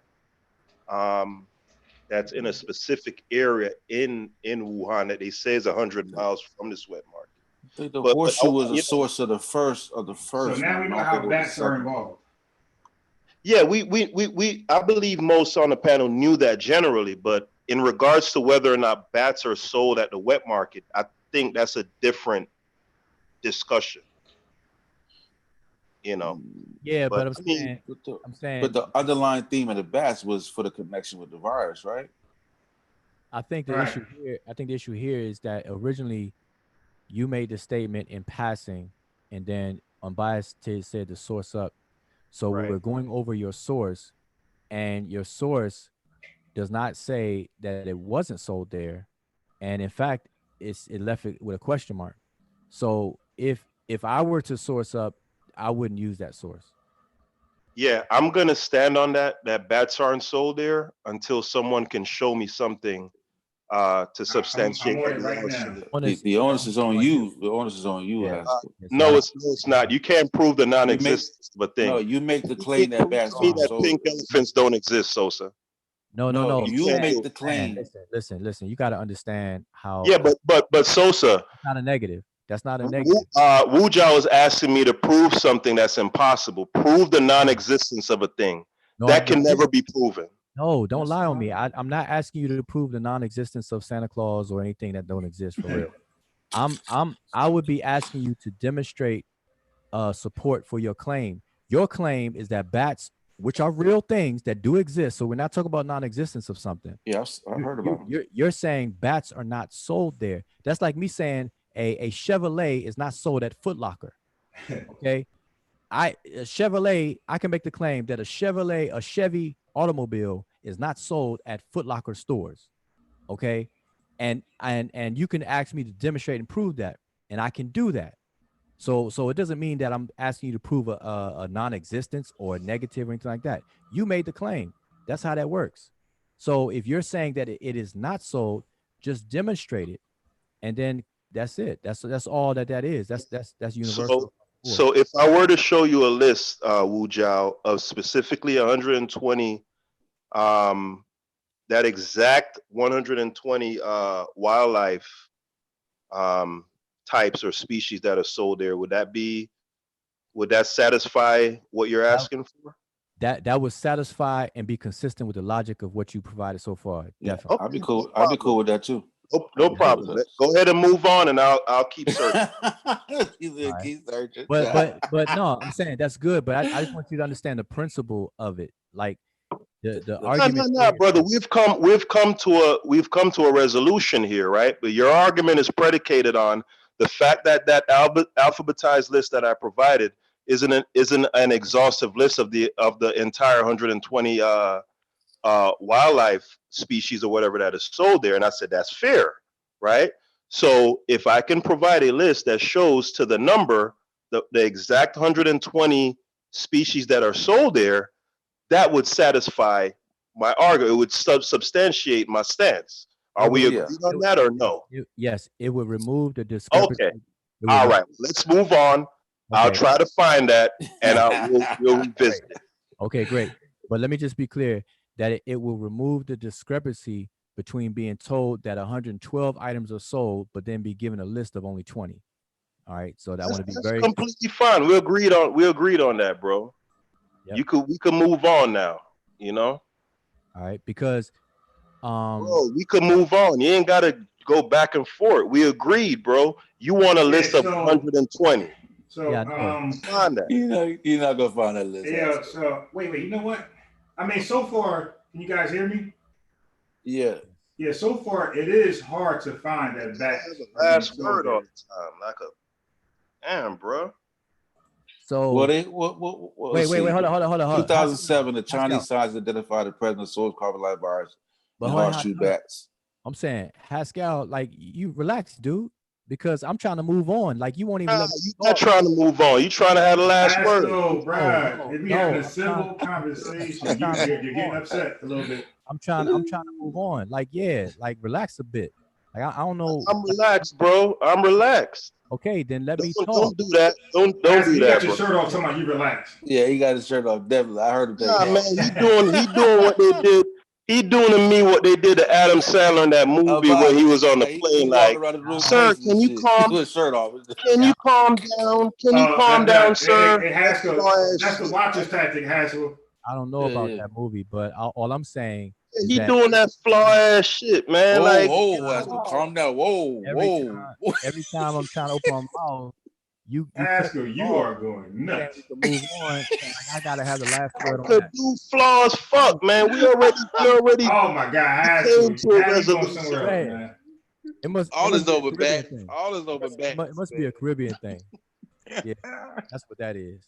Listen to him, dog. Listen to the passive aggressiveness, bro. Like that shit. One thing about me, man, like if I don't like you, I'ma just say it, bro.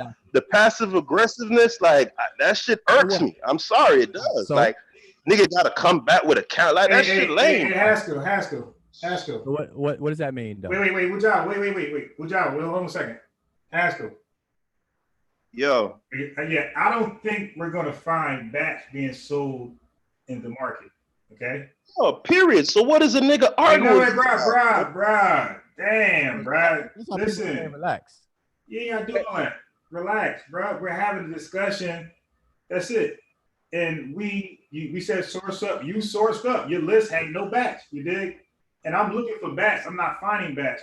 What I'm finding is this. It says in the case of SARS and the new coronavirus disease called COVID-19, bats were the original host not by being sold and eaten, is the bats that infected other animals, which transmitted the disease to humans. So the animals being sold at the market was probably most likely not bats.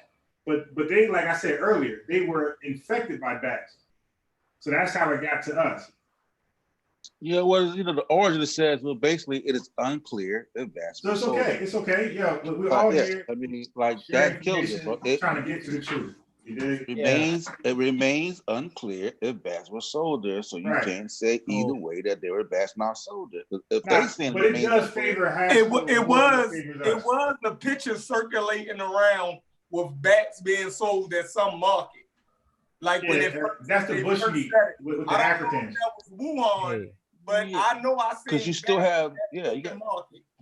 Yeah, you got the black. Africans, chef. Africans eat bats. I just want the record to reflect that I was trying to move on, but I got accused of some. We actually did move on. But hold up, listen, y'all still talking about what was sold and not, but listen, but he ain't jumping down y'all throat. I just want the record.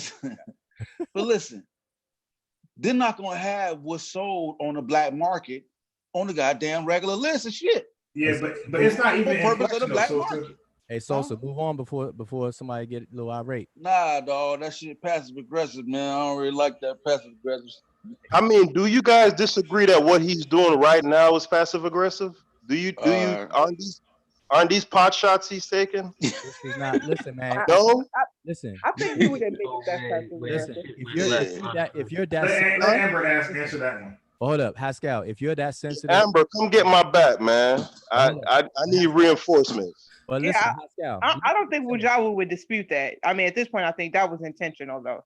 But I think earlier he was genuinely trying to move on. Right. That's what I'm going to say. Like right now. I don't think the guy has a genuine bone in his body. That's just my personal opinion. I know. Damn. But Haskell, and I'm gonna tell you straight up. Wait. That's his whole body connected to up on that genuine bone. in the conversation. Genuine bone connected to the eye bone. His whole body, Haskell. Listen, that's my thing is we can detect that in the conversation. I know you think you probably maybe mask it well, or you try to have a conversation where that attitude is not there, but it's kind of prevalent in the conversation that's how you feel. Exactly. So here's my thing. Here's my thing. I know Haskell don't really like me, but wait. That's my. I'm gonna go say yeah, he don't. But go ahead. That's my opinion, and so, but I can deal with it. But that's the underlying reason why he feels the way he feels and all defensive and sensitive. So right now I am being sarcastic purposely. So if you that soft, then I just won't talk to you. That's my God, bro. You just inflamed it. I'm being dying out. Wait. But no. Listen. Haskell said that to be straight up. So Haskell, I can have a conversation with you. I have no problem with you. But you have a problem with me, and I can tell. Well, let's ask Haskell. Do you have a problem conversing with Java from this point on? It's all good. I don't need to talk to dude. Okay, I really don't. If I'm gonna be fair, I'm gonna say this. Island team that.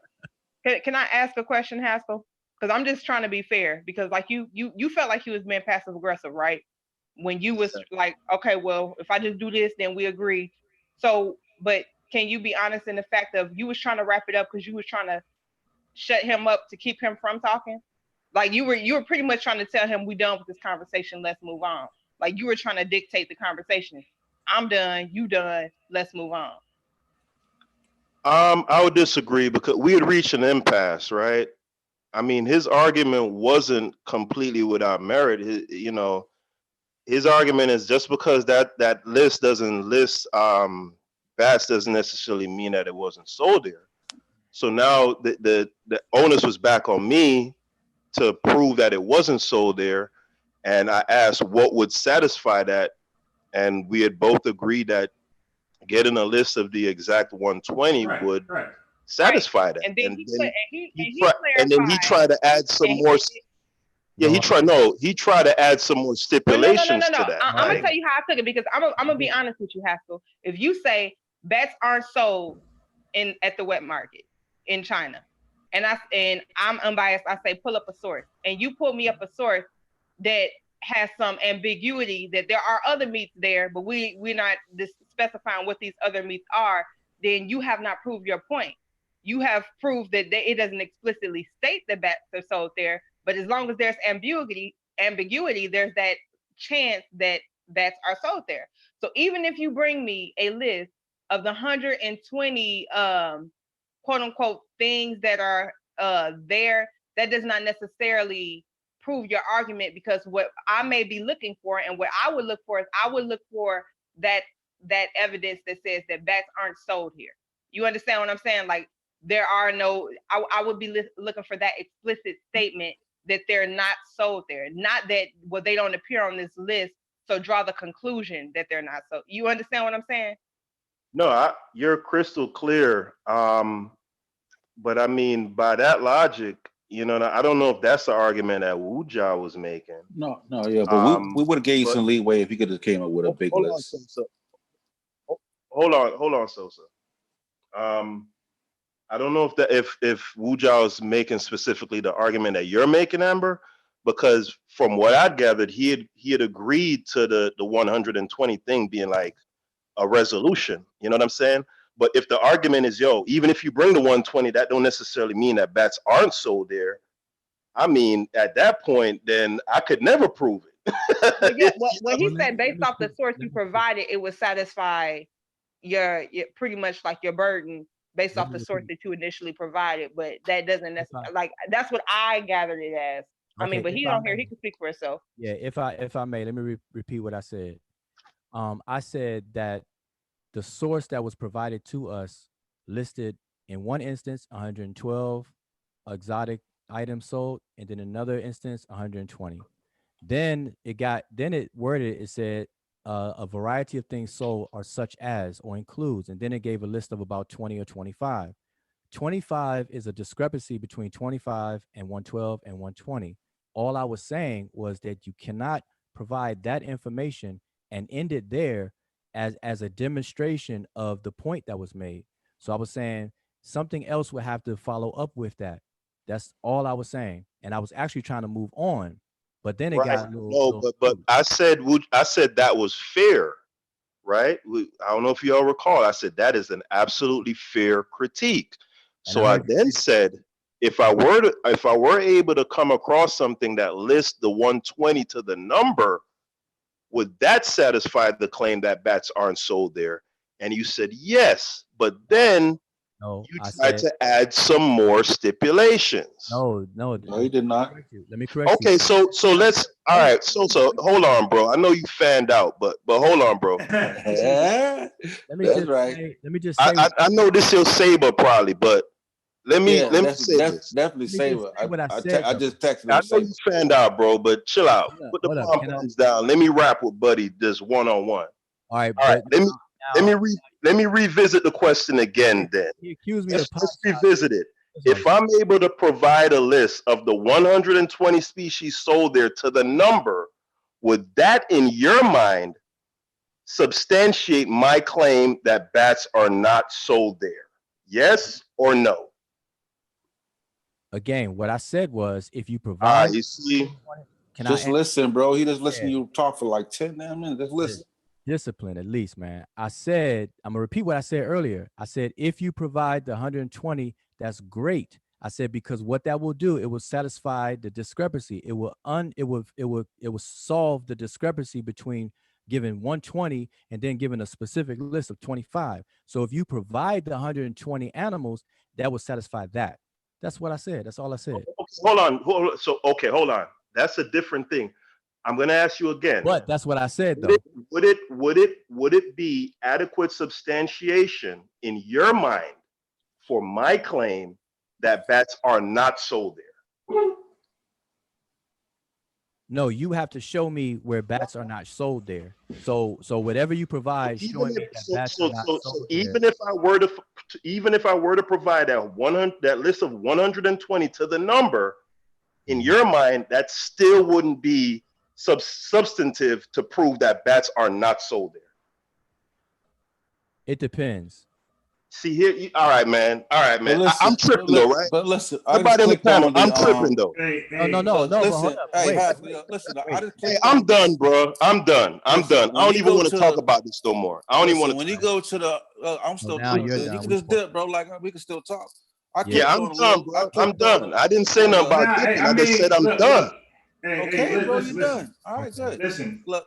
Actually, at that point, the argument is over. You know, I mean, basically, you know, would y'all want to answer the question? It's like really nothing. That's what I'm saying. The argument is over. If he's saying that even me providing the 120 to the number, even if that is not enough, then what could I possibly do to substantiate bats not being sold there? There's nothing. Then the argument is done. Okay, but you don't have to talk so loud. But listen, but when you click on, when you click on, when you go to the Wikipedia source, right, and you click, it says 120 wild animals sold across 75 species, right? When you click on the source, it takes you to South China Morning Post, South China Morning Post, and it talks about the things that have been going on in the wet market, and it says recent videos showing young women eating boiled bats caused a big stir. Okay, so here's the thing. This is what I'm saying. Yeah. What I said, my answer was it depends. So for some reason, my answer of it depends was taken as though if you provide the 120, that it's not enough and stuff like that. Getting hyper over misconstruing of my answer. All I said was it depends. So that's my answer. It depends. So the next step is just dig deeper, provide the source of 120, and we can go from there. Nigga, Dr. York in me right now. You Dr. York in me. The newspaper article was written January 29th, to me, bro. January 29th, 2020, bro. It says recent, just like Chef Ron said, it says recent video of women eating boiled bats caused a big stir. If this saying recent video in an article, in a newspaper article was written January 20th, double X right 29th. now. My God damn, that's just crazy. On this double X shit right now. So I guess that source means nothing. Y'all just want to still argue over that like the source means nothing. Hold up. I just want y'all just to notice something, right? Like me, like I'm straight. I'm not, you know, going crazy or whatever. I was accused of being passive aggressive. I was accused of throwing pot shots. But notice, I want y'all to notice that Haskell has been throwing some shots like back to back to back. I'm not even crying about it. But it's just funny to me that people that accuse you of doing something and they themselves do it. You know, those people like Haskell, you being real soft when you do that. I just want you to understand that. I don't tell you my shots. I tell you straight up. I know that, and I will hope you do that. So just keep it like that, though. All right. So if you wanna play, I mean, we could play. I can have fun. If you want to throw some shots, no fun. no, but I'm saying if you want to throw shots, I'm not gonna have a hissy fit about it. You know what I'm saying? It's all Hey, good. what up, Melvin? I see you in the chat, bro. I see you got thrusted into superstardom. What up, Melvin? What it do, boy? That topic got exhausted. Please, I was trying to end. I was like, I knew it was going to be going on that. I mean, I had the topic in my head. That fun fact. That was supposed to be a fun fact, and we were supposed to move the fuck on. I damn got a headache over that one. I knew it was going to travel down that road. I was like, no. I don't know why people. I tried to move on though. Seriously, man. I tried to move on. Serious. But what I was gonna say was, Unbiased actually said what I was gonna say when I was trying to move on. When I was interrupted, though, I was gonna say that the whole bat issue from the gate is irrelevant. Yeah, it's been established that it wasn't a direct link from the bat to the human. It was an intermediary species, and they suspect it's the pangolin. So I was trying to go back to that when I was ordered to move on. You know what I'm saying? So that's where I was before. But we can move on completely. Yeah. So what the hell what were we talking about before that? Shit, who knows, man? I totally forgot what the hell it was on. Went down the rabbit hole. It was on goddamn old people living long and baking and shit, all type of shit. Hey, it's we're crazy. talking about healthy diets and shit. Yeah, it's crazy because to clear it up for the people that's listening, right? We always got to reiterate the final point is that I'm reading the Business Insider right now. It says, in the case of SARS and the new coronavirus disease called COVID-19, bats were the original host.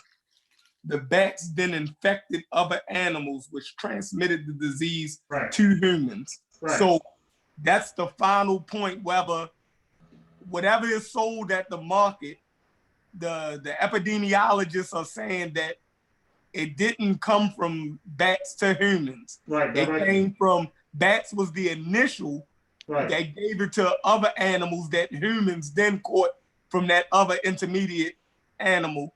It jumped from another animal, probably the pangolin, to humans. So you know what? Hey, Sheriff, great point. Because I think most diseases bat to human are deadly as hell. Like, for example, rabies. Or Ebola. And then you got Ebola, right. So that makes sense why the violence is so low. If I can recall diseases from bats to humans, it's like damn near 50 to 90% kill rate. Yeah, Ebola was crazy, and that came from the bat. Dude, rabies, Sheffer, rabies without a cure, like without some cure or some antiviral drugs or vaccination, that's sudden death. Yeah, that's why normally, like I said, it's a damn animal vector. Like the bat will bite a damn animal, and then like a mosquito or a flea or a tick bite that animal and then bite a human. You know what I'm saying? So the virus ain't like as potent as we got that shit straight from the source. Like we all watched the movie when we was younger called Cujo. The bat bit Cujo. Yeah. Cujo then infected human beings. Well, because Cujo went crazy with the rabies because he got bit by a bat. You feel me? Yeah, but what about Max 2000? That was my favorite movie back in the day. Yeah, Cujo was crazy. Yeah. Hey, if you Unbiased, there's several. I can't share my screen, but there's several different like graphs, infographics showing that the deadly viruses that do end up infecting human beings that are zoonotic, they have an origin with bats. Like bats have contributed a lot of these viruses as far as the origin of these different viruses and things like that. So bats have been that's true. Hey, Haskell, you still there? Yeah, I'm here. Yeah, they did present it early on, like around in February, that they were selling bats in the Wuhan market. They did intimate that a lot. That was going around. Now when we research it, it's saying something different. But all on the news and stuff, they were putting it out like people were buying bats and shit like that in Wuhan market. But Chef, if you go to that markets, if you go to that source in the Wikipedia and you click on it, it'll take you to the South China Morning Post, and it tells you that, and it talks about the recent video of the Chinese people eating bats that caused big controversy. Right, but it didn't come. But the disease didn't come from. Yeah, you know what I'm saying, but human. It came from another animal. But I'm saying like so that's evidence that there motherfuckers eating bats over there though. You see what I'm saying? That it was there. That they could have got it through the black market or whatever, but they were saying that's what I was saying earlier. Like, but the source is in the source is within the Wikipedia. You just got to click on the source, and it take you straight to the newspaper. I mean, look, bro. Maybe, Ching Wang could have very well been in the bat, like, hey, yo, dog, I got that bat, bro. Slide over here to the corner right quick. You feel me? I'm not gonna dispute the possibility of that. When I say bats aren't sold there, of course I'm speaking You know, literally just disputed the possibility of that this whole time. No. Well, all right. Well, let me be clear now.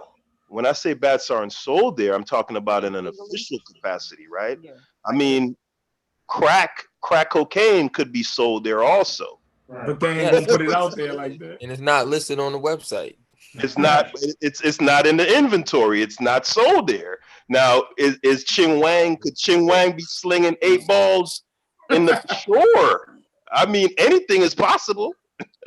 How you know they don't sell crack there? I still ain't seen the whole list yet. I don't know, so they very well could sell crack in that I ain't motherfucker. seen the whole list yet. So Could was be on your the menu, point? nigga. What you talking about? So was your initial point that Manny, what the it hell is is that? sold there?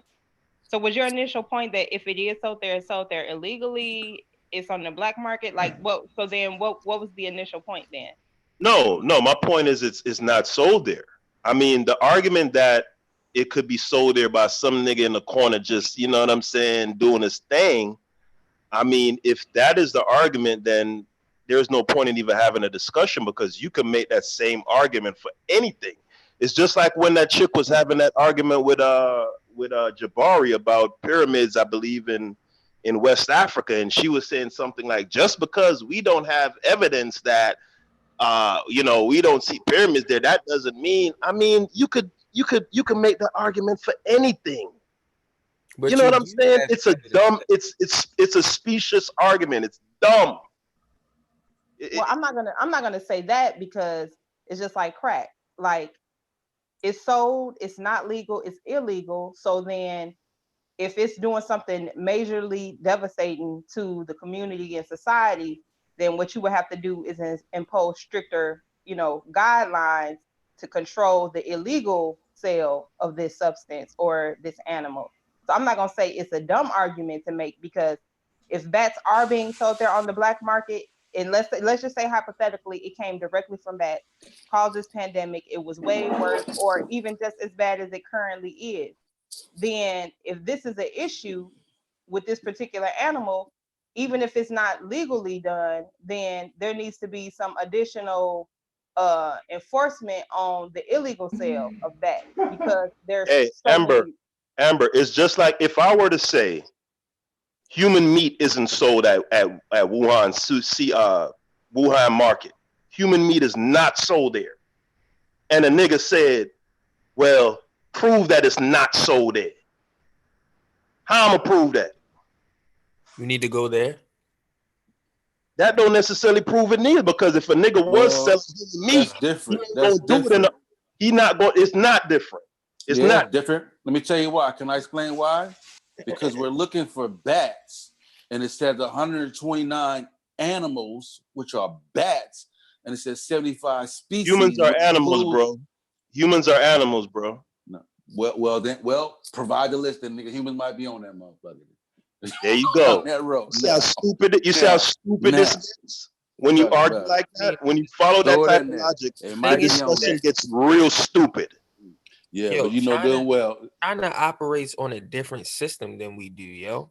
Just because we see what's on our list don't mean nothing.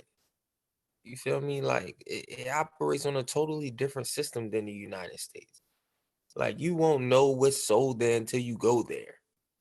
Yeah, but the whole point though, like we still didn't have to go down there because the bats is not the main source. Nah, but since we down here, here, you know what I'm saying? It's like we just went to the rabbit hole like for no reason.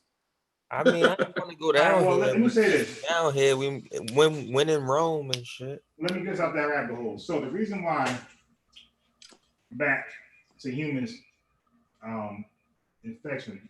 And we just get away from bats, period. No. Hold on a second. Just get away from the bat. No. Not yet. I don't do this research for nothing. I want to give the research. So anyway, the reason why bat to humans is so deadly is because the way bats' immune system works, it mutates along with some things inside the bat immune system mutates with the virus, but it mutates faster. So its immune system is always a step above the virus mutations. So the virus can't get a grip on it. So it can't directly affect the bat. So the bat immune system is giving the virus a run for its money, and the virus is losing. So when the virus comes in contact with another immune system is suspecting that same fight because that's all it ever known. So when it comes to our immune system or some animal immune system that's nowhere near a bat immune system, it's suspecting that fight, so it's that much stronger. And our immune system is puny, it's weak compared to a bat. So this is why it gets us, it takes a hold of us and kills us right away, or soon afterwards, because it's ready for the smoke that a bat gives it, but our immune system don't give the virus the same smoke. So that's why it affects us like that. You dig? So I think that should be known. That's very important. We don't know that. We know it now. Yeah. So now we can move on. Okay.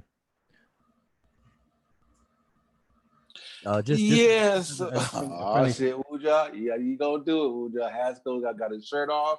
It's probably best. So I did want to ask. Real quick. I wanted to ask because I know earlier you had mentioned Wujawu coming back on and being open to questions or whatever, but I wasn't really sure what transpired. Like, what is he answering questions about? Yeah, the day that was another thing. Yeah, the day that was focused and dedicated to me, April 19th, Wujawu Day. Oh, yeah. So I missed it. I got a little piece. A little birdie told me a little piece of something, so I caught it like a little piece. But I guess maybe I'm confused as to what like the big deal was. Yeah. I mean, I really don't know what I'm answering to, but I'm always available to answer questions though. So ask her. Go ahead. You don't know what you're refer to the you don't video. know what you don't know what you're being accused of? Is that what you just told her? No, that's not what I said. He said he don't know what he's supposed to answer. Nah, he just He not doesn't trying know to what say- he's supposed to answer. He's completely clueless. No, about That's what I said. See, that's what I'm saying. I don't know, and if the questions haven't been posed yet, If the video ain't self-explanatory, he's saying like no. There are a couple things. There's a couple claims. There's a couple accusations, not just one. There's a couple of them. You dig? So told you Haskell got his shirt off, man. I swear to God. So Wujawu was right in saying like who want to fuck with Hollywood Code? Because from what I know, like there's 3 accusations. What's the 3 accusations? So what? Okay, Yeah, so what's one the was accusations? Go ahead. One is this. Y'all do know I'm right here though, right? There's a problem with the book, right? So that's one accusation that the book wasn't sourced correctly or cited correctly, something like that. But it was corrected. Right.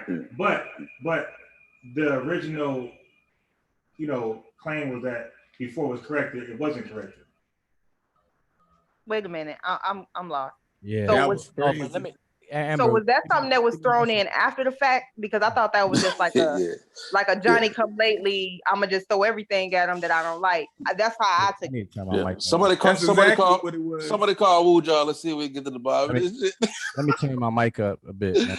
I don't know. Somebody call Wuja. Let's see if we can get to the bottom of this shit. Okay, so listen, what I said earlier before was misconstrued, and I really don't understand how what I could say 2 seconds beforehand can get misconstrued 2 seconds later. What I said was that I'm familiar with the all the shenanigans that went on yesterday, but what I'm not clear on is what questions I'm supposed to be answering. But I said that I'm always available for questions, so this is nothing new. So I'll take any questions about whatever. So that's what I'm saying. So Well, the thing, I'm not trying to pretend that I don't know something or whatever this is. I mean, I don't get it. Like people. The thing is that the situation was brought up like 4 years ago, and it's kind of already been addressed and exhausted. Well, they still wanted some questions. Let them ask. Okay, so let me say this. I mean, if there's been something like on record of the question being answered, then I wouldn't keep entertaining some shit that I've already addressed.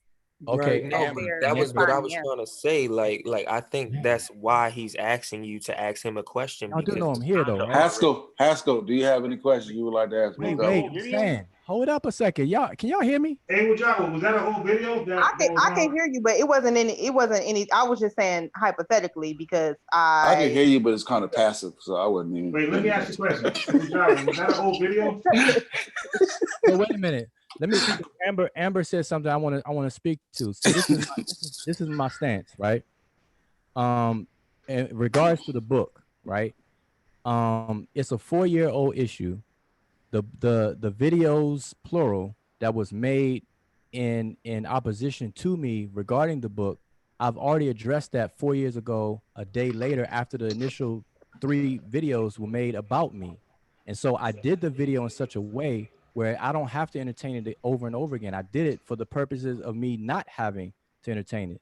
So if anybody has questions about that issue, all I'm going to do is refer them to the video. Right, but I'm asking you, the videos that I seen the other day, are those new or are those old? Though they're old, they're 4 years old. Okay, I thought they were new. That's why I'm asking. Oh no, and that's cool because I got I got hit up in the inbox all day today, and a lot of people don't know nothing from nothing about the issue, so they thought the video was recent as well. They thought the video that was just posted about me and the book situation was recent, and so it's confusion about it. So all I've been doing and have been doing from day one is just referring people to the video. But here's the thing. Unfortunately, the Amara Squad channel that we used to have 4 years ago, and we had a whole bunch of archive videos and subscribers and everything, that got deleted by YouTube, by Google, for violations, I don't, whatever the case is, and that got deleted. And that's where I did the video live before. So it's taken down. So what's happening is people think that I've never addressed it because the video's not there.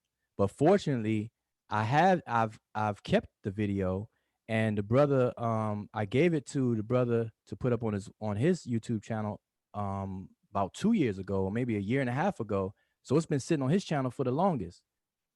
For a situation like this, I'm saying, listen, watch the video. So that's the issue.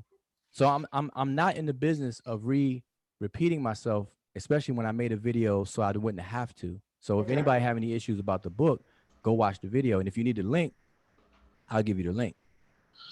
Yeah, this is when this is the split when Team Osiris and Rock Squad went their separate ways. That's right about that time frame. Okay.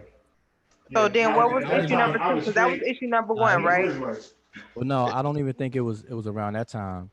I mean, if you want to like roughly estimate, then okay, but no, it was after that. I imagine, yeah, that's what I'm saying. Like it was like that shit was explosion. So everybody went out. 2? They started challenging the SAR. And big. So if that was one thing I was accused of, is the whole thing. Now, see, here's the thing. There's a lot of things that was said yesterday that's just outright false and just wrong. But like I said, I don't get into the petty and the noisy stuff because I honestly feel that people are being real immature. I've never in my life seen so many older people, my age and older, act so immature, and I don't get down like that. So I addressed that issue 4 years ago in the video, and I just telling people watch the video. If people got a question after that, hey man, I thought that was new, bro. I'll entertain. Yeah, and that's a lot. But I'm gonna tell you, a lot of people thought it was new. Well, not a lot, but you're not alone. Let me put it that way. You're not alone, so that's cool. I mean, they was kind of saying some real outlandish stuff yesterday. Nah, but it's old. They don't even rehash because all that. I'm pretty sure everybody moved on. But it's also an attack on people's credibility. But my question, but my question is, if that was one issue, what were the other 2? Yeah, what's the other ones? Because I'm not. I ain't about to say it. Thank Nah, it's old. It doesn't matter. I thought it was new. Selling drugs or something.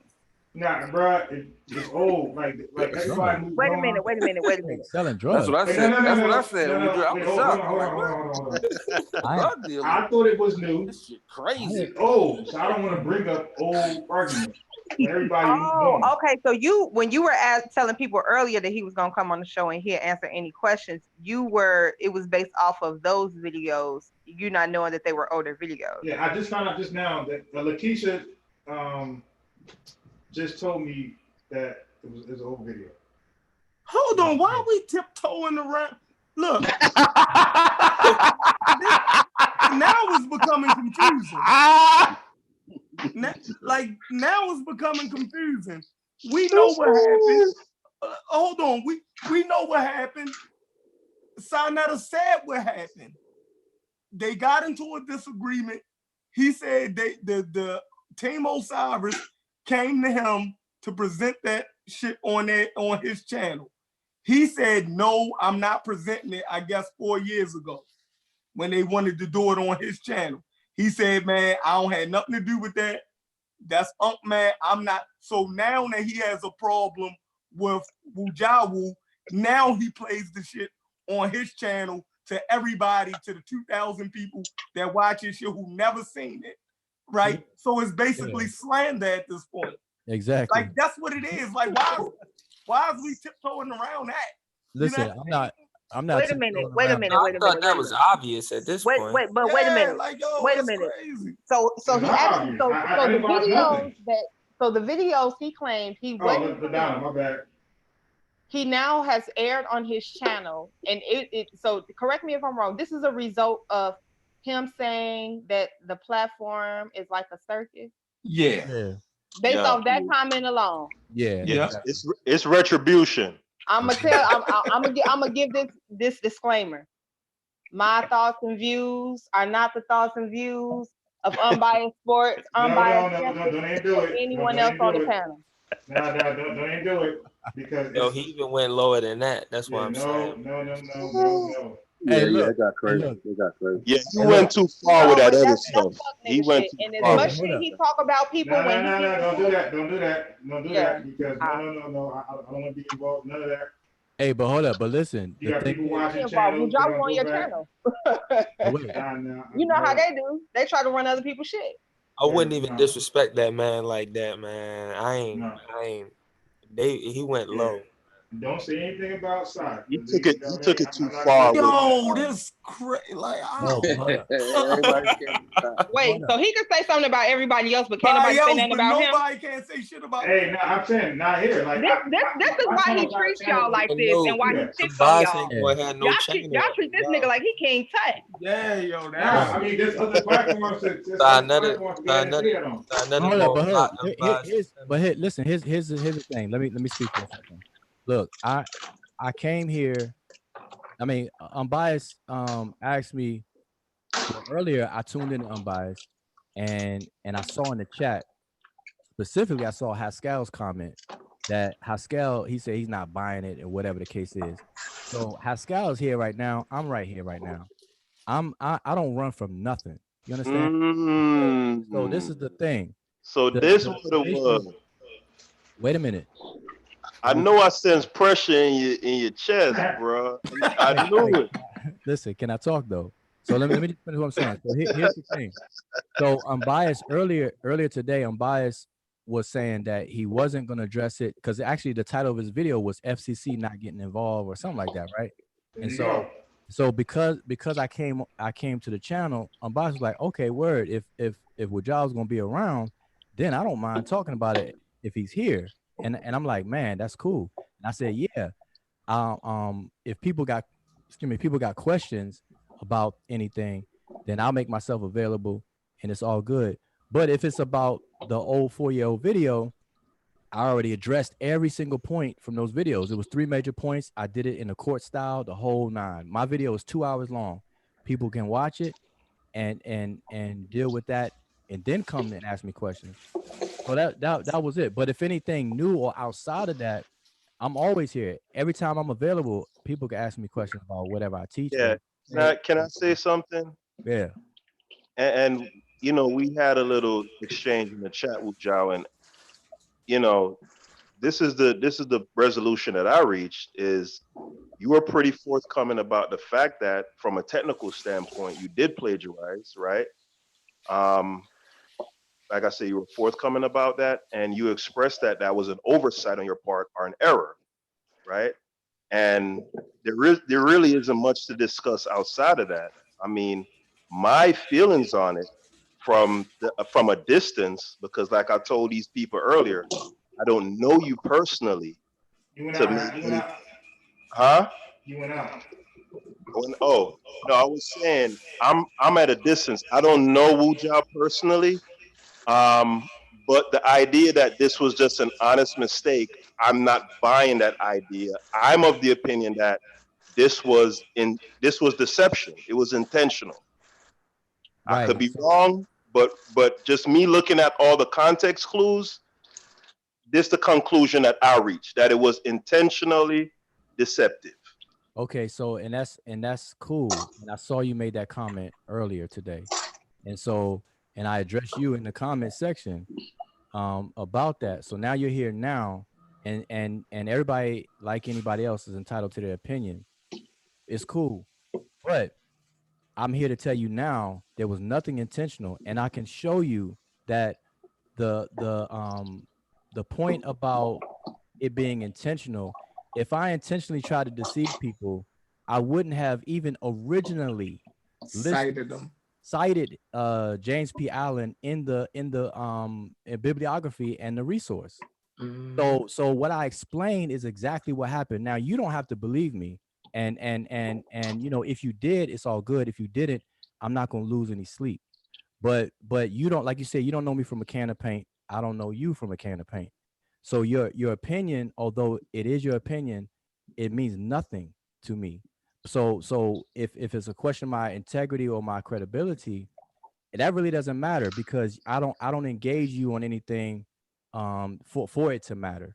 So I just want to be clear with you on that. So although you have your opinion and that's cool, and I can still kick it with you like on these platforms and it's all good. But I just want you to understand from my mouth to your ears that your opinion is worthless. Yeah, absolutely. And I made that point when I called in the Garfield show one time, and I was telling Ankh, like, I preface my statement with that, you know, we don't engage on any kind of business level. So ultimately, my opinion really doesn't amount to a hill of beans. You know what I'm saying? And that's why I said, when you ask, like, yo, if I have any questions or whatever, I was like, nah, I mean, there's really nothing. Now you say There's you don't nothing care. to really talk about. Right. You say you don't care. And that's cool. Yeah, I don't care. I don't care. I don't care in the sense that like you said, like, I'm not gonna wake up tomorrow morning thinking about this. You know what I'm saying? It doesn't have any consequence on my life, so I don't care from that standpoint. There you go. Now the thing about like stuff being cited or to me, that would, for me personally, that's even more evidence that is deceptive, because the pension of a good confidence man is to use selective honesty. So that's how I read that. Okay, and that's You know, cool. but again, my opinion don't really mean nothing. There you go. All right. So any other questions? So hold on. This for Haskell. You don't believe a person can make a mistake? Oh, hold even if the person cited the person all through their book and missed a portion, excerpt where he didn't cite. So deception would be more if you don't cite the person at all. So obviously we know he was using the dude work as source material because he told us he was in the book. So that would be like kind of crazy to me to think or to not accept the person at their word, you know what I mean? And then they go and correct it. You feel me? Like he got to get half the credit for exposing himself. Right? Like but wait, Sheffrin, let me say this. You got to get him half the credit. This is something that has to be clarified and corrected because it was misstated yesterday. Somebody gave me the timestamp. For some reason, people think that Team Osiris busted me and then I corrected it. So for you corrected it beforehand. I corrected it months and months before that even came up. It was in January when I did the second edition, and they didn't do their videos and talk all that talk until around August, September of 2016. And they brought up this shit about the ISBN. Right, and the ISBN issue. This is how you know. And see, this is the thing. I'm surprised that nobody checked that. Nobody fact checked that, because the publishing company through Amazon is CreateSpace. Now it's Kindle. But but it was CreateSpace, the same company. They just changed the name and merged. Through their company, if you publish something, and everybody should know this, anybody who actually write books and publish books, self-published or not, the ISBN number is attached to the author, the title, and the trim of the book. And some companies allow you a 15% page discrepancy. So in other words, you can write a book and publish it as a 6x9 dimension. Let's say we call it bats not sold in Wuhan, right? By Unbiased Sports, and it's a 6x9 trim, and let's say it's 100 pages. You have to get an ISBN number for that particular publication. But now you can go back and change the entire cover. Like let's say Unbiased picture of his face is on the cover. You can change the entire cover, and you can change up to 15% of the page numbers. Let's say you want to add some stuff to the book or subtract some stuff up to 15%. You do not have to get a different ISBN number. That should be common knowledge. What it is common knowledge among people who publish with different companies. Now, different companies have a different percentage, but the whole trim, author, and title is the same. So the whole thing about the ISBN is just completely false. It's completely misinformation. So I hope people can understand that. That's like a nonsensical argument to even say. So that's the thing. So the only purpose, the real purpose of the ISBN numbers, and the reason why they have that in place like that is to not confuse the consumers. Because if you make a change to a book, they suggest to you that if you make any change in the dimensions, the title, even if you add a byline, or if the author wants to abbreviate their name or add a middle initial and stuff like that, they suggest that you get another ISBN number so that the consumers will be able to differentiate between one publication and the other. That's it.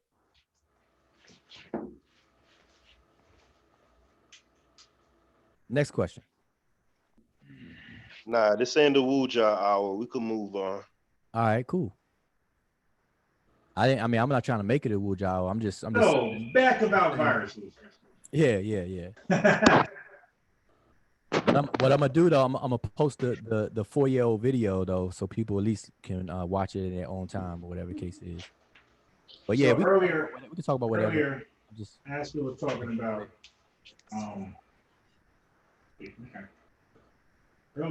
was talking about the Haskell. Did you ever catch it? The Babyface and Black Sheep dude. Black Sheep. Amber came in the chat, said she was watching it earlier, and they had some technical difficulties again today. Oh my Yeah, God. they was on for about they was on for close to 2 hours. Teddy Riley? Teddy and Babyface. It went well, and then I guess it seemed like Instagram was hating. Like they kept kind of kicking them off. Teddy had to rejoin a few times. So at first Babyface was hosting a live, and then Teddy was just joining his live. So they did that twice for like an hour apiece, and then they wouldn't allow Teddy Riley to join Babyface again. So then Teddy went live, and Babyface tried to join, but they was prohibiting Babyface from joining. So they both kind of just did their own little stream for maybe like 30 minutes longer, and then well, that's when Babyface ended, because I went back to the Babyface stream. I ducked out on Teddy. Man, and he ended up ending his. My question is, for the life of me, I do not understand why people use Instagram Live like that when it's known to be jacked up, it's pixelated, it cuts people off, it buffers everything. I mean, everybody has that same problem for the longest time. I don't understand why they don't do it on YouTube. That's what I'm saying. I was about to say. I think probably because a lot of because a lot of the people are already on Instagram, and they wanted it to be kind of a maybe like a because most of the celebrities that were in the chat, because it's it's regular people there, but the chat is dominated by the celebrities who are verified. Yeah, And but if they go to YouTube though, everybody will come to YouTube. You can get, man, Joe Rogan be having 50,000 people live on YouTube. I mean, yeah, but you gotta know that you're gonna have those like mock channels that's gonna pop up, you know, that's real close to it, but ain't quite it, just to get a few off that shit. Like, They I mean, had it with boxing. It'd be the Wilder fight, but it don't be. Be straight clickbait. yeah, I mean, to me, I think they just kind of wanted to keep it simple, especially considering Teddy Riley. Now, I'm not gonna lie, some of this stuff, he's just a diva for real. Like, I don't know. The fact that first off, we've been waiting on your ass since Saturday. Then you show up today, you doing the live, stuff going good. Then your phone, oh, my phone on 8%. Hold on, y'all, hold on. It takes 20 people coming in and out the room. Like, literally, it was a whole, they coming in the room, leaving out the room, coming back in the room, leaving out the room, phone still dying, you know, buffering, and then they finally get them to damn court. And I'm just like, why you got to be so extra? You mean to tell me you couldn't just bring your fucking charger with you when you knew you was finna be on here playing music? That's Teddy Riley, baby. Like, he's just so damn extra. It don't make no sense. I He did a lot blocked him. better though. It was a lot better than the other day, but What they played, Amber? What's some of the stuff they played? man, I'm trying to think some of the best songs that they played. The show, Dougie Fresh and the show. Yeah, he played Dougie Fresh. He played Teddy Riley did Dougie Just Fresh Got himself? Paid Friday night. He played that. He played My Teddy Riley did the show? My. Yeah, my. Oh, yeah, my. Teddy did a lot of stuff that people don't know about, man. Oh, he did a whole lot of shit, but he was trying to sneak some stuff in. Now, what I can say is, I love the way that they be trying to. Now, you want to talk about some passive aggression? That whole live, like the way they compliment each other, is so forced. Sarcasm. It's so straight sarcastic. When Teddy Riley played, he played "I Get So Lonely," the remix, and Babyface was like, "Oh, I didn't know you did that. Was that the remix? Oh, I didn't know we was doing remixes." He was like, "Well, it don't matter anyway because I don't even do remixes." And I was like, "Ooh, the shade." Dang. Then he was like, "Oh, well, you know, I like to stay in the bedroom." He was like, so Teddy like, "Well, we in the club."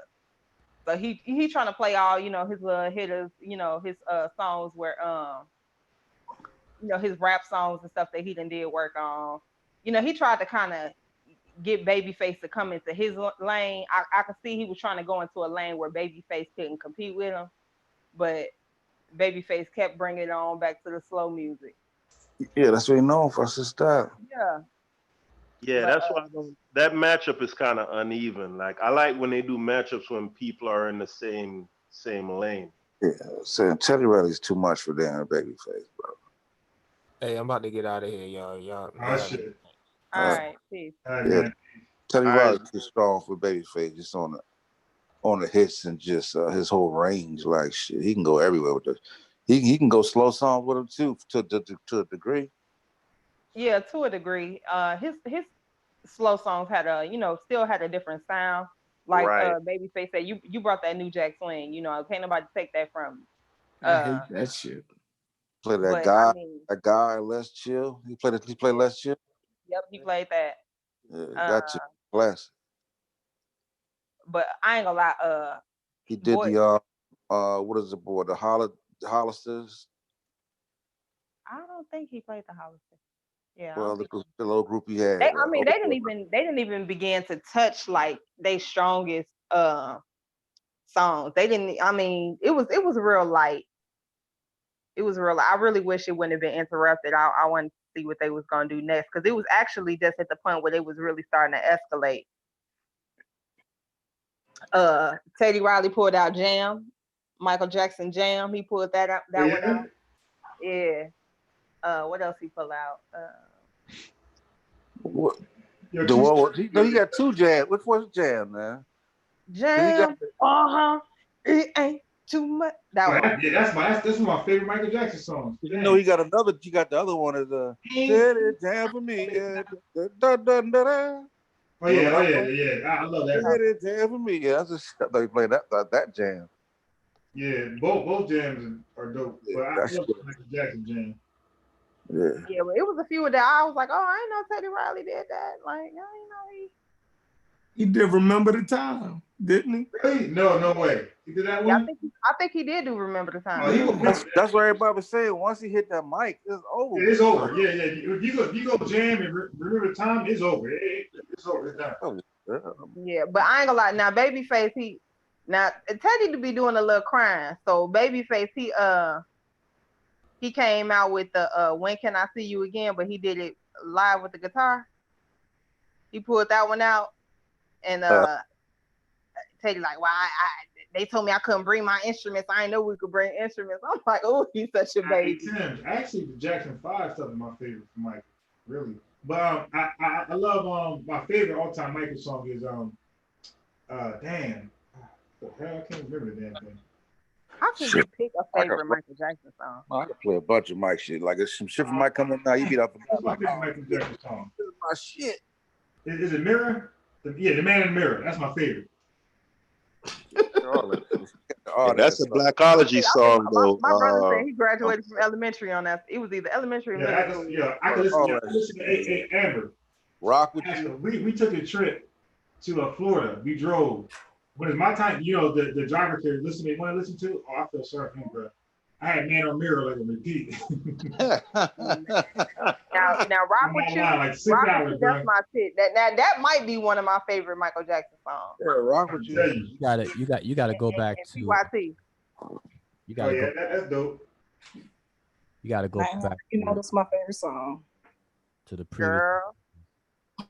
We used to dress up, do the damn shit. Y'all don't like Lady of My Life? I don't remember that. Yeah, but I don't. That's wait. one of your smoothest. Sheffrin, you from Baltimore, right? Yep. Hey, do you know how to skate? No. Oh damn. Gosh, man. No, but my girl goes skating every Wednesday. She heavy into that. But I don't skate. I can't believe you said no. Dang on. That was our thing, though. What song was you talking about? No, I'm saying because when he said "Lady of My Life," man, everybody in the DMV area knows that's the ultimate. That's one of the ultimate slow snapping song because it's the skating style called snapping. Ultimate. Hey, look, she go to DC every Sunday to skate. She skating in Baltimore on Wednesday, and then she drive down to DC and go skating on Sunday. Man, you need to learn skating in Baltimore when I lived out there. What how to skate, and she's skating twice a week. That's crazy. That shit dangerous. How you don't skate? She said she was going to teach me for the virus, but for this shit happened. Yeah, he too old for that shit. Skates and, very dangerous, but yeah, that shit dangerous, especially at my age. 40, man, you can't be 40. Yeah, I get that shit, boy. Listen, boy, I did not understand skating. I thought skating was stupid. I was like, how are people gonna go around in a 360 circle for 2 hours? I was like, that's the stupidest thing to do. But man, when I went and learned and I saw the atmosphere, the vibe, and the clean, all that, I was hooked. And I ain't never turned back since. Yeah, that was our activity every weekend. Our whole family used to go. Shit, all the cousins. Chicago, I think Chicago got the best skaters. Oh yeah, they take some courses. I want to take some fucking courses. Oh, in Atlanta, Chicago, you see them Chi-Town skaters? Yo, they on another level, yo. Oh yeah, they be doing whole dances, routines, shit. That's a JB. They look like they gliding, right? Gliding. Listen, now y'all can't, man. Sheffrin, how you gonna be from Baltimore and shout out the JB style over the snap style? It's a preference thing. You feel me? Do you understand that? Listen, the one thing about Chicago and the snapping style, the JB style and the snapping style, both styles can use the same music. Right. It's the exact same music. The JB that about 90 BPM, 95 or whatever, 85, 95 BPM. All that music they share. But yeah, the JB style is smooth and it's nice. But man, you cannot sleep on the snapping style. Baltimore got the best. I have to see what the snapping style is. What that is. I'm used to that smooth joint. Listen, but Lady of My Life, yeah, you hit that right there. Yeah, that's one of Michael Jackson's smoothest joints, yo. Yeah, man, Mike got What's some the- bangers. what's the, Mike got so many bangers. Like you play some, you be done forgot about some shit you hear, but oh shit, I forgot about this shit right But hold now. up, there's another Michael Jackson song. Dun, dun, dun, dun, Heartbreak Hotel. There you go, man. Heartbreak Hotel. Mhm. Also a jam in the skating rink. Trust me. Trust me on that. I know Michael Jackson got some. I know these people don't. You know he a Jehovah's Witness, right? He was. He was Mike was a Jehovah's Witness. Yeah. Yeah. Yo, he got some music, right? That basically is spreading the Jehovah's Witness message. I ain't never heard that. Hey, yo, you imagine if Mike came to your door with a watchtower? They said he used to do it. They said he used to put on disguises and go around. But what's the song? Now what disguise Mike gonna put on? Hey, nigga, wait here, weirdo. What's the shit called? The song. What the hell is the name of that song? It be like, we're taking over. Hold on. Dun, dun, dun, dun, dun, dun, Yeah, that. Listen to those lyrics. I got damn. Yo, the dude, it was he said we're taking over. We have the truth. This is our message. We give to you. Yeah. This ain't no danger. Yo, he talk about how like you know like basically how people look at Jehovah's Witnesses. Like he's saying, yo, we just coming to spread. Hold on. What's sending out? Amazing love. This is my message to you. Amazing love. Yeah, like he was on some shit. Yo, Mike Jackson was that was a Jehovah's Witness shit. Speaking of Michael Jackson, though. Now that I'm singing, I'm like, you know what? That shit do sound like this. Exactly. Prince was a Jehovah's Witness too. Yeah, I know a friend. I knew a friend. But did y'all know Prince made Michael Jordan first shoe? Nope. He designed it. What? He got Michael Jordan the Nike deal. Really? He used to play basketball with Michael Jordan. Pickup games. Oh, they I knew Dave Chappelle wasn't lying when Are you serious? Charlie Murphy and Dave Chappelle, they said that nigga could ball for real. Yeah, that first Michael Jordan shoe. That's gonna make you sauce up. Be careful. That dunk, that was we trip off of that. That was the shoe. It was already a dunk, but when he brought Michael Jordan to Phil Knight, he suggested Michael Jackson to wear Michael Jordan to wear the dunk, and that was the first flights, the Jordans. That's crazy. Man. Prince, fucking Prince. But this gonna be off topic, but on topic, but off topic. Speaking of Michael Jackson, did y'all hear your boy? What's that nigga name? From That's So Raven, the crazy one. Nick Cannon? No, but you talking about Orlando Brown. Orlando Brown. Yeah, did y'all hear him refer to Will Smith as Michael Jackson? What? Yeah, he said he basically accused Will Smith of molesting him. Oh, really? Mm-hmm.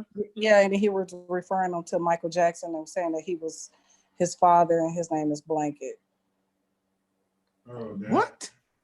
That dude was on drugs and all type of shit. Like I don't put that dude. No, that dude's messed up. He is, but if you listen to what he was saying, he was like pretty consistent. So then somebody, I guess, mentioned Jamie Foxx in the comments, and he was pretty much like, man, Jamie Foxx, that's Billie Jean. Like, trying to be funny, like, that's Michael Jackson lover. Like, so alluding to the fact that Will Smith and Jamie Foxx had something going on. Oh, damn. All right, I'm sick to my stomach now. That's not where I want. You can't take nothing that not where I want to Orlando go, Brown say seriously, because he say a bunch of wild stuff. Yeah, but you also have to consider most child stars in the industry when they're young, they are taken advantage of by all types of people around them, molested. Like that's like a common thing. And the quickest way to discredit somebody is to say, well, look at them, they drugged out, but not mentioning the fact that the reason why they drugged out is one, because y'all got them on drugs, so y'all can take advantage of them. Yeah, it's a fact. That's a fact. But I mean, it's kind of a car way to just draw conclusions. You know what I'm saying? You can't just say because that's true that they did it. You know what I mean? I can't say it's completely true, but I can't completely dismiss it like, oh, he just high on drugs. Like, he said, who else did he accuse? You know, of something? normally, like when somebody, they at least have a track record. Like Jamie, at least as far as I know, I never even heard Jamie Foxx even brought up with any type of track record with anything even go down that path. You know what I'm saying? Wait, you mean like homosexual? Yeah, you talk about, okay, so nobody was messing with Orlando. No, right? Orlando He said just that said- Will Smith molested him. Yeah. He said he never accused Jamie Foxx of that. He was just alluding to the fact that Hold Jamie on. Foxx. He said Will Smith molested him? Yeah. Like, see, you haven't heard, have you ever heard Will Smith with anything tied to, you know what I'm saying? Hold on. Is this the same dude that said Nick Cannon gave him some heat? Right. Yep, that same dude. Man, Chef. that dude retarded, man. You know what I'm saying? Like, he just lost credibility. Like, you know what I'm saying? He done so much. It's hard. You know what I'm saying? Like, you know how it is, He man. accused everybody of being gay. Like, exactly, Chef. What the fuck? Yeah. Well, so do y'all not take Terry Crews seriously either? Terry Crews don't have a I reputation. don't take him serious because anytime you let a dude feel on you and you don't do nothing about that, like, I don't. Nah, but what she means, Chef, is do you believe Terry Crews? Yeah, but I mean, Terry Crews don't have the type of reputation as Orlando Brown. It's kind of a Right. But Because the reality Orlando. Oh, go Now I ahead. said Orlando accuses like everybody. Like he got a story about everybody. And he stay getting into trouble, they're doing wild shit. They get him out, he fuck up again. I wouldn't say everybody, because honestly, I hadn't heard the Nick Cannon thing until I was looking for the Will Smith shit to hear what he had to say. I wouldn't say everybody, but I also would say, yeah, he's troubled. Definitely high most of the time on something more than weed. But at the same time, it's so prevalent in that industry that I just can't dismiss it. I mean, when I see like Gabrielle and Dwayne Wade, I look at that situation as this is some real crazy sick shit that's playing out in front of our eyes, and they're bold enough Child to put it. abuse. You said, huh?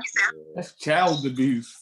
Yeah, I mean, but if you consider, if let's say hypothetically that their son is this, Transgender or whatever. sexually free transgender Y'all think child. it's a game? You think it's a game? Like what would make a child be focused on something so sexual so early? Like that's the elephant in the room that nobody's addressing. Why is why is this even a thought in a child's mind at such an early stage? They took him to the gay pride parade down here on South Beach. Like that's ridiculous. That's just like taking them to the strip club.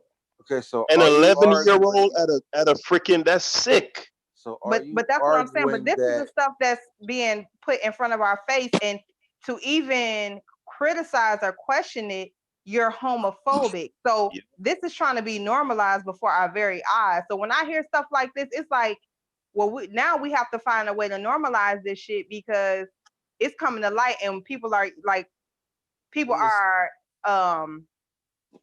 they're kind of pulling the covers off. You know what I'm saying? Like they moving the curtain. So what can we do to get in front of it? Well, we got to start normalizing some of this shit.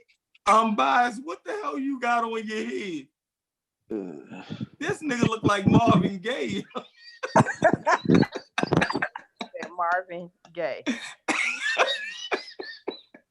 That nigga look like Marvin Gaye, yo.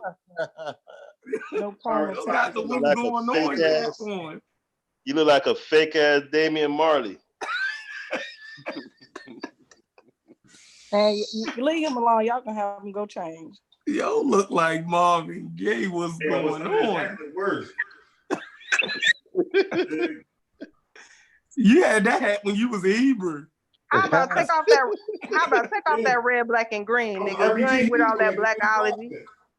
That's one of them that's one of them Hebrew hats. It's an RBG hat. It's not a kufi and it's not a Scully. It's like in between. This is customized. Oh my God. I got this customized. Hey, Chef, he said he never wore the show enough outfits. You ain't wearing the spikes? Nah. Yeah, I don't believe him. I don't believe him either. You ain't never get your spikes. You know why you don't believe me? Because you guys think Hebrew Israelites is all on the streets. See, now I'm gonna pull up on y'all. Hold on 1 second. Hey, you used to do the. Hey, was you that nigga that I got source up now. I got source up. How do you get your spikes? What do you gotta do to get your spikes? He represent his 420 today. Yo, what you gotta kill a nigga to get your spikes? Did you ever have to read? Did you ever have to do the read? Like read. I was never down with it. Read. Now look. Okay. Like Samuel 1976, by the way. 1926, Dig, George. That's bogus as hell. Like I be trying to listen to Captain Tazoriak, but them goddamn spikes is crazy. Hey, yeah, you didn't watch me in the first interview. When I interviewed. No, when that nigga had them fucking what he had on like some shingles or something. I'm like, nigga, those fringes. I just found when I found out proud about as hell. I said this nigga got fringes on his shit. I was like, these niggas ain't real. I thought it was a game. I ain't know it was serious. Where's his spikes? Story. He don't got no, so he not a real Hebrew. Nah, he's just GOCC. What that mean? Oh, you gotta have the spikes to be official? Yeah, them niggas look like bikers, yo, or something. The fuck? Definitely don't look like no religious organization. But I just be trying to figure out who puts that shit together. Like, what make you say, yeah, this the piece I want. I'm gonna rock this piece right here. Like, what the fuck? Yeah, but Amber, hold on. You know what my question is? Where the fuck they getting the outfits from, bro? Like, what concept of the Bible? They custom They made, making man. them shit. They making them shit. But like, where in the Bible it say they wore spikes? I don't know. I be trying to figure that shit out. They be having them shit everywhere too. They be having them gauntlets. They be be having them looking like fucking I know where they gauntlets. get it. They on. going to them gothic stores and getting that shit from them white people. Yeah. You remember the Road Warriors? That's what the fuck they dress like. You was GOCC? Nah. I was never with a camp. I just watched, a lot of their videos. You wasn't the real Hebrew. You were just moonlighting as a Hebrew and shit. Well, if you know what a Hebrew is by what? You was born a Hebrew, right? That's what they teach. By nationality. Oh, you was bootleg Hebrew. Yeah, he's bootleg Hebrew. You a pseudo Hebrew, Unbiased. So why you have spikes? Why by day Hebrew is Yeah, now I'm confused. How you just stop being a Hebrew then? Because he never got baptized. He wasn't official. You can't just join them boy group without telling them about it. Excuse me. You just join the group and you tell nobody in Hebrew. Where are the spikes? No spikes. Told you. This past Tony Smith. Hebrew. Hebrew. This ain't for all these places right here have been known for buying prisoners. What? Yo, so when I interviewed Nepal, we were saying that ISUPK during the height of Hebrew, they were unknown. They were never popular. Sinetta made them popular. Like they were like the no frills in the community. Like you had my man, look right here, the Comforter to Tazadakia that they said just passed. These were in GMS, like these were the most popular. GOCC, right here. Tazakia, the Comforter. These were like the most popular Hebrews. Not ISBK. Nobody knew who they were. So they made them popular, bro. Like they were the no frills. Hey, I got a quick question. Are y'all familiar with Reverend X? Mm-mm. The guy he stands in front of a green screen and it shouts, man, I don't know if it's Reverend X. Dude that be crip walking? Man, he cursed up a storm. He talks about. Oh yeah, I know what you're talking about. Buddy that be like, I don't give a fuck what you think. You talking about want to be he got like a shag or something? Yeah. Yeah, that dude, wow. That's my guy. And listen, if y'all ever want to laugh though, man, that his videos never ever fail. Never. Yeah, I like that dude there. I like him. You could scrub through. You could just start at any timestamp, and get some laughs out of that. Like especially when he gets callers, when he allow callers to call in. Oh my god! Oh, it's a wrap. Yeah, this dude right here he died from the coronavirus right here. Who? Tazakia, the one that got locked up for the embezzlement. Oh, where? Oh, wait, is that you said the one that got locked? Is that Tazariak boy? Nah, you talking about General Yohana. Nah, he was the most famous Hebrew Israelite, by the way. No, I thought it was another one that he was cool with that got locked up for molestation. Oh, yeah, that's another guy. But his name is like Taz something too, ain't it? Yeah, I forgot Buddy's name. Okay. Because I remember Jabari was checking him about that. Like, man, your boy got locked up for molesting women. But that's I didn't know about that. The brother passed away. So yeah, this is recent. Yeah, that's crazy, bro. That's April 9th. But So the average Hebrew Israelite did not have. They got conspiracies going. Died of coronavirus or murdered by the numbers. Now Look, the average Hebrew Israelite did not wear spikes. It just wearing something else wild though. They either got a gauntlet or some kind of loincloth or something wild. Is this the retarded? That's the retarded one where they were talking about the 13-year-olds and being able to swim in the kingdom. Oh yeah. Yeah, you know, because Daniel Allah don't dress like the other Hebrew lights. He got his own style. These niggas got on whole aprons. Daniel Allah wear gloves. They got on aprons and headbands, but talking about what the black woman needs to do. Nigga, you are the black woman. What the fuck you talking about? Allah dress more like you gotta talk about Brother Zabak. Brother Zabak is one, like he wears this dude right here from Harlem or Manhattan.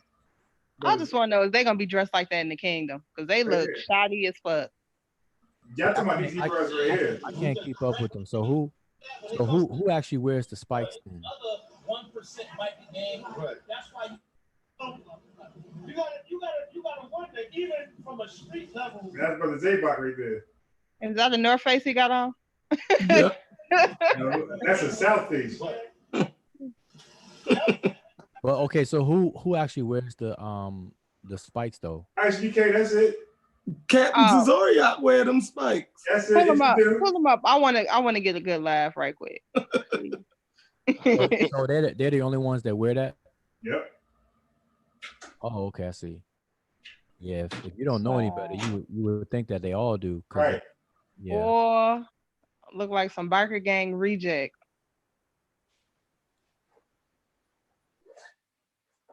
Did y'all watch the moment man got knocked out and he was heckling ICBK and somebody knocked his ass out? The white right here. Oh, this is hilarious right here. Oh my god, where's it at? Oh, that thing probably got deleted. Oh, right here. This is funny as hell, man. Look at this.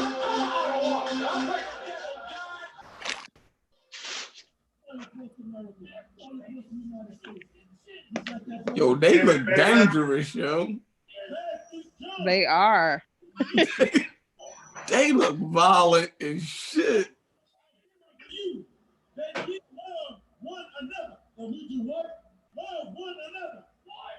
This guy right here, he's heckling, right?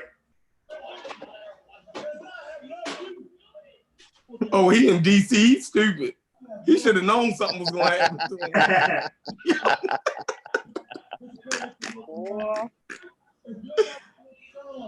Columbia Heights Station.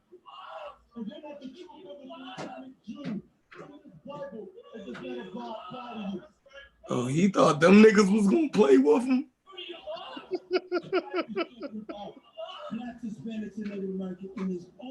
Look at Buddy with the boots on though. They look crazy. Oh, make him step down off his platform and fuck you up.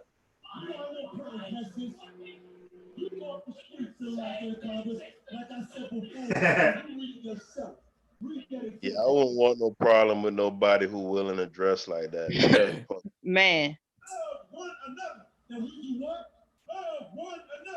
Yeah, this is gonna be the funniest Hebrews like video you ever watched in your life. Watch this.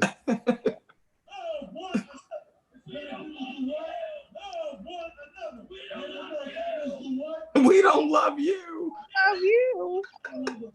Keep loving each other, and we love each other more than you love the so-called white man or any other nationality on the face of this earth. We'll be better than them. They getting that stuff from the costume store. America, the so-called white man, came America for bloodshed. Yeah, look, right across the street be GOCC over there. The guys in the white that showed you, they be right across the street. It's funny. Scared to come across the street. Look, they right over here. GLCC be right here, bro. They right across from CVS. They be right here while they'll be preaching over here.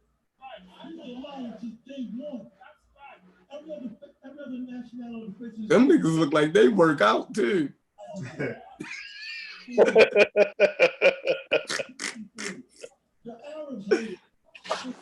You remember Jabari said he went to the house? And they was musty and doing push-ups and living weights.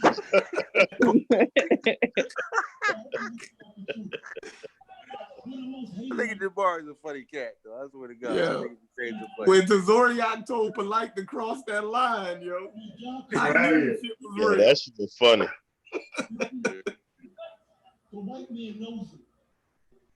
You know, Polite don't weigh but about one, about a good.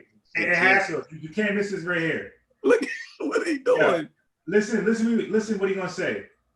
He gonna say, God strike me down right here. And he got struck down right there. Watch this. Watch this.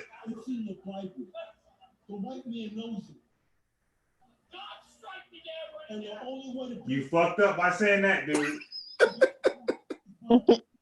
God finna come through.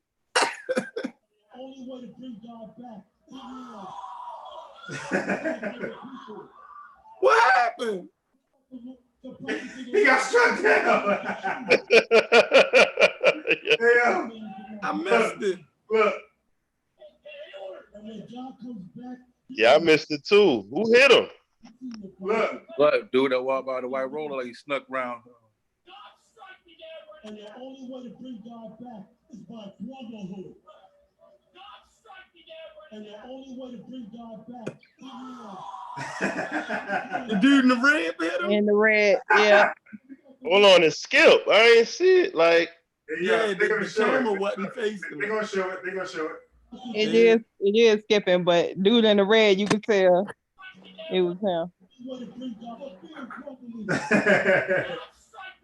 And the only way to bring God back. Oh yeah, he ran up out of there. Hey, buddy, who hit him ain't even got nothing to do with the Hebrews, dog. He got tired of him. Look, he you just see, did it on G. You see him? Oh, that's him? He don't even look black. That's double X. Look. Nah, he look still Valentine-ish. Word. Look. Look at my man looking around first. Watch him. The dude in red. Yeah, that looked like an herb or something. Now look, yo, watch his head. He be looking around, make sure it's safe. Watch. You see him? Mm. Now look, if you're from the hood, you know what he's doing. You better be ready to fight at that point.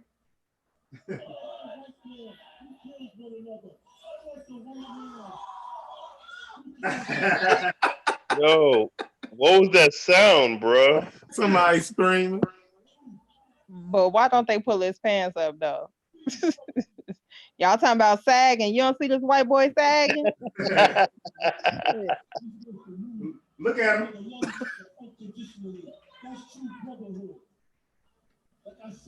What is wrong with him? Yeah, he needed that. He was just being in the he more annoying than they are. Shit. Mm-hmm. Yeah, they put him. God struck him down. Yeah. Yeah, prayers got answered. Yeah. Won't Most he do High. it? Won't he do it? Or the most Won't he lowest do he it? found out. And Sheffrin don't even believe in God. Good gracious, man. At all. That was a herb did that shit. God answered his prayer, man. He took him straight up. Did he? I wish I would have seen it though. That was it was underwhelming. I wanted to see it. Shit. Oh my God. That's crazy. That's it. Hey, yo, brother Zabak, some white boys. I wish I could find that one. This one you can see. So they preaching out there in Manhattan, and some white boys threw a quarter at him. So I mean, I don't know. White boys be getting bold. They threw a quarter at brother Zabak and them. Man, they commenced to beat. Yo, my God, it looked like something from Juice. I don't know why black people think white people scared of them. But that's also say getting bold. They been bold. Them niggas ain't never been scared of black people. Right. Like I don't know what make black people. I think that makes us feel good about ourselves. Yeah. Like, but white people being scared of black people, man, they brutalize black people. Yeah, that's like, true. that's what the fuck. Yeah, they be real spicy. Damn, I just wish I could find it, man. Yeah, y'all seen when goddamn Shaka threatened that hillbilly. Hillbilly wanted that pressure, boy. Yeah. Man, they was having a problem with that white boy, man. Yeah. He showed that they really ain't as sharp as they think they is. Like Polite was really struggling with him. They started calling him hillbilly. Polite tried the dude has said the leper argument that Polite tried to make wasn't even, that shit ain't even make sense. Like was Polite trying to say that all white people are lepers? Like that shit ain't even make sense. You know what I mean? Then Polite tried to say that the dude was saying when they started talking about Islam, the dude was saying that Prophet Muhammad was illiterate. Right, and Polite tried to say he wasn't illiterate. Right. And tried to say the word was a homophone. Language, yeah. It meant mother. I'm like, what the? Like the miracle of the Quran is that Prophet Muhammad was illiterate. Like, right. Like, what do you like? That was crazy. And the white boy said, look, after Polite got finished talking, the white boy said, that's the dumbest shit I ever. Wow. Like, yo, craziness, yo. Then when the white boy brought up the stuff about Mansa Musa, they didn't have no rebuttal. Hey, Chef, that was an easy argument to defeat because, I mean. What is that, Chef? I didn't watch that. Hold on. The white boy brought up that Mansa Musa had all of the slaves. Yeah, right? but that was an easy argument to defeat because he's trying to link Mansa Musa. He's trying to link Mansa Musa to the transatlantic slave trade, but didn't Mansa Musa go on his voyage or die in the 1300s? Yeah. Yeah, and the slave trade didn't start until after 1492. No, but that wasn't the white boy premise. His premise was that Mansa Musa and his he had 12,000, he took 12,000 slaves with him. Oh, okay. So he was saying that this guy had slaves and he basically was a part of the Arab slave trade. Right. Meaning right. And that's how white people learned about West Africa because of this guy, right? They was telling stories about this guy and the gold and the slaves. You feel me? So he put the whole thing together, and they didn't have no answer for it. Chef, you know how they could have easily defeated that? Is by pointing the fact out that the slaves in the Mali Empire would many times rise to positions in of holding office and like even being in royalty and stuff like that. Like chattel slavery and the type of slavery that they practice in Mali is completely different. Complete, like they're worlds apart. I don't know. Not what do you mean? No, because we know that those Mali kings and stuff was trading slaves across the Sahara and into North Africa with those fucking Muslims, with the Arabs and the Berbers. So what I'm saying is, whatever their slavery was in Mali, once you sell those people, right, or trade them across the Sahara, that shit is different from you see what I'm saying? Yeah, I feel you. Like so. Hey, I'm sorry, Chef. I wanted to make a correction because last night we were having a discussion about Onesimus, and I had found a source that said he was Garamanti from southern Libya. I did some further research, and that was incorrect. He's actually Goromanchi, which is like a French word from the area that corresponds to modern day Burkina Faso. So he was from West Africa. Just wanted to clear that up. Where did you think he was from? Well, we had found a source that said that he was from southern Libya. He was a Garamanti. You know, the Garamantis are in North Africa, right? I don't know if you ever heard of the Garamantis. Right, but there's a tribe in Burkina Faso that has a similar type name, and actually most sources believe that he comes from southern Libya, but like it's because of a misconception. Oh, okay. Yeah. So southern Libya it borders Chad, right? You know what? Let me not sound stupid. Let me go Google this shit real quick. I want to say yes. Yeah, because a lot of those tribes overlap in that area anyway. Right. Now I was just trolling with the Berbers. I was trolling because I was like, yeah, y'all bigging up this nigga, but this nigga a Berber, and I was laughing. Right. A lot of people in Chad and northern Niger and places like that, Mauritania, they be actually black Berbers. Bruh, nigga, and that's the thing that be tripping me out, because I think most of us in this community, like, we completely separate Berbers from other black Africans. And I'm looking at a lot of these Berbers, like in Niger especially, bro, these niggas blacker than a bit, hair nappy than a bitch. Hell yeah. But Berber is basically a culture. It's the way that they live in those deserts. You dig what I'm saying? And a language group and customs that grew in those areas. It really don't have a race to it. You dig what I'm saying? Like that's a hodgepodge of peoples in those areas. You know what I mean? I'm talking about niggas looking like Don Cheadle, bro. Yeah, it's a hodgepodge of people. You know what I mean? Like they all mixed up. Some of the Mali kings was Berbers. You feel me? Like, so how do you deal with that? You feel me? You're right, Chef. It borders Chad. Chad is to the south, and Niger. Mm-hmm. Yeah, so when you think about that, it was a couple kings of Mali was actually Berbers. So they had Berber kings in the Mali Empire. Shit, so, Ouagadougou too. Yeah, and Ouagadougou, yeah. Yep.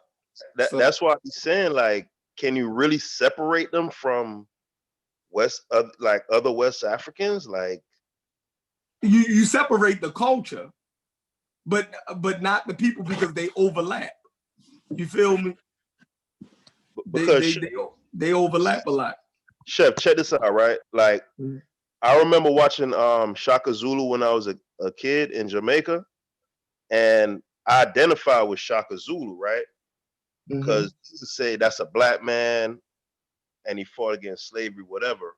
Now, he was from South Africa, if I'm not mistaken, right? Facts. And that's a completely different culture from where we're from. You know what I'm saying? But we identify him as black. We see him as one of us, quote unquote. But I don't know what it is. I guess because the Berbers, like they so mixed, like recently, that when it come to them, niggas look at them like, nah, they ain't black. They a whole different, like they with the Arabs. Like they ain't got nothing to do with us. Like, and that shit crazy. Yeah, but you got to be specific too, right? Because you have groups like the Tuareg or however you pronounce it, right? There's a lot of overlapping with the Tuareg people. You feel me? Like, and then you have a lot of Berbers who enslaved the West Africans, right? And took them north with them. So those people actually started to merge. Like it's videos on that shit actually. And if you look at what's the guy who just got killed? The Libyan Gaddafi. Gaddafi actually had a black militia, right? He was using soldiers from Chad. You feel me? So you gotta believe that the Berbers and the Arabs always been using blacks in their military and stuff. So it's an overlap in the culture. They've been doing that shit since the goddamn Moorish days. Shit, when they invaded goddamn Spain, 700 AD at least. Yep. So. Oh, I thought I was about to hit that play button on the Reverend X. How to? Is that book on pre-order? Wujawu? Oh no, not yet. I'm not yet. Hey, but you know what? Double X say North Africans ain't African. That's all about. He's talking about North Africans Africans. Y'all niggas out of y'all goddamn mind. Right. It's a misnomer. He had me down when he said that. So North Africans ain't African. It's a misnomer, goddamn. That's what he said. Negro. No, he's saying basically that since they back migrated into Africa, that they not Africans. Which yeah, like the whole entire region back migrated. You know but see, Wu. Yeah, the whole region, there's people there. Yeah. Wuja, you made a good point earlier when you was talking to Rabon about the Nubians. That was the same point I was making, that Nubia that we talk about Egypt is in Egypt. Yeah. So how do you separate the Nubians from the Egyptians when the Nubians are Egyptians? Yeah. Like it don't even make fucking sense. You feel me? Like, and that's what I was trying to explain to Double X one time. Yeah, I missed some of that bill because I tried to watch some of it, and then I think I was interrupted by the Teddy Riley versus Babyface. But how did it end up? Did everything, because it was going really well when I was there. No, I mean we agreed on everything. It wasn't a versus. It was really just a conversation. But you know, it was titled that way. So did he get what you were saying about the secret societies being kind of like entwined into the culture and the society itself?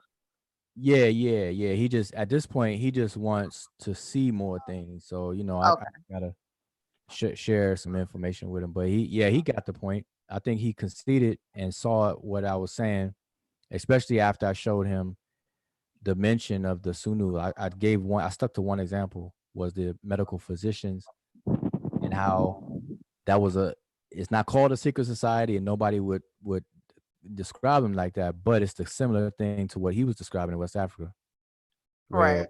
you know I just don't see how that would not be within a civilization. You know what I'm saying? Like, because you would find that in the Native Americans. You see what I'm saying? Yep. Like, it just seemed like a progression when you reach civilization status like that. You would seem like that would have to be in play, because you would need that knowledge of the skilled people to be passed down. You know what I'm saying? And what better or who better received than the actual children, or you know what I'm saying, somebody in the family. Now check this out. Yeah. So think about this, and this a lot of stuff we take for granted, but just think about this real quick. We writing is only about 5,000 give or take years old, right? And humanity has been existing for 200,000 plus or whatever.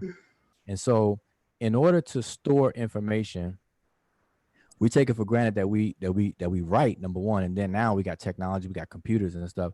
But just look at writing. Pre-writing, it's really hard for us to conceive of a world where there's no writing, there's no way to document information. So what that means for the topic Rob Bourne and I was talking about is that back in the day, in ancient times, there were whole families that were responsible for trades, where a trade was passed down in family lineage, bloodlines. So you got a whole family of people who may be the doctors. You got a whole different family line and a bunch of people that may be the warriors and stuff. So they had to pass down these trades and this knowledge as best they could. And so what better way to do it to your close family members, your nuclear family, and then your extended family. So that's how societies or ethnicities became the totality of a trade. Like today, the collagen people, not today, but more recent, the collagen people of Kenya today, they were the warrior class of ancient Kemet, of ancient Egypt, in ancient Egyptian times. But now, they do diverse things, but they were only known as warriors. That whole big ethnicity of people, you see, and so we got to keep that in mind. So that was one of the things I was saying today as well, that we got to look at it and keep all this stuff in mind, that we can't look at it with our modern lens. We got to kind of approach these things with a cup. Yeah. Like, I felt that part of it. Like, I listened to some of it. It was a good bill, though. You know what I'm saying? It was a good bill. You know what I mean? Rob won't just like to see the correlation. Yeah, I showed. Let me show you.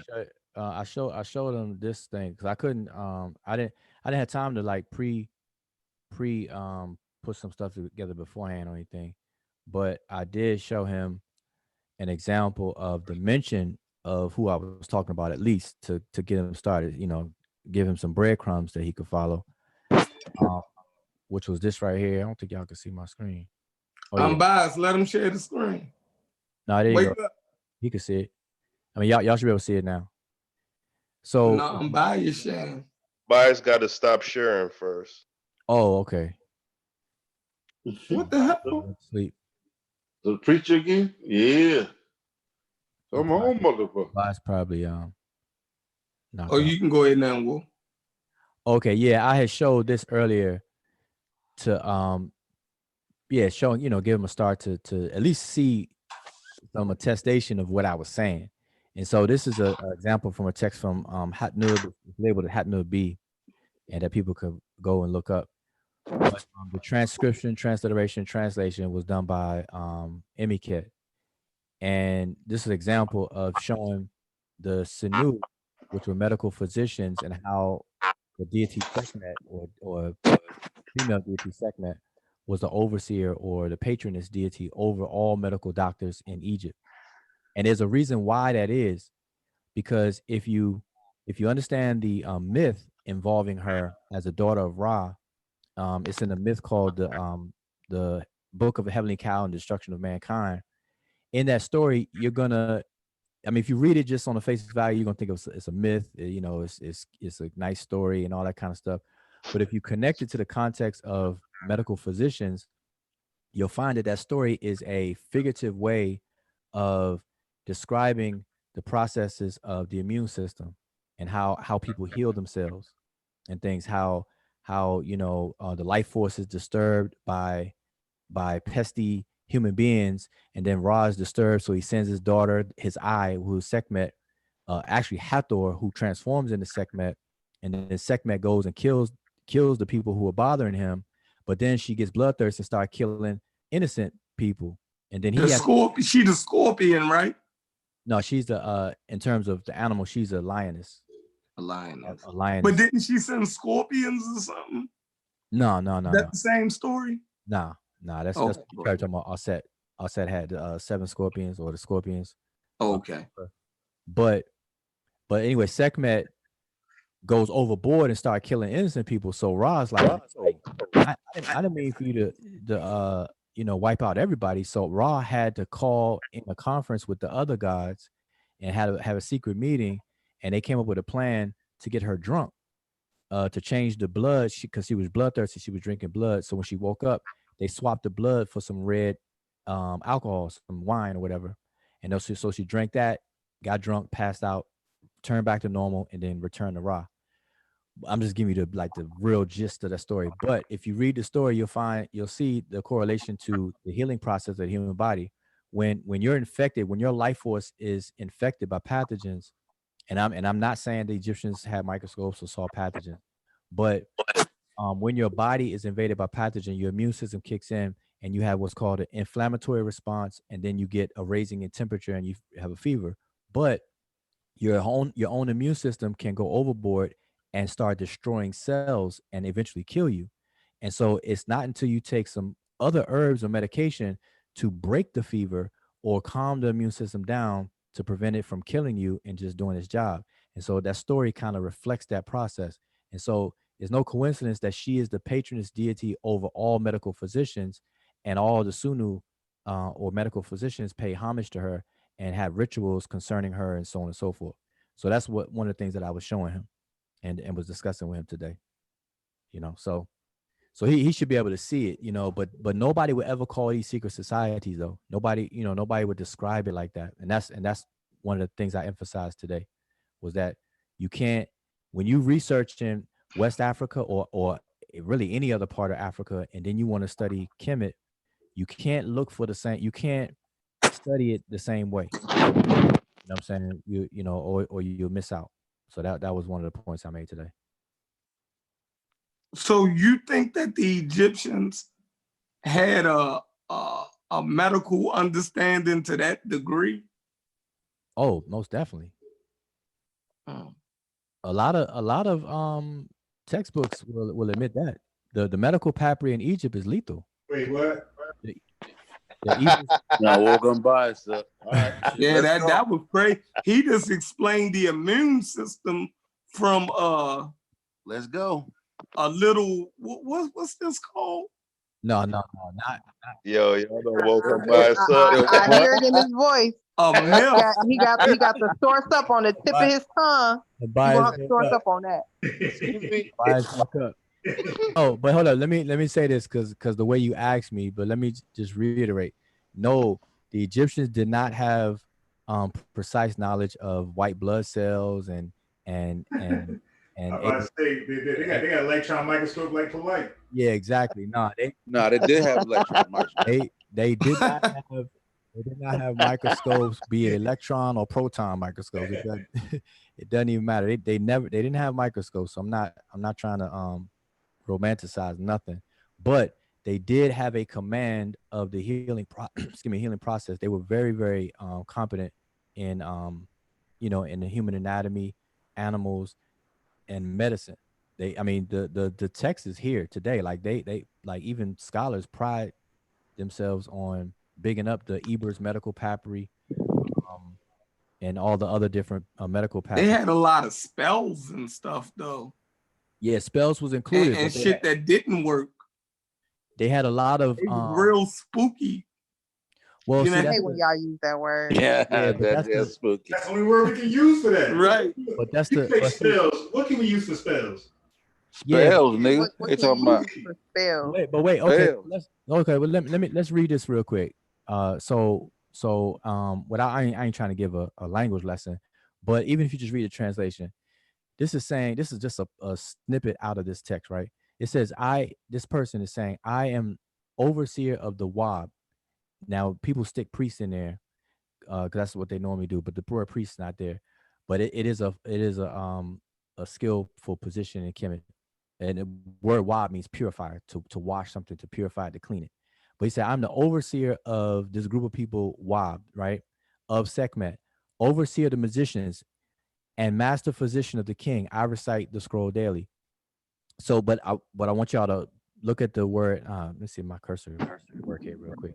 Okay, this word right here, y'all can see my cursor. This word right here is the word hekau, and that's what that's what's being translated popularly as magicians. So when y'all say spells, this is where people get that spells from being intertwined with medical, the medical practice, the medical practitioners in Egypt, because they did have utterances and things while they were treating and healing people. So they did perform rituals and have these different utterances that they try to say is spells, but they're really utterances and things that they would utter and say and deal with that they did.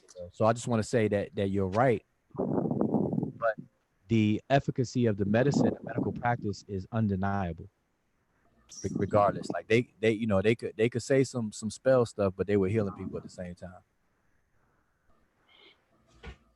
Yeah. I can agree, but I think that they had to. It's kind of sketchy because some of the stuff that they, like a spell is basic. If you believe they have anything to do with the medical process, then like you off. You know what I mean? Like now the technical part of it, of resetting the bone and stuff like that, yeah. I think that they could do stuff like that. Like wait, hold on. But check this out. Battlefield medicine, like, yeah, that shit is. But hold up, now Then some surgeries, hold up. Some surgeries they shown that they had a working knowledge of, like moving cataracts. Stop. The surgery they did. I forgot they say it was like it was external surgery. They didn't do any internal surgery. Yeah, but just to Sheffrin, to your point, see, you would have a actual point to make if the Egyptians sat around and did spells only. but when you have an effective medical practice that's actually healing people, diagnosing people properly, and bringing them back to health, a homeostasis state, and all that kind of stuff, and you have the spells included, then you got to take that all in consideration, because now you have to look at it a little bit different. Because although they translate these things as spells, you got to remember that they translate it as spells and magic, but those are not the words that are in there. Hikau is not magic, but they translate it as magic.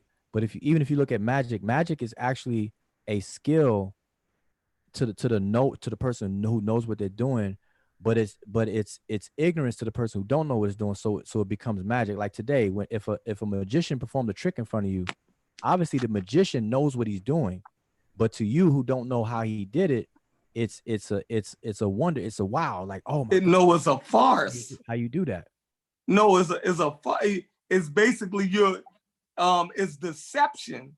So if you're going to use magic, right, and then the person that's performing the magic act knows that he's performing deception, he's trying to deceive you, right? Now, if a doctor is saying he's doing magic, then he's basically no, but listen, I just want you to understand that that's magic, a fraud. But magic is not the word that the Egyptians used. I'm just trying to get you to see the layers of how this is being articulated by scholars, though.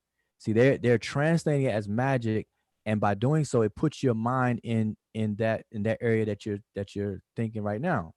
But the Egyptians did not use the word magic, of course, and stuff like that. Hika and Hikau, they're used differently in the language. So they translate as magic, and that's a semi okay if you look at magic not as a something spooky, as actually a skill that's performed, because a magician, the other magicians, like if we're in the audience watching David Copperfield or whatever, if you and I were magicians watching him, we're not thinking the same things that the average other person is thinking. We're looking at him to see how well he's performing a skill. Other people are like, wow, how do you do that? Oh my God. And they're entertained and the whole nine. So the whole translation about magic is putting people in that frame of mind, but it's not. So you have more up to date translations. They're not using spell or magic or whatever. They're calling it what it is. Like the word utterances for spells is really the word utterances, recitations. These are things that things that people talk about and discuss. So there's a psychological component that the Egyptians addressed. And you got to understand, because the Egyptians could not see the pathogens, they looked at the causal agents of these ailments. They looked at it as unseen forces. And so to diagnose or to speak about these unseen forces, that's where you get the so-called words of power being translated as magic and all that other kind of stuff. So I just want to let you know it's it's more to it than that. But when you look at just to make it even more bring it up to date, more simple, when you look at societies moving forward, like they never really separate spirituality from the process, right? Let's say even take today. If you got shot, you were injured, and you went to the hospital, and the doctor did what they did and brought you back out of surgery, whatnot. Your parents or the people that have faith would still come and pray for you, Pray over you. Mm-hmm. even though the doctor has still done the work. You see what I'm saying? Because Even while the they're doing the work. spirituality was, the spirituality would just still be connected to it. You know what I'm saying? It's just hard to separate from a people when they're spiritual. You see what I'm saying? Yeah, so I mean, it's not like I just don't. I never want people to think it's cut and dry, like like off and on, up and down, left and right. It's more to it than what a lot of people think, and that's something that I was hoping to pass off to Rob Bourne, also a little bit, because it's not too much different than what people do today. Like for example, I said today we have coroners, we have morticians, all the people that work on deceased bodies and stuff like that, the morgue and everything like that. Nobody would dare call a mortician a priest. Nobody would dare call a coroner a priest today. But yet in ancient Kemet, people who did the same jobs, they call them priests.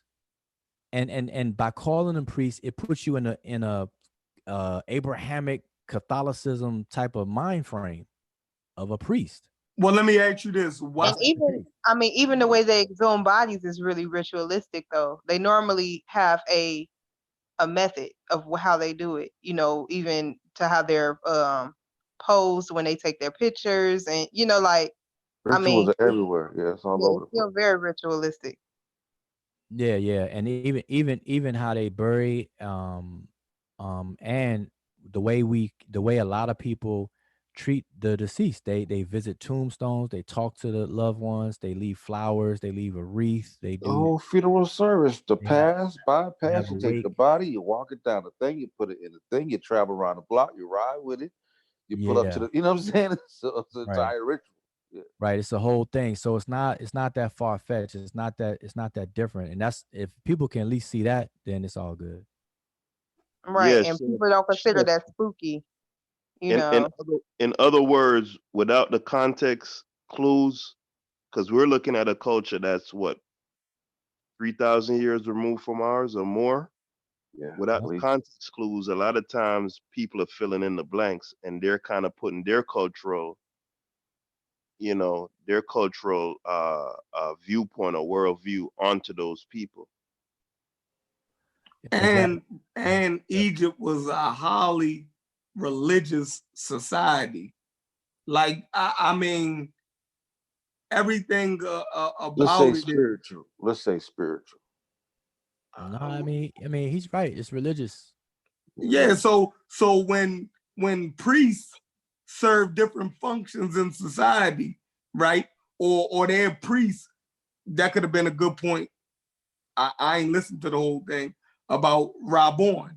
The priestly class, right, was responsible for certain functions in society, like the handling of the dead, right?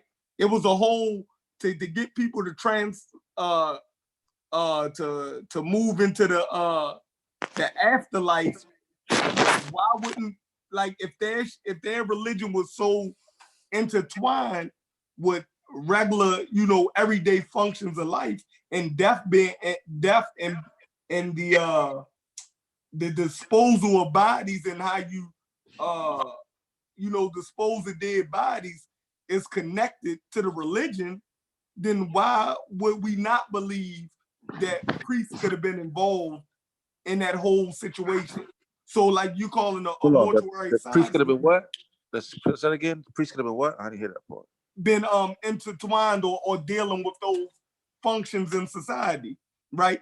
Since how am I saying it?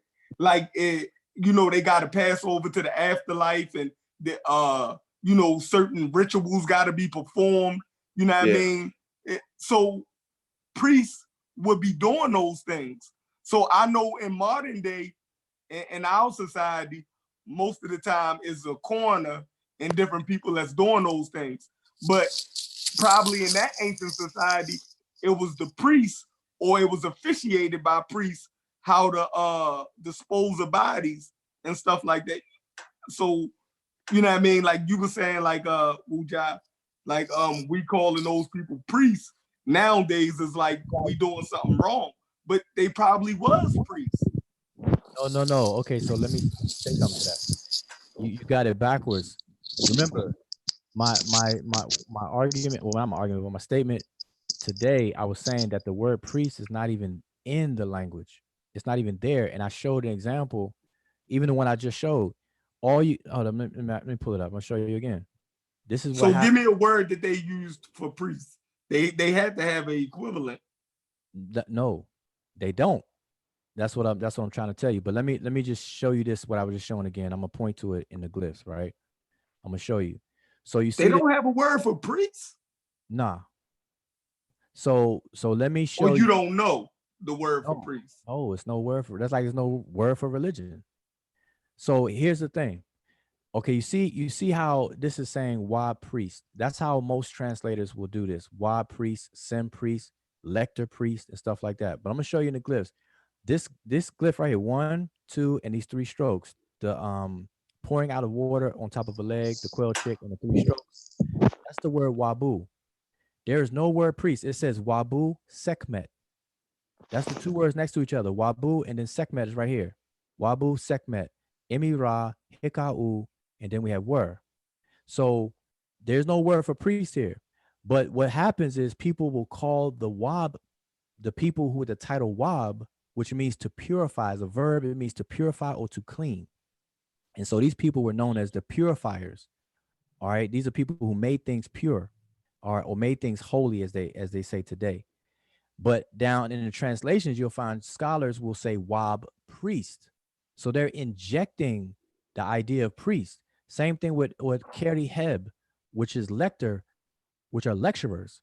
And actually Keri Heb, which actually means those who are under the scroll, means that those who are possessors of the scrolls, because they lecture from the books.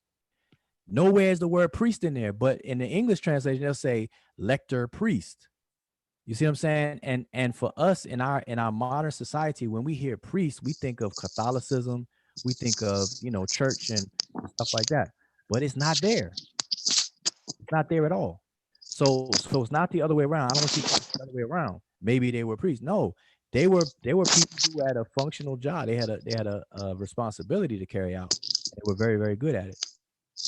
That's it. So you said, all right. So did they have priests in Egypt? No, they had people that were highly skilled in jobs, and they were very important jobs. And that's what's being described modernly as priests, but they didn't have priests in the same function that we see today, like the father standing in front of people giving Yeah, because like in other words, they didn't have like a service. I don't believe that. I'm asking. A highly religious society with temples to their deities, people that operate in these temples that perform these hymns and stuff to these deities. They're not, and they know the secret hymns and different. They're not priests. Like, what are we saying? Like, let me just did they? I just want to clarify. I'm gonna ask rather. Did they have like something similar to a service to where like it's because when we think of priests, we thinking of a church service, right? Yeah. Our idea of a priest is a whole bunch of people and the preacher up there, doing his thing. Did they have that in Egypt where all the people would get together and then the priest would do that type of stuff, Ujo? I'm gonna show y'all a picture as I answer the I'm question. asking. I'm just asking. Yeah. I'm gonna show you. Jabari, Egyptian priest. So that just blows it out the water right there. No, okay. That might be modernized mixed in with, So now Jabari ain't a priest. No, I'm not. I'm not saying that he's not a priest. Hopefully, I guess I'm not doing a good job, but I'm trying to convey that. Matter of fact, we did a whole video. It's on our channel, the Seshu Mani Meta channel. We addressed this whole issue about priests, right? And it's about an hour-long video, but the gist of it is what I'm saying to y'all right now. There is no equivalent to priest in the Egyptian language. Why the word? Okay, got it. Just the word, but not the function. And the function. So here's what I said earlier. So listen, there's a mortician. Mortuary science. Today, what a mortician does today, right? Describe some of the things that a mortician does today. What like give me 3 things that a mortician does today. Embalm. Prepare the body for service. Yeah. Make them to pick one for that. Yeah. Okay. So that's good enough, right? So now my question: would you call a mortician that does that? Would you call him a priest? No, he's a mortician. Yeah. Not necessarily.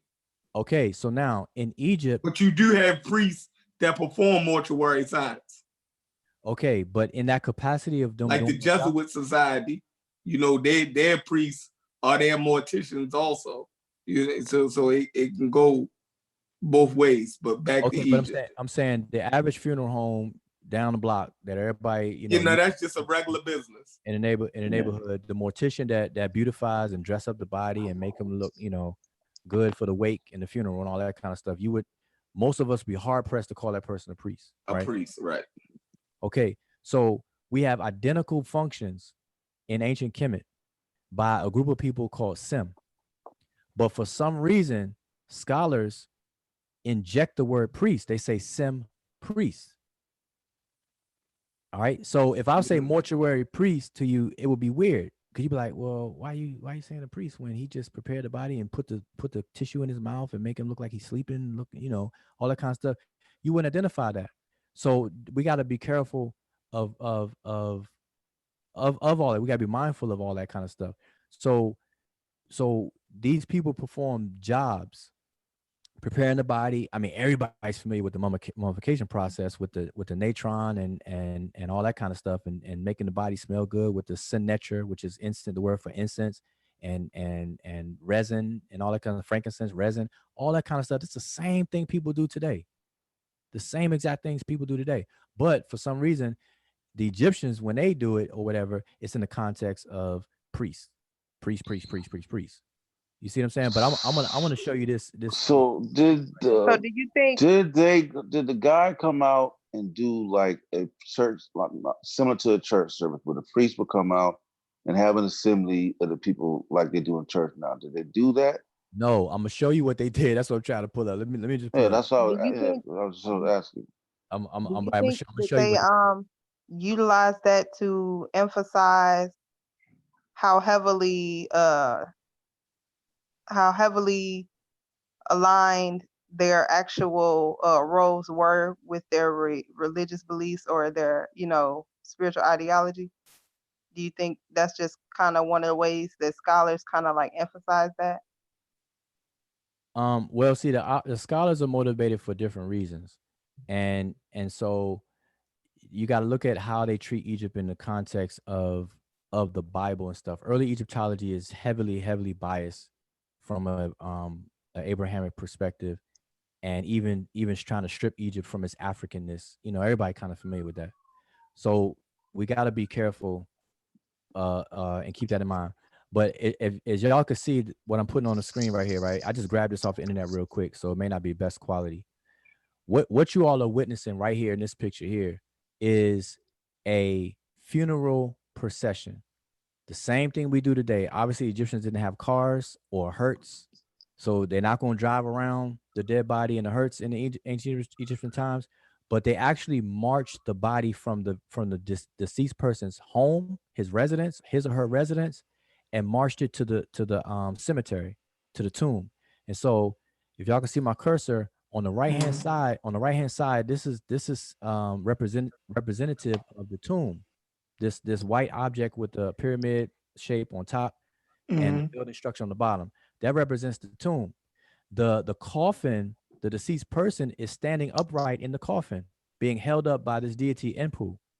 The wife or daughter or close relative, female relatives, are giving their goodbye farewells and things like that in front of them. They're performing a ritual of the pulling of the hair and stuff like that.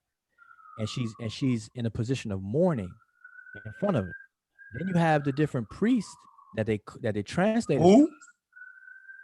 You said they were priests? No, let me finish what I'm saying. That's what I'm saying. Okay. This is who they're translating. This is who gets translated as priest. All they're doing, like, this is the Carrie Heb Lecter priest, the Sem priest, Wab priest. People are different, have different responsibilities. They translate these folks as priests. All right. So, but all they're doing is performing certain functions during this ceremony or this procession. You have a group of women right here. Today we do the same thing. These are what's called professional mourners, wailers. Mm-hmm. Yeah, these are people who are paid to cry and mourn, and people do that today. Like you can actually open up the yellow pages or whatever, and funeral homes will actually have on speed dial people who have a business where they come in and act. All they do is come into the funeral and cry. Have y'all familiar with that, right? Today? Yeah, familiar. That's crazy. So that took place in Egypt. You have professional mourners. These women would dress up and they would perform a pulling of the hair ritual, and that's why their hands in this position. There is reasons why they do all that stuff. And then the different items are carried by people. Now you can't see, this is cut off from the left, but if I had the whole scroll right here to what's missing is you'll see other people marching the body from the house. You, like on the left hand side, you'll see the person's house, and then this would be a whole funerary procession. So it wasn't like a indoor church service and all this other kind of stuff. They performed a ceremony and a procession and led the body to the tomb and buried it. All right. So the role of basically the quote unquote priest, which is priest for lack of a better term, I don't know the Kemet version to say it, was more functional funerary preparation. Mm-hmm. That might be a responsibility. So what other responsibility other than funerary would the quote unquote, so-called priests have, in other words? Well, you have what they're translating as priests, but you have people that were I'm saying, just for lack of a better term, just we know it's not priests, but So you have groups a small group of people that were responsible for carrying out the funerary duties. And today that would be the same duties as morticians, coroners, and the likes. So that's who somebody's sharing their screen too. Okay. So they would mostly deal with in other words, that was their profession. Yeah. Death to the afterlife, but they wouldn't hold them like services. Like, you know what I'm saying? Right, but check it out. Services. Now, this right here says clergy, priests, and priestesses in ancient Egypt. Now, and just in this first paragraph, right? Go back up. Oh, hold up. I think, ma'am, I'm looking at delay. Hold up, my fault. Oh, right. You said? Go ahead. Yeah. All right. Now it says the ancient Egyptians understood that their gods had prevailed over the forces of chaos through the creation of the world and relied upon humanity's help to maintain it. The people of Mesopotamia held this same belief, but felt that they were co-workers with the gods, laboring daily to hold back chaos through even the simplest acts. But the Egyptians believed all they had to do was recognize how the world worked, who was responsible for its operation, and behave accordingly. Now, in this paragraph, it says, this behavior was directed by the central cultural value of Mayat, harmony and balance, which was sustained by an underlying force known as Heka, which is magic. Heka, personified as the god Heka, had been presented at the creation of the world, pre-existing the gods, and allowed those gods to perform their duties. All the people, by observing Mayat, helped to maintain the order established by the gods through Heka, which is magic, but a special class was responsible for honoring and caring for the gods daily, and this was the priesthood. Okay, show me the word priesthood in Egyptian. Show me the word right, priesthood. But they what they doing is explaining a function. No, I got you. But I'm saying, right. So even though we don't know their word, or you saying they don't have a word, they never had a word for a priest in their whole 5,000 year history. That might be the case, but they did have what we would call the equivalent of a priest. They had a priesthood. So what you're gonna have to do is, all right, let's take a moment and ignore everything about Egypt. Let's pretend Egypt never existed. So you're gonna have to describe for me what you're calling a priest. Like, what is a priest to you, and exclude Egypt, period. Like, what do you think of a priest? Like, when you say priest, what do you think of a priest? I knew that was coming, Chef. All right, people that in the temple or the church that are in communion, so-called, with the deities, who know the certain rites and passages, who, you know what I mean, who perform the functions in the religious sanctuary. The officials in those religious sanctuaries are what we would call priests. Like that's not what we would consider as a priest. And are we saying that Egypt didn't have those people that perform those functions in society and in their religious buildings and stuff like that? Like, all right, so am I making sense, Wu Josh? Yeah, I got you. That's why I asked you, because I just want to get an idea. Oh, you ain't had to stop sharing. I wanted you.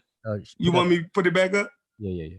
All right. No, I asked you that because, I don't like to assume, and that's good. So here's the thing. Now, if you're describing a priest as somebody who performs a job in a temple or sanctuary, then by that definition, then you would identify some Egyptian folks as priests, then, because there were human beings that built temples, cleaned them, and pulled out artifacts for processions, and then put them back into storage when the processions were over, and all kinds of stuff. So by they knew the sacred hymns, like that was their job. You feel me? They sung songs, right? So So by that definition, you would be in agreement with calling him a priest and everything. Right. Okay. But that would be the same as a mortician, though, kind of, Sheffrin, though, like. No. But What I'm saying is theirs is directly related to their religious regalia, their whole the religious apparatus, how it functions in society. I'm saying that they had those type of people the same way that we have Catholic priests that oversee the church.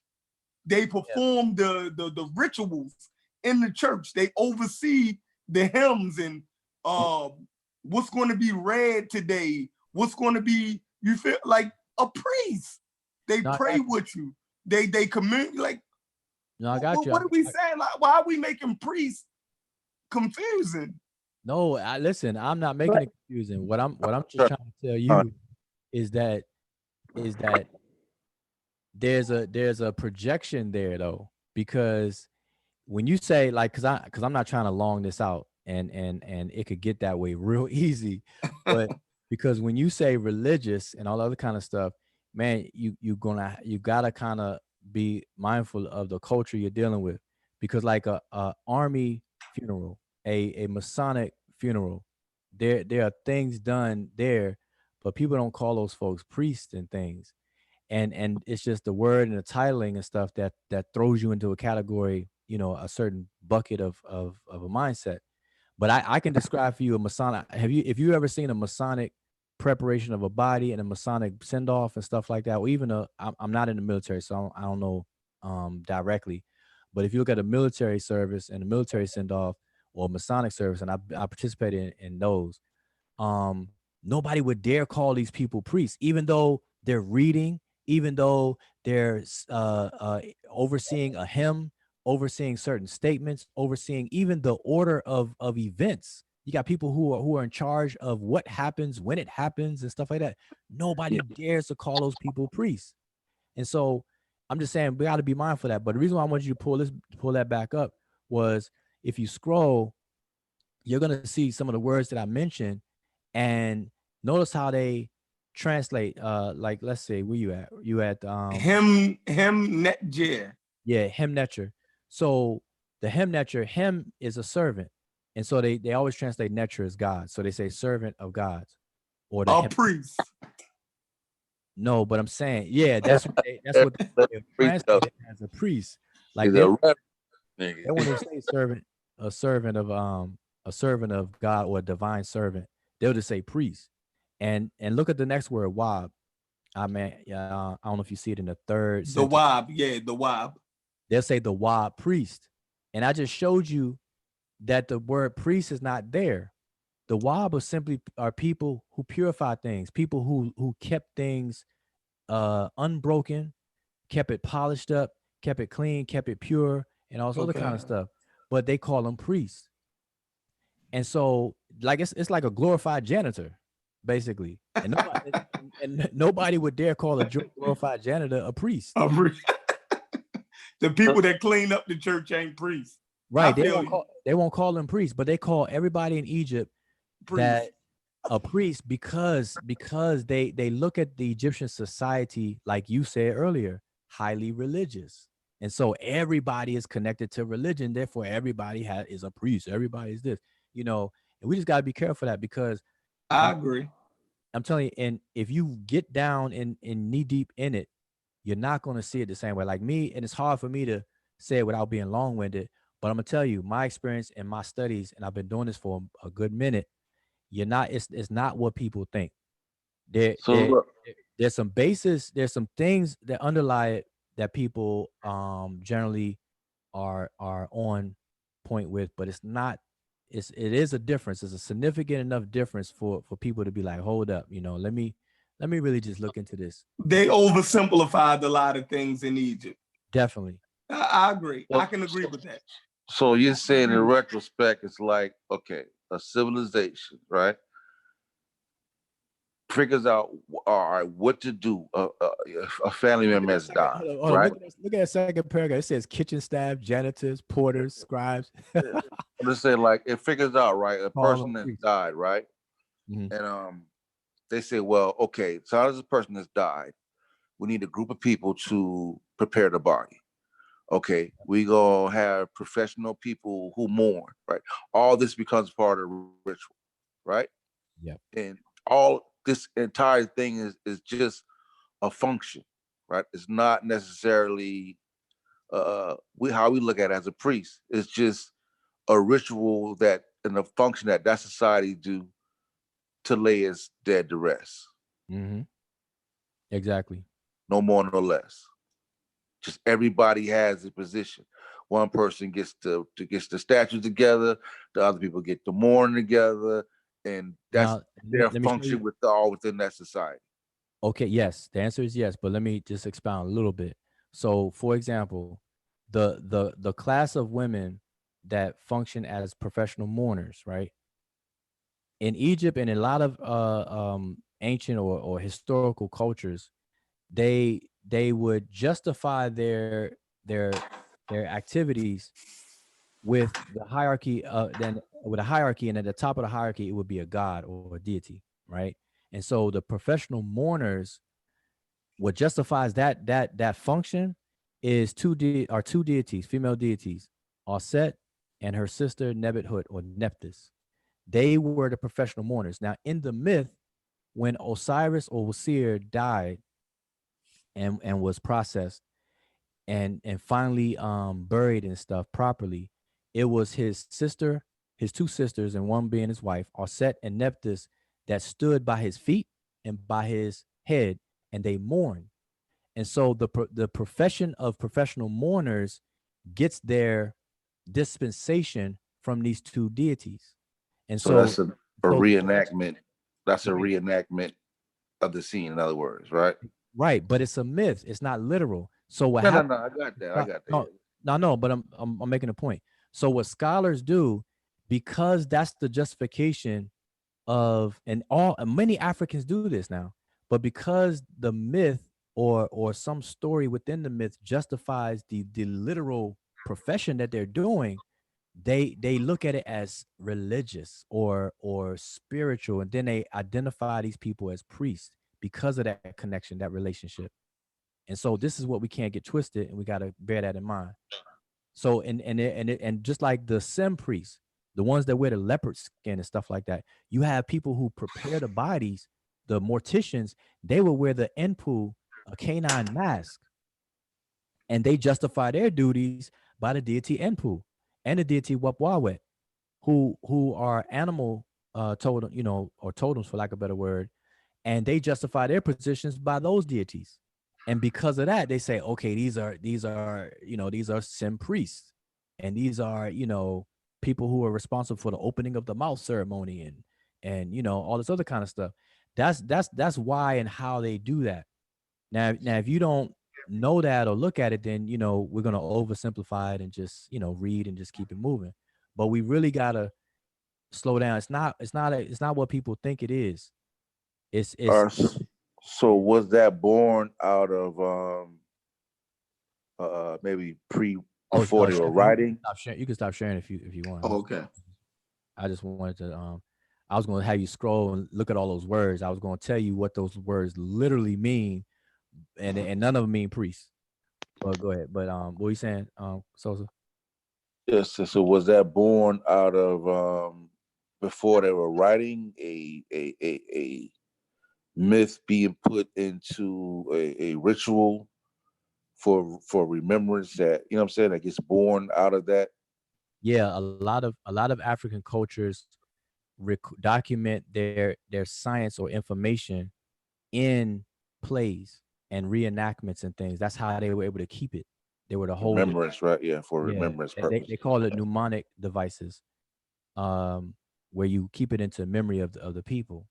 And so Egypt being a literary society, you had a class of people called scribes who actually were able to document it in tangible documentation, So it was no longer fleeing. They had a more permanency.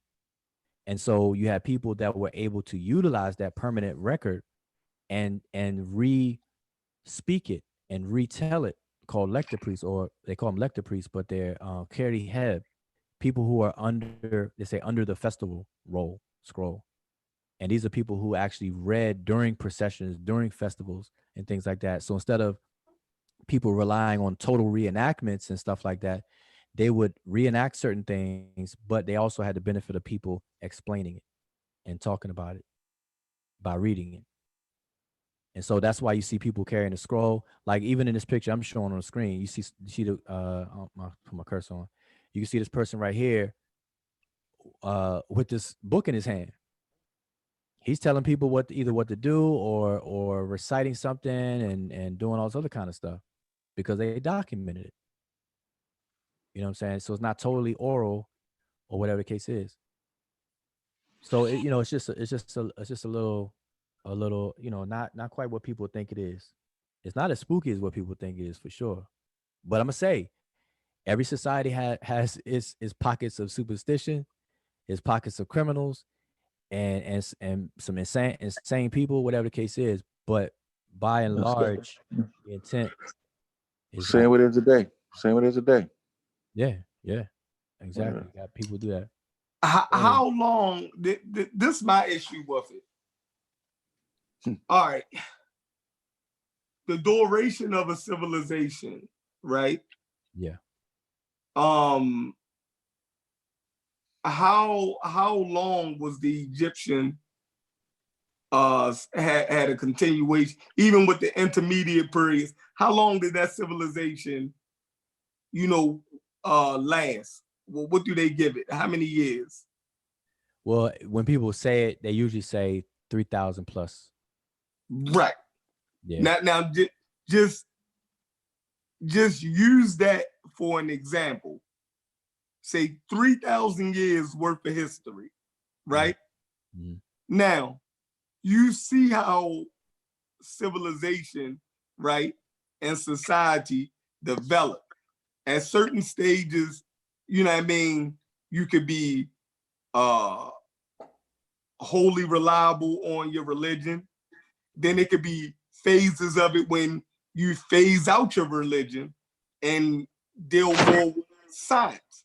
Like our society right now is a continuation of older societies, right? Now, just think in the 1600s, right? When people first started to,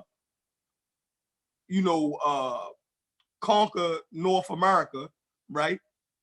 Those people were Puritans, right? They were highly religious. You dig what I'm saying?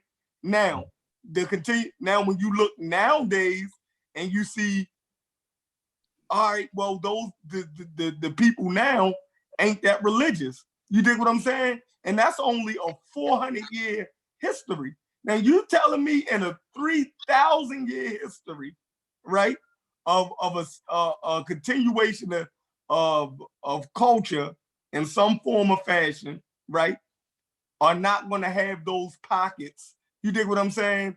Where they're going to be heavily religious at some time. You know what I mean? Sometimes you're going to have people who are more progressive, right? Mm-hmm. With science, and then you'll have certain people that or groups of people that get into power and they want to be more expansive, meaning they want to expand their influence and their power outside their borders.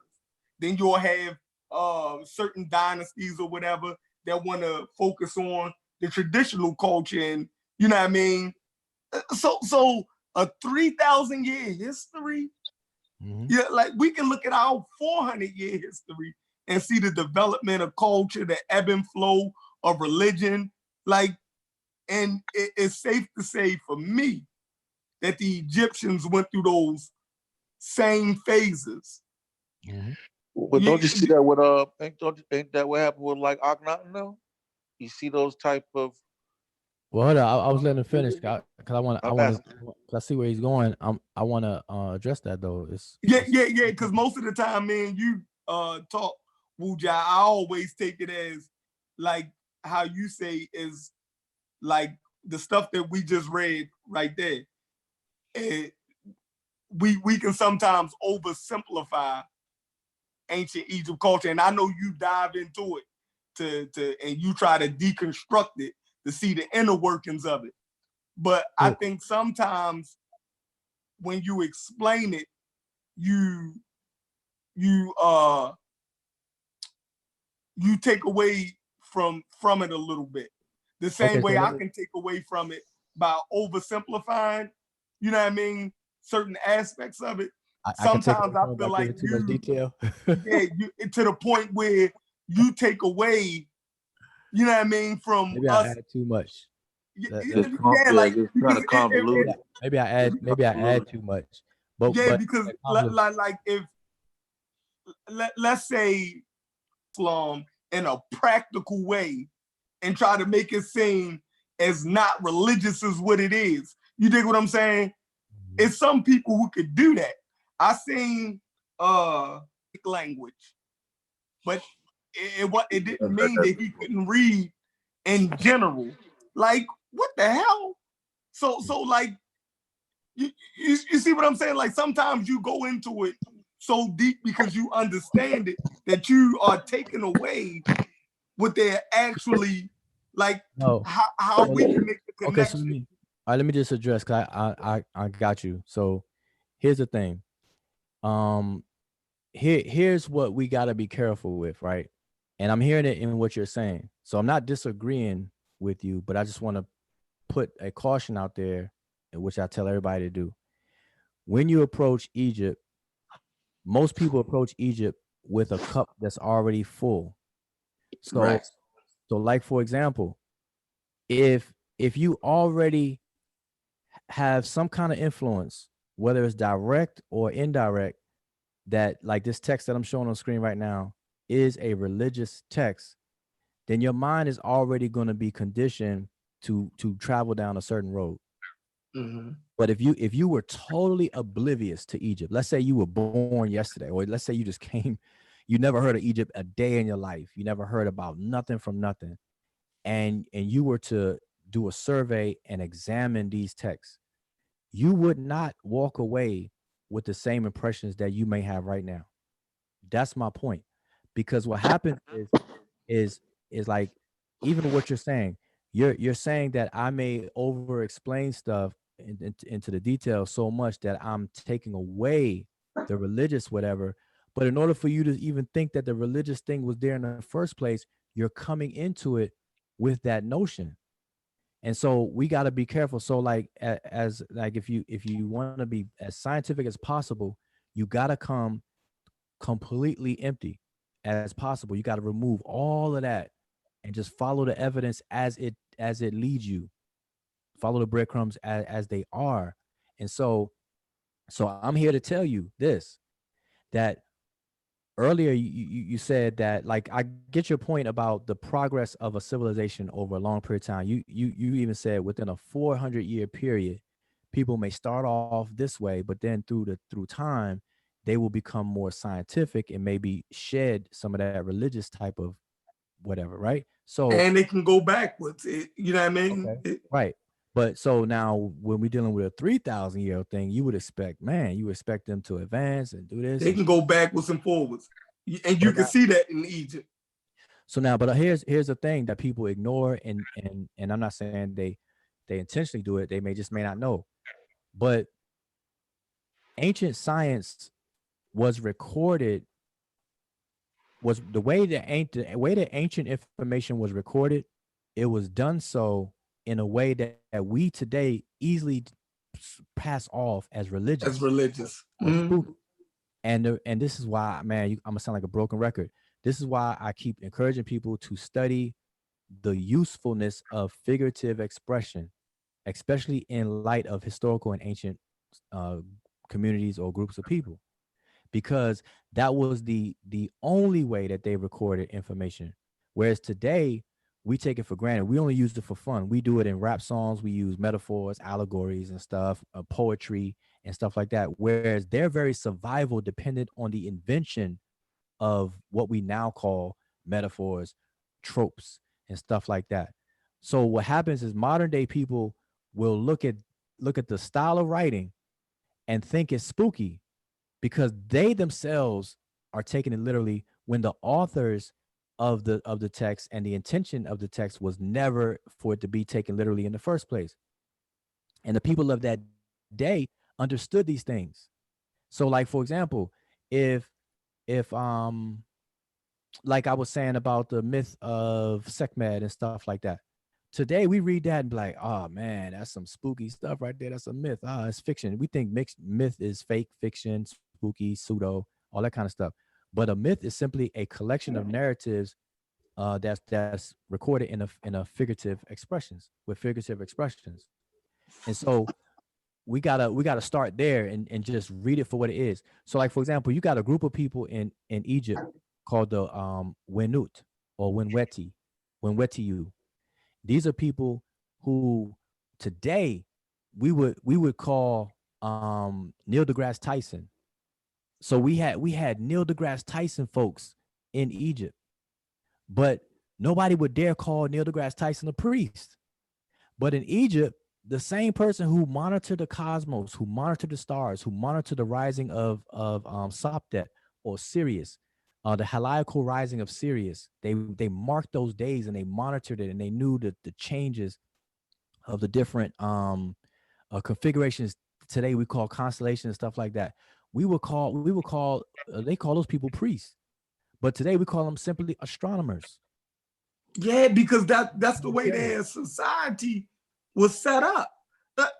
Just think. Our society, wait a minute, our society is set up the same way. The advancement in astrophysics is what is one of the many things that guides our society today. Same thing with Egypt. But you have to know this. What? A lot of our constellations and stuff, right? That was mapped out in modern day time. Certain celestial bodies of recognizing when certain asteroids and stuff can come back around was made by priests. Like the calendar and certain things was reworked by Christian priests. Catholic and Jesuit priests did that. So if they did that in this society and we're a continuation, you know what I mean, from what those priests did. So how is it hard to understand that the Egyptian priests could do those same functions? No, what I'm saying is, listen, if you want to call them priests, I have no squabbles about it because a lot of translations will say priest. I'm not stuck on the word priest. What I'm trying to get you to understand is that when you say that, like even the calendar we use today, we're using it. There's nothing spooky about the calendar, but yet you just said that priests are responsible for it. Right. So what I'm saying to you is that the group of people that went to you folks that did monitor the cosmos, monitored the seasonal changes and stuff like that, did the marking of the flooding of the Nile and how high it was and could predict these things. They label all those folks that did that kind of stuff priests. But that does not. But what's the practical reason? What's the practical reason why those people were called priests? And I can tell you, because in ancient society, priests was given leisure, right, to work those things out, where the other people had to go out in the field and work. You dig what I'm saying? The priest was given the leisure, right? That's not you true. Said that's not accurate? No, what the priest had a double fold thing. It was more like the military. You were obligated to serve your duties for a period of time, and then when that time was done, then you go to your other jobs. And then when that time comes back again, you got to put in the service of your important job that they call in priesthood or priestly duties. So it wasn't, they didn't have no leisure like that. It was actually a hard and tough thing to do. That was real hard. And matter of fact, I'm not saying it, and I'm saying where your job in the society was more backbreaking, right? No, Far as why that's what I'm saying. The priests, the priests were under more pressure than other people because they had to make sure everything runs smooth without a hiccup and this and that because they were dealing. They had to give answers. Yeah, that and they were dealing with things that was the most important things to the society called deities and the procession of the statues of the deities and processions, the all the different ceremonies and rituals. Man, Egypt had rituals for everything, or ceremonies and festivals for everything. There was a festival going on about every day. You would think that Egypt was a whole society of just a club, like Club Egypt, because it was always a party. There was always a party somewhere. Somewhere going on, somewhere for real. Like I'm not even exaggerating. There was a festival for every day, just about. So, but not in the same place, of course. But I'm saying, right. So I guess my point though is that science and religion in Egypt was intertwined. Was one thing, Mm-hmm. right? So what we call science and religion. But I'm gonna tell you, the religious component gets a bad rap because people don't understand the method of recording their data, which is figurative. And so they look at these figurative things and interpret it literally only to reject it as silly or spooky. And that was never the case. The Egyptians didn't understand it that way. They didn't see it that way. Because they didn't separate it yet. They didn't make it to the point in history where they was able to completely separate it the way that we then pull the way. You see what I'm saying? Like for instance, the Catholic priests, like we still use a lot of their data, right? That they then came up with, like it built the Renaissance era, like because they was getting the information from Arabia. You dig what I'm saying? All of that stuff was and the Arabians was recording the scientific shit from like Greece. You feel me? And probably Greece. The translation houses where they exactly. You feel me? When the church had basically shut down, you dig what I'm saying? Those priests was actually getting that stuff from those translation houses, and they was reworking a lot of that stuff. So by the time the Renaissance era and stuff popped around, the priest was like light years ahead of everybody else.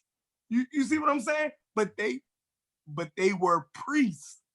You feel me? The same way the Egyptians, or I guess in Mesopotamia, like the article was just reading. What I'm saying about them is not that they had leisure far as wise relax, because endeavors of the mind are sometimes more taxing than endeavors of the body. I totally get that. I'm not saying that, you feel me, that mental pursuits is not as taxing as physical pursuits, but I'm saying that a person that sits around and study, right, is not exhausting his body the way a goddamn farmer in I got you, and you're right, and you're 100% right. But just keep in mind, that's normal in every society. There's certain jobs that are just more physically demanding than others. Right. But the whole scribal profession, one of the propagandas about the scribal institution was the fact that you didn't have to do those backbreaking things, and that's what attracted a lot of people. That was the selling point to get people to become scribes. That's in the Satire of Trades. If you ever read that text, the Satire of Trades, where they're actually glorifying the scribal institution. But it's not that many exaggerations in it. But you know, you'll hear them say things like that. But listen, so I guess with this point, because man, we can go on and on. But right. let's just the problem is this separation of figurativeness from literal stuff that causes a big problem.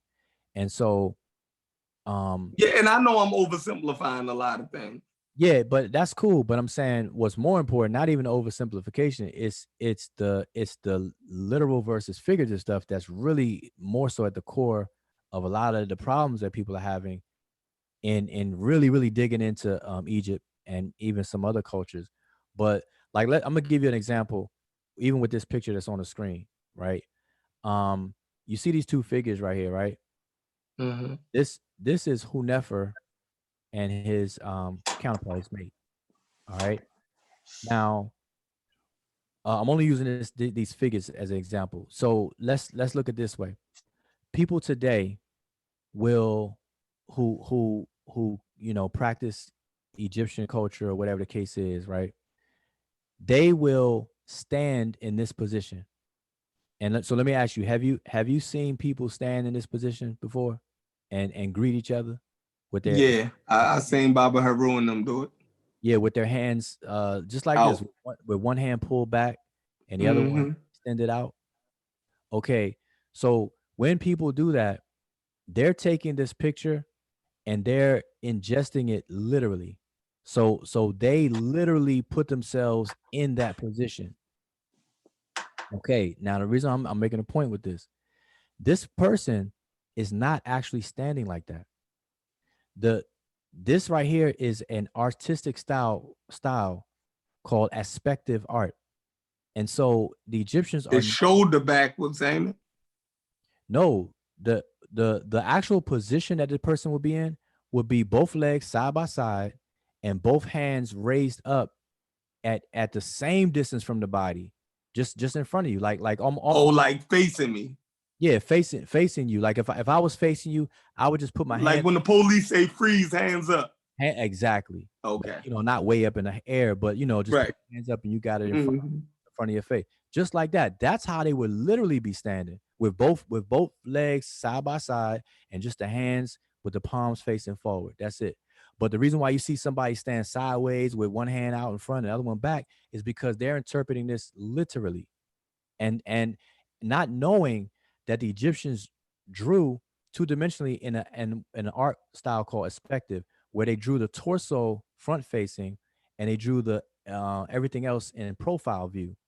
And so that's a whole style. And so that gave birth to what's called comedic yoga, where people are putting themselves in these yoga positions, literally mimicking the artwork and not knowing that that really not no Egyptian literally put themselves in none of those positions at all.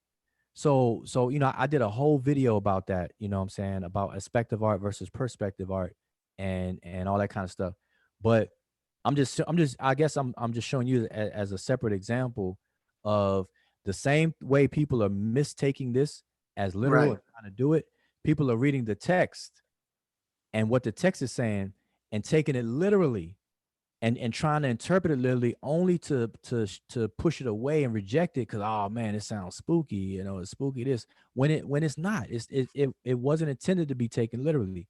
Like this text right here is written in retrograde, what's called columnar retrograde.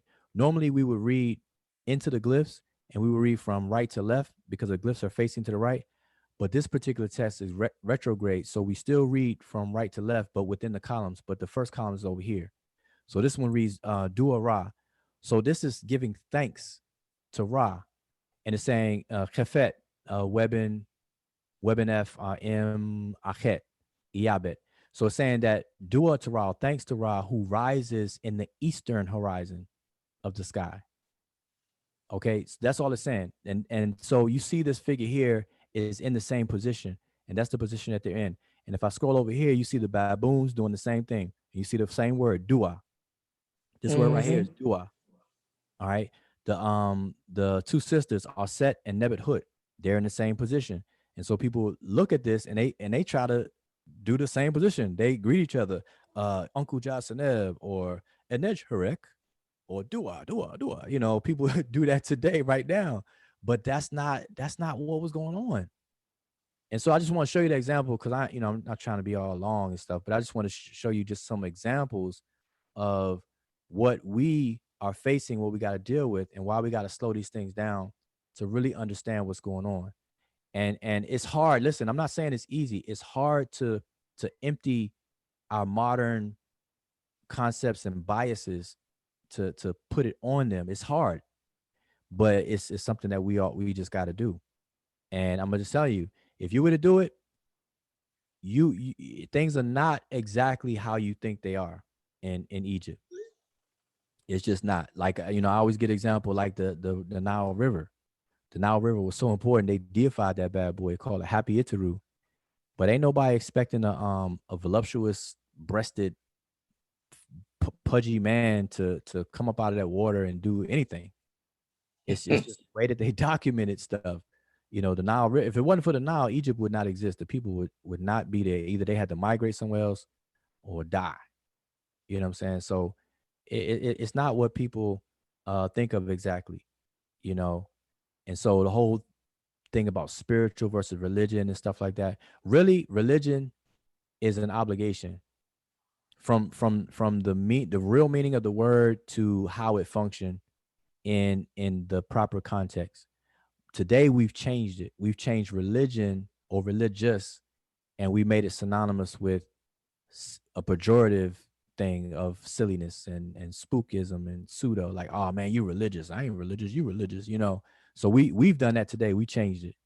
But the original intention of the word religious was to talk about an obligation, what you obligate yourself towards.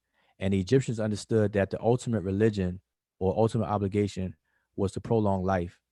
And your very life, you're obligated to promote life and everything. And so they looked at how things functioned around them and they mimicked it, just like how you just read. And that functioning they refer to as ma'at, which means reality or true. That which is true, ma'at is true, but the ma'at with a T normalizes it, and it makes it that which is true or that which is real. And only that which is real is something that you can stand on and be loyal to.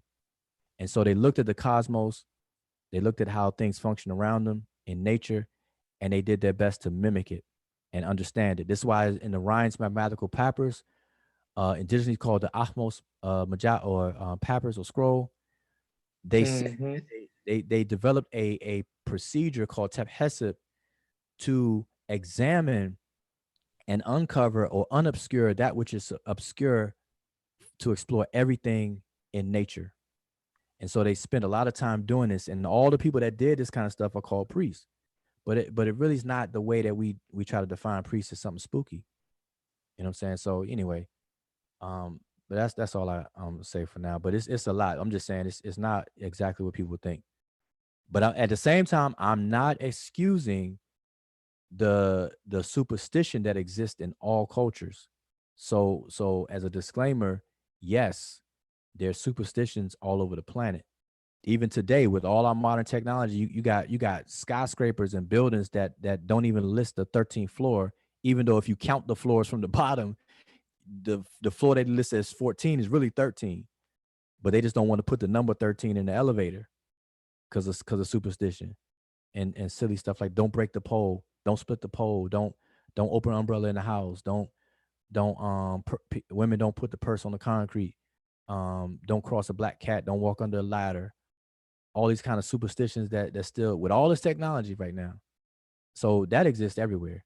You know what I'm saying? So yeah, there were some superstitious folks, and then there were folks who may not have been privy to the explanations of the realities behind the figurative stuff, and they may have mistaken information, and that's actually what happens because it deteriorates over time. And that's the efficacy of the initiatory system. So as another quick example, if you look at the Dogons, right, the Dogons have a 4-tier educational system where you get initiated into the system, and at the first level they teach you the myths or whatever the case is, but they don't offer you any explanations. They want you to just understand the myth as a myth. And then you go to the next level over time, and then they give you further information. They start explaining some things. They start setting up a skeleton structure for you. And then you go to the level 3 and you get more information. By the time you get to level 4, they call it the clear word. And by the time you get to level 4, they shooting it straight to you. They breaking it down. They saying, oh man, it's not what you thought. This right here is really this. This right here is really this. And a lot of African cultures do that. And so you can look at the Dogon story written in the book The Pale Fox, and you could read Ndabi My Children by Credo Mutua, where in the chapter where he's explaining his initiations, like he has a chapter in there where he's kind of breaking down, walking the reader through some of his initiations and what the elders were telling him. They said the same thing. They're like, look, my child, the reason why we do this and do that, we're fooling you. It ain't really this. It's really a placebo. He's shooting it straight to him. And so, so you have that in all societies. So, we got to keep all that in mind too. Like you said, the magician, you said it earlier. You said if a magician knows that you call it deception though. You said if a magician knows that what he's doing is not what the person is thinking he's doing, but he's allowing the person to think that way, then you call it deception. Man, that's everywhere. That's everywhere. Yeah, I can agree with that. Yep, like you cut hair.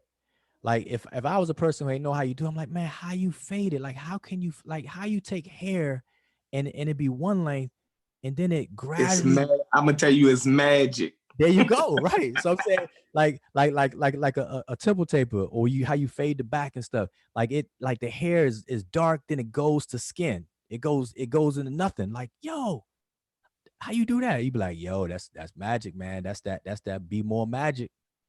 But it's a skill. You do it. But if I don't know how you do it, I'm like, yo, man, that's what's up.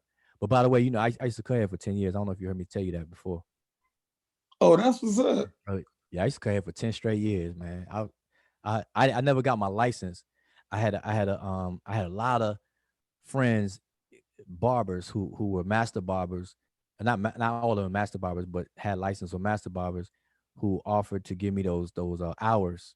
But I had to work in the shop for so much, because they wanted to protect their life. They ain't trying to lie and everything. And man, every time I came close to accumulating these hours, man, something will always come up, and I never did it, man. So I never got my license, but I cut hair for 10 straight years though. Man, look, some of the best barbers I know don't have a license. So that shit don't, you know what I mean? Yeah, I mean, it only matter when you want to work up in those shops though. Right. I used to cut at home though. I used to cut in my apartment complex. Everybody, my whole high school grade, 11th, 12th grade, that's when I was cutting hair. I cut everybody's hair in my neighborhood, everybody in school.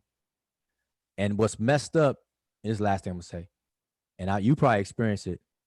Here I am cutting hair, right? And back when I was cutting hair, it was only $5 a cut.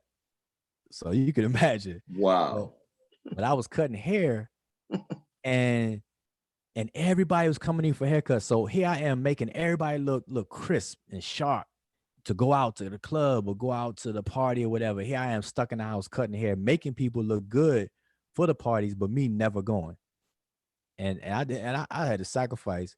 So I know you, but you work in the shop, so I know you got like hours. But I know you get that sometimes too. Like you hooking people up, but then while you hooking people up, everybody else is out there having a ball and having fun doing this and doing that. But yet you up in here making it happen. So that's crazy. That got crazy to me. That's not I ain't getting nobody all spending all that time making a motherfucker look decent for $5. I've been had a fucking fit. A haircut is every goddamn thing. You feel me? Your outfit ain't right unless your haircut right. You know what I mean? Yeah. What's the average price now? What's the regular, like what's the price for like a temp with the 2 temp on the 2 sides and the back or whatever? Well, in Baltimore, we damn near at $40. God dang. We damn near $40. So I know $5 sound like some heavy. Yeah, I couldn't imagine it. But listen, when I first started, I started cutting hair like 2006, and we was at $20 then. Yeah, I had stopped by then. We was at $20 then, and that shit been going up $5 almost every 2 years. You know what I mean? So yeah, we basically for a grown man, we damn near $40 is damn near the going price for a haircut and beard. Like, listen, if I had a $40 price tag on my cuts when I was doing it, I swear, man, I'd be seeing it because I cut so many hair. But see, $5 at that time though, that was the going rate. It was 5 and 7. Like you go to the shop, you were paying 7, and that's for, you know, if you want something extra, like, you know, the beard and mustache and all that stuff, you know, they tag on. But the average price was 7 when I was cutting, so I did it for 5. I did it for a straight 5 piece, and that was the going rate. But remember, this is 1987. Oh yeah. I cut from 87 to 97. I mean, no, was it 87, 97? Yeah, I think I cut from 97. Yep. That's when I left. That's why I came to Georgia. Yep. I cut hair all the way up until came to Georgia. So yeah, I was up there, man, cutting hair. But man, $40. Shoot, I'm in the wrong business. I need to start doing that again. But and I had all the latest stuff. I had my detachable oyster clippers. I had my Andis. I had my the Andis Masters. I had the T outliners. All that good stuff, man. But I seen some stuff they using now, like yeah, we cordless now. Yeah, that's what I'm saying. They cordless. Yeah, I only have one pair of clippers with a cord on them now. Everything else is cordless. Everybody went cordless. Everybody went to the chalk and dye and stuff, and even the razor. Like we ain't use the razor like that. You know. Yeah, we raise everything. Anyway, so all right, man. But I know Unbiased probably sleep, and this is going. It was a good rap though. You know what I mean? I know you rapped out for the day. You've been rapping all day. You had the joint with Rob on, and you feel me? I know everybody was hitting you up about signing that, acting crazy. You know what I mean? So yeah. That's just unfortunate, man. But like I said, I don't deal with the noise. I just keep it pushing. It's all good. Man, we just keep it moving. So I'm gonna say Shem Hotel, peace to everybody in chat. He still got 22 people watching. People done rotated themselves out. Hold on, I ain't even looking in here. Hold on, who's left in here? Oh man, you know Amber's knocked out. Is she? I know she is. Cause Amber be doing just like Rob. I mean, Unbiased. Both of them gonna watch. Both of them gonna be in here until YouTube kick them off. Yep. But I'm gonna say peace, man. I'm about to leave this. All right, Boo Job, peace. All right, peace.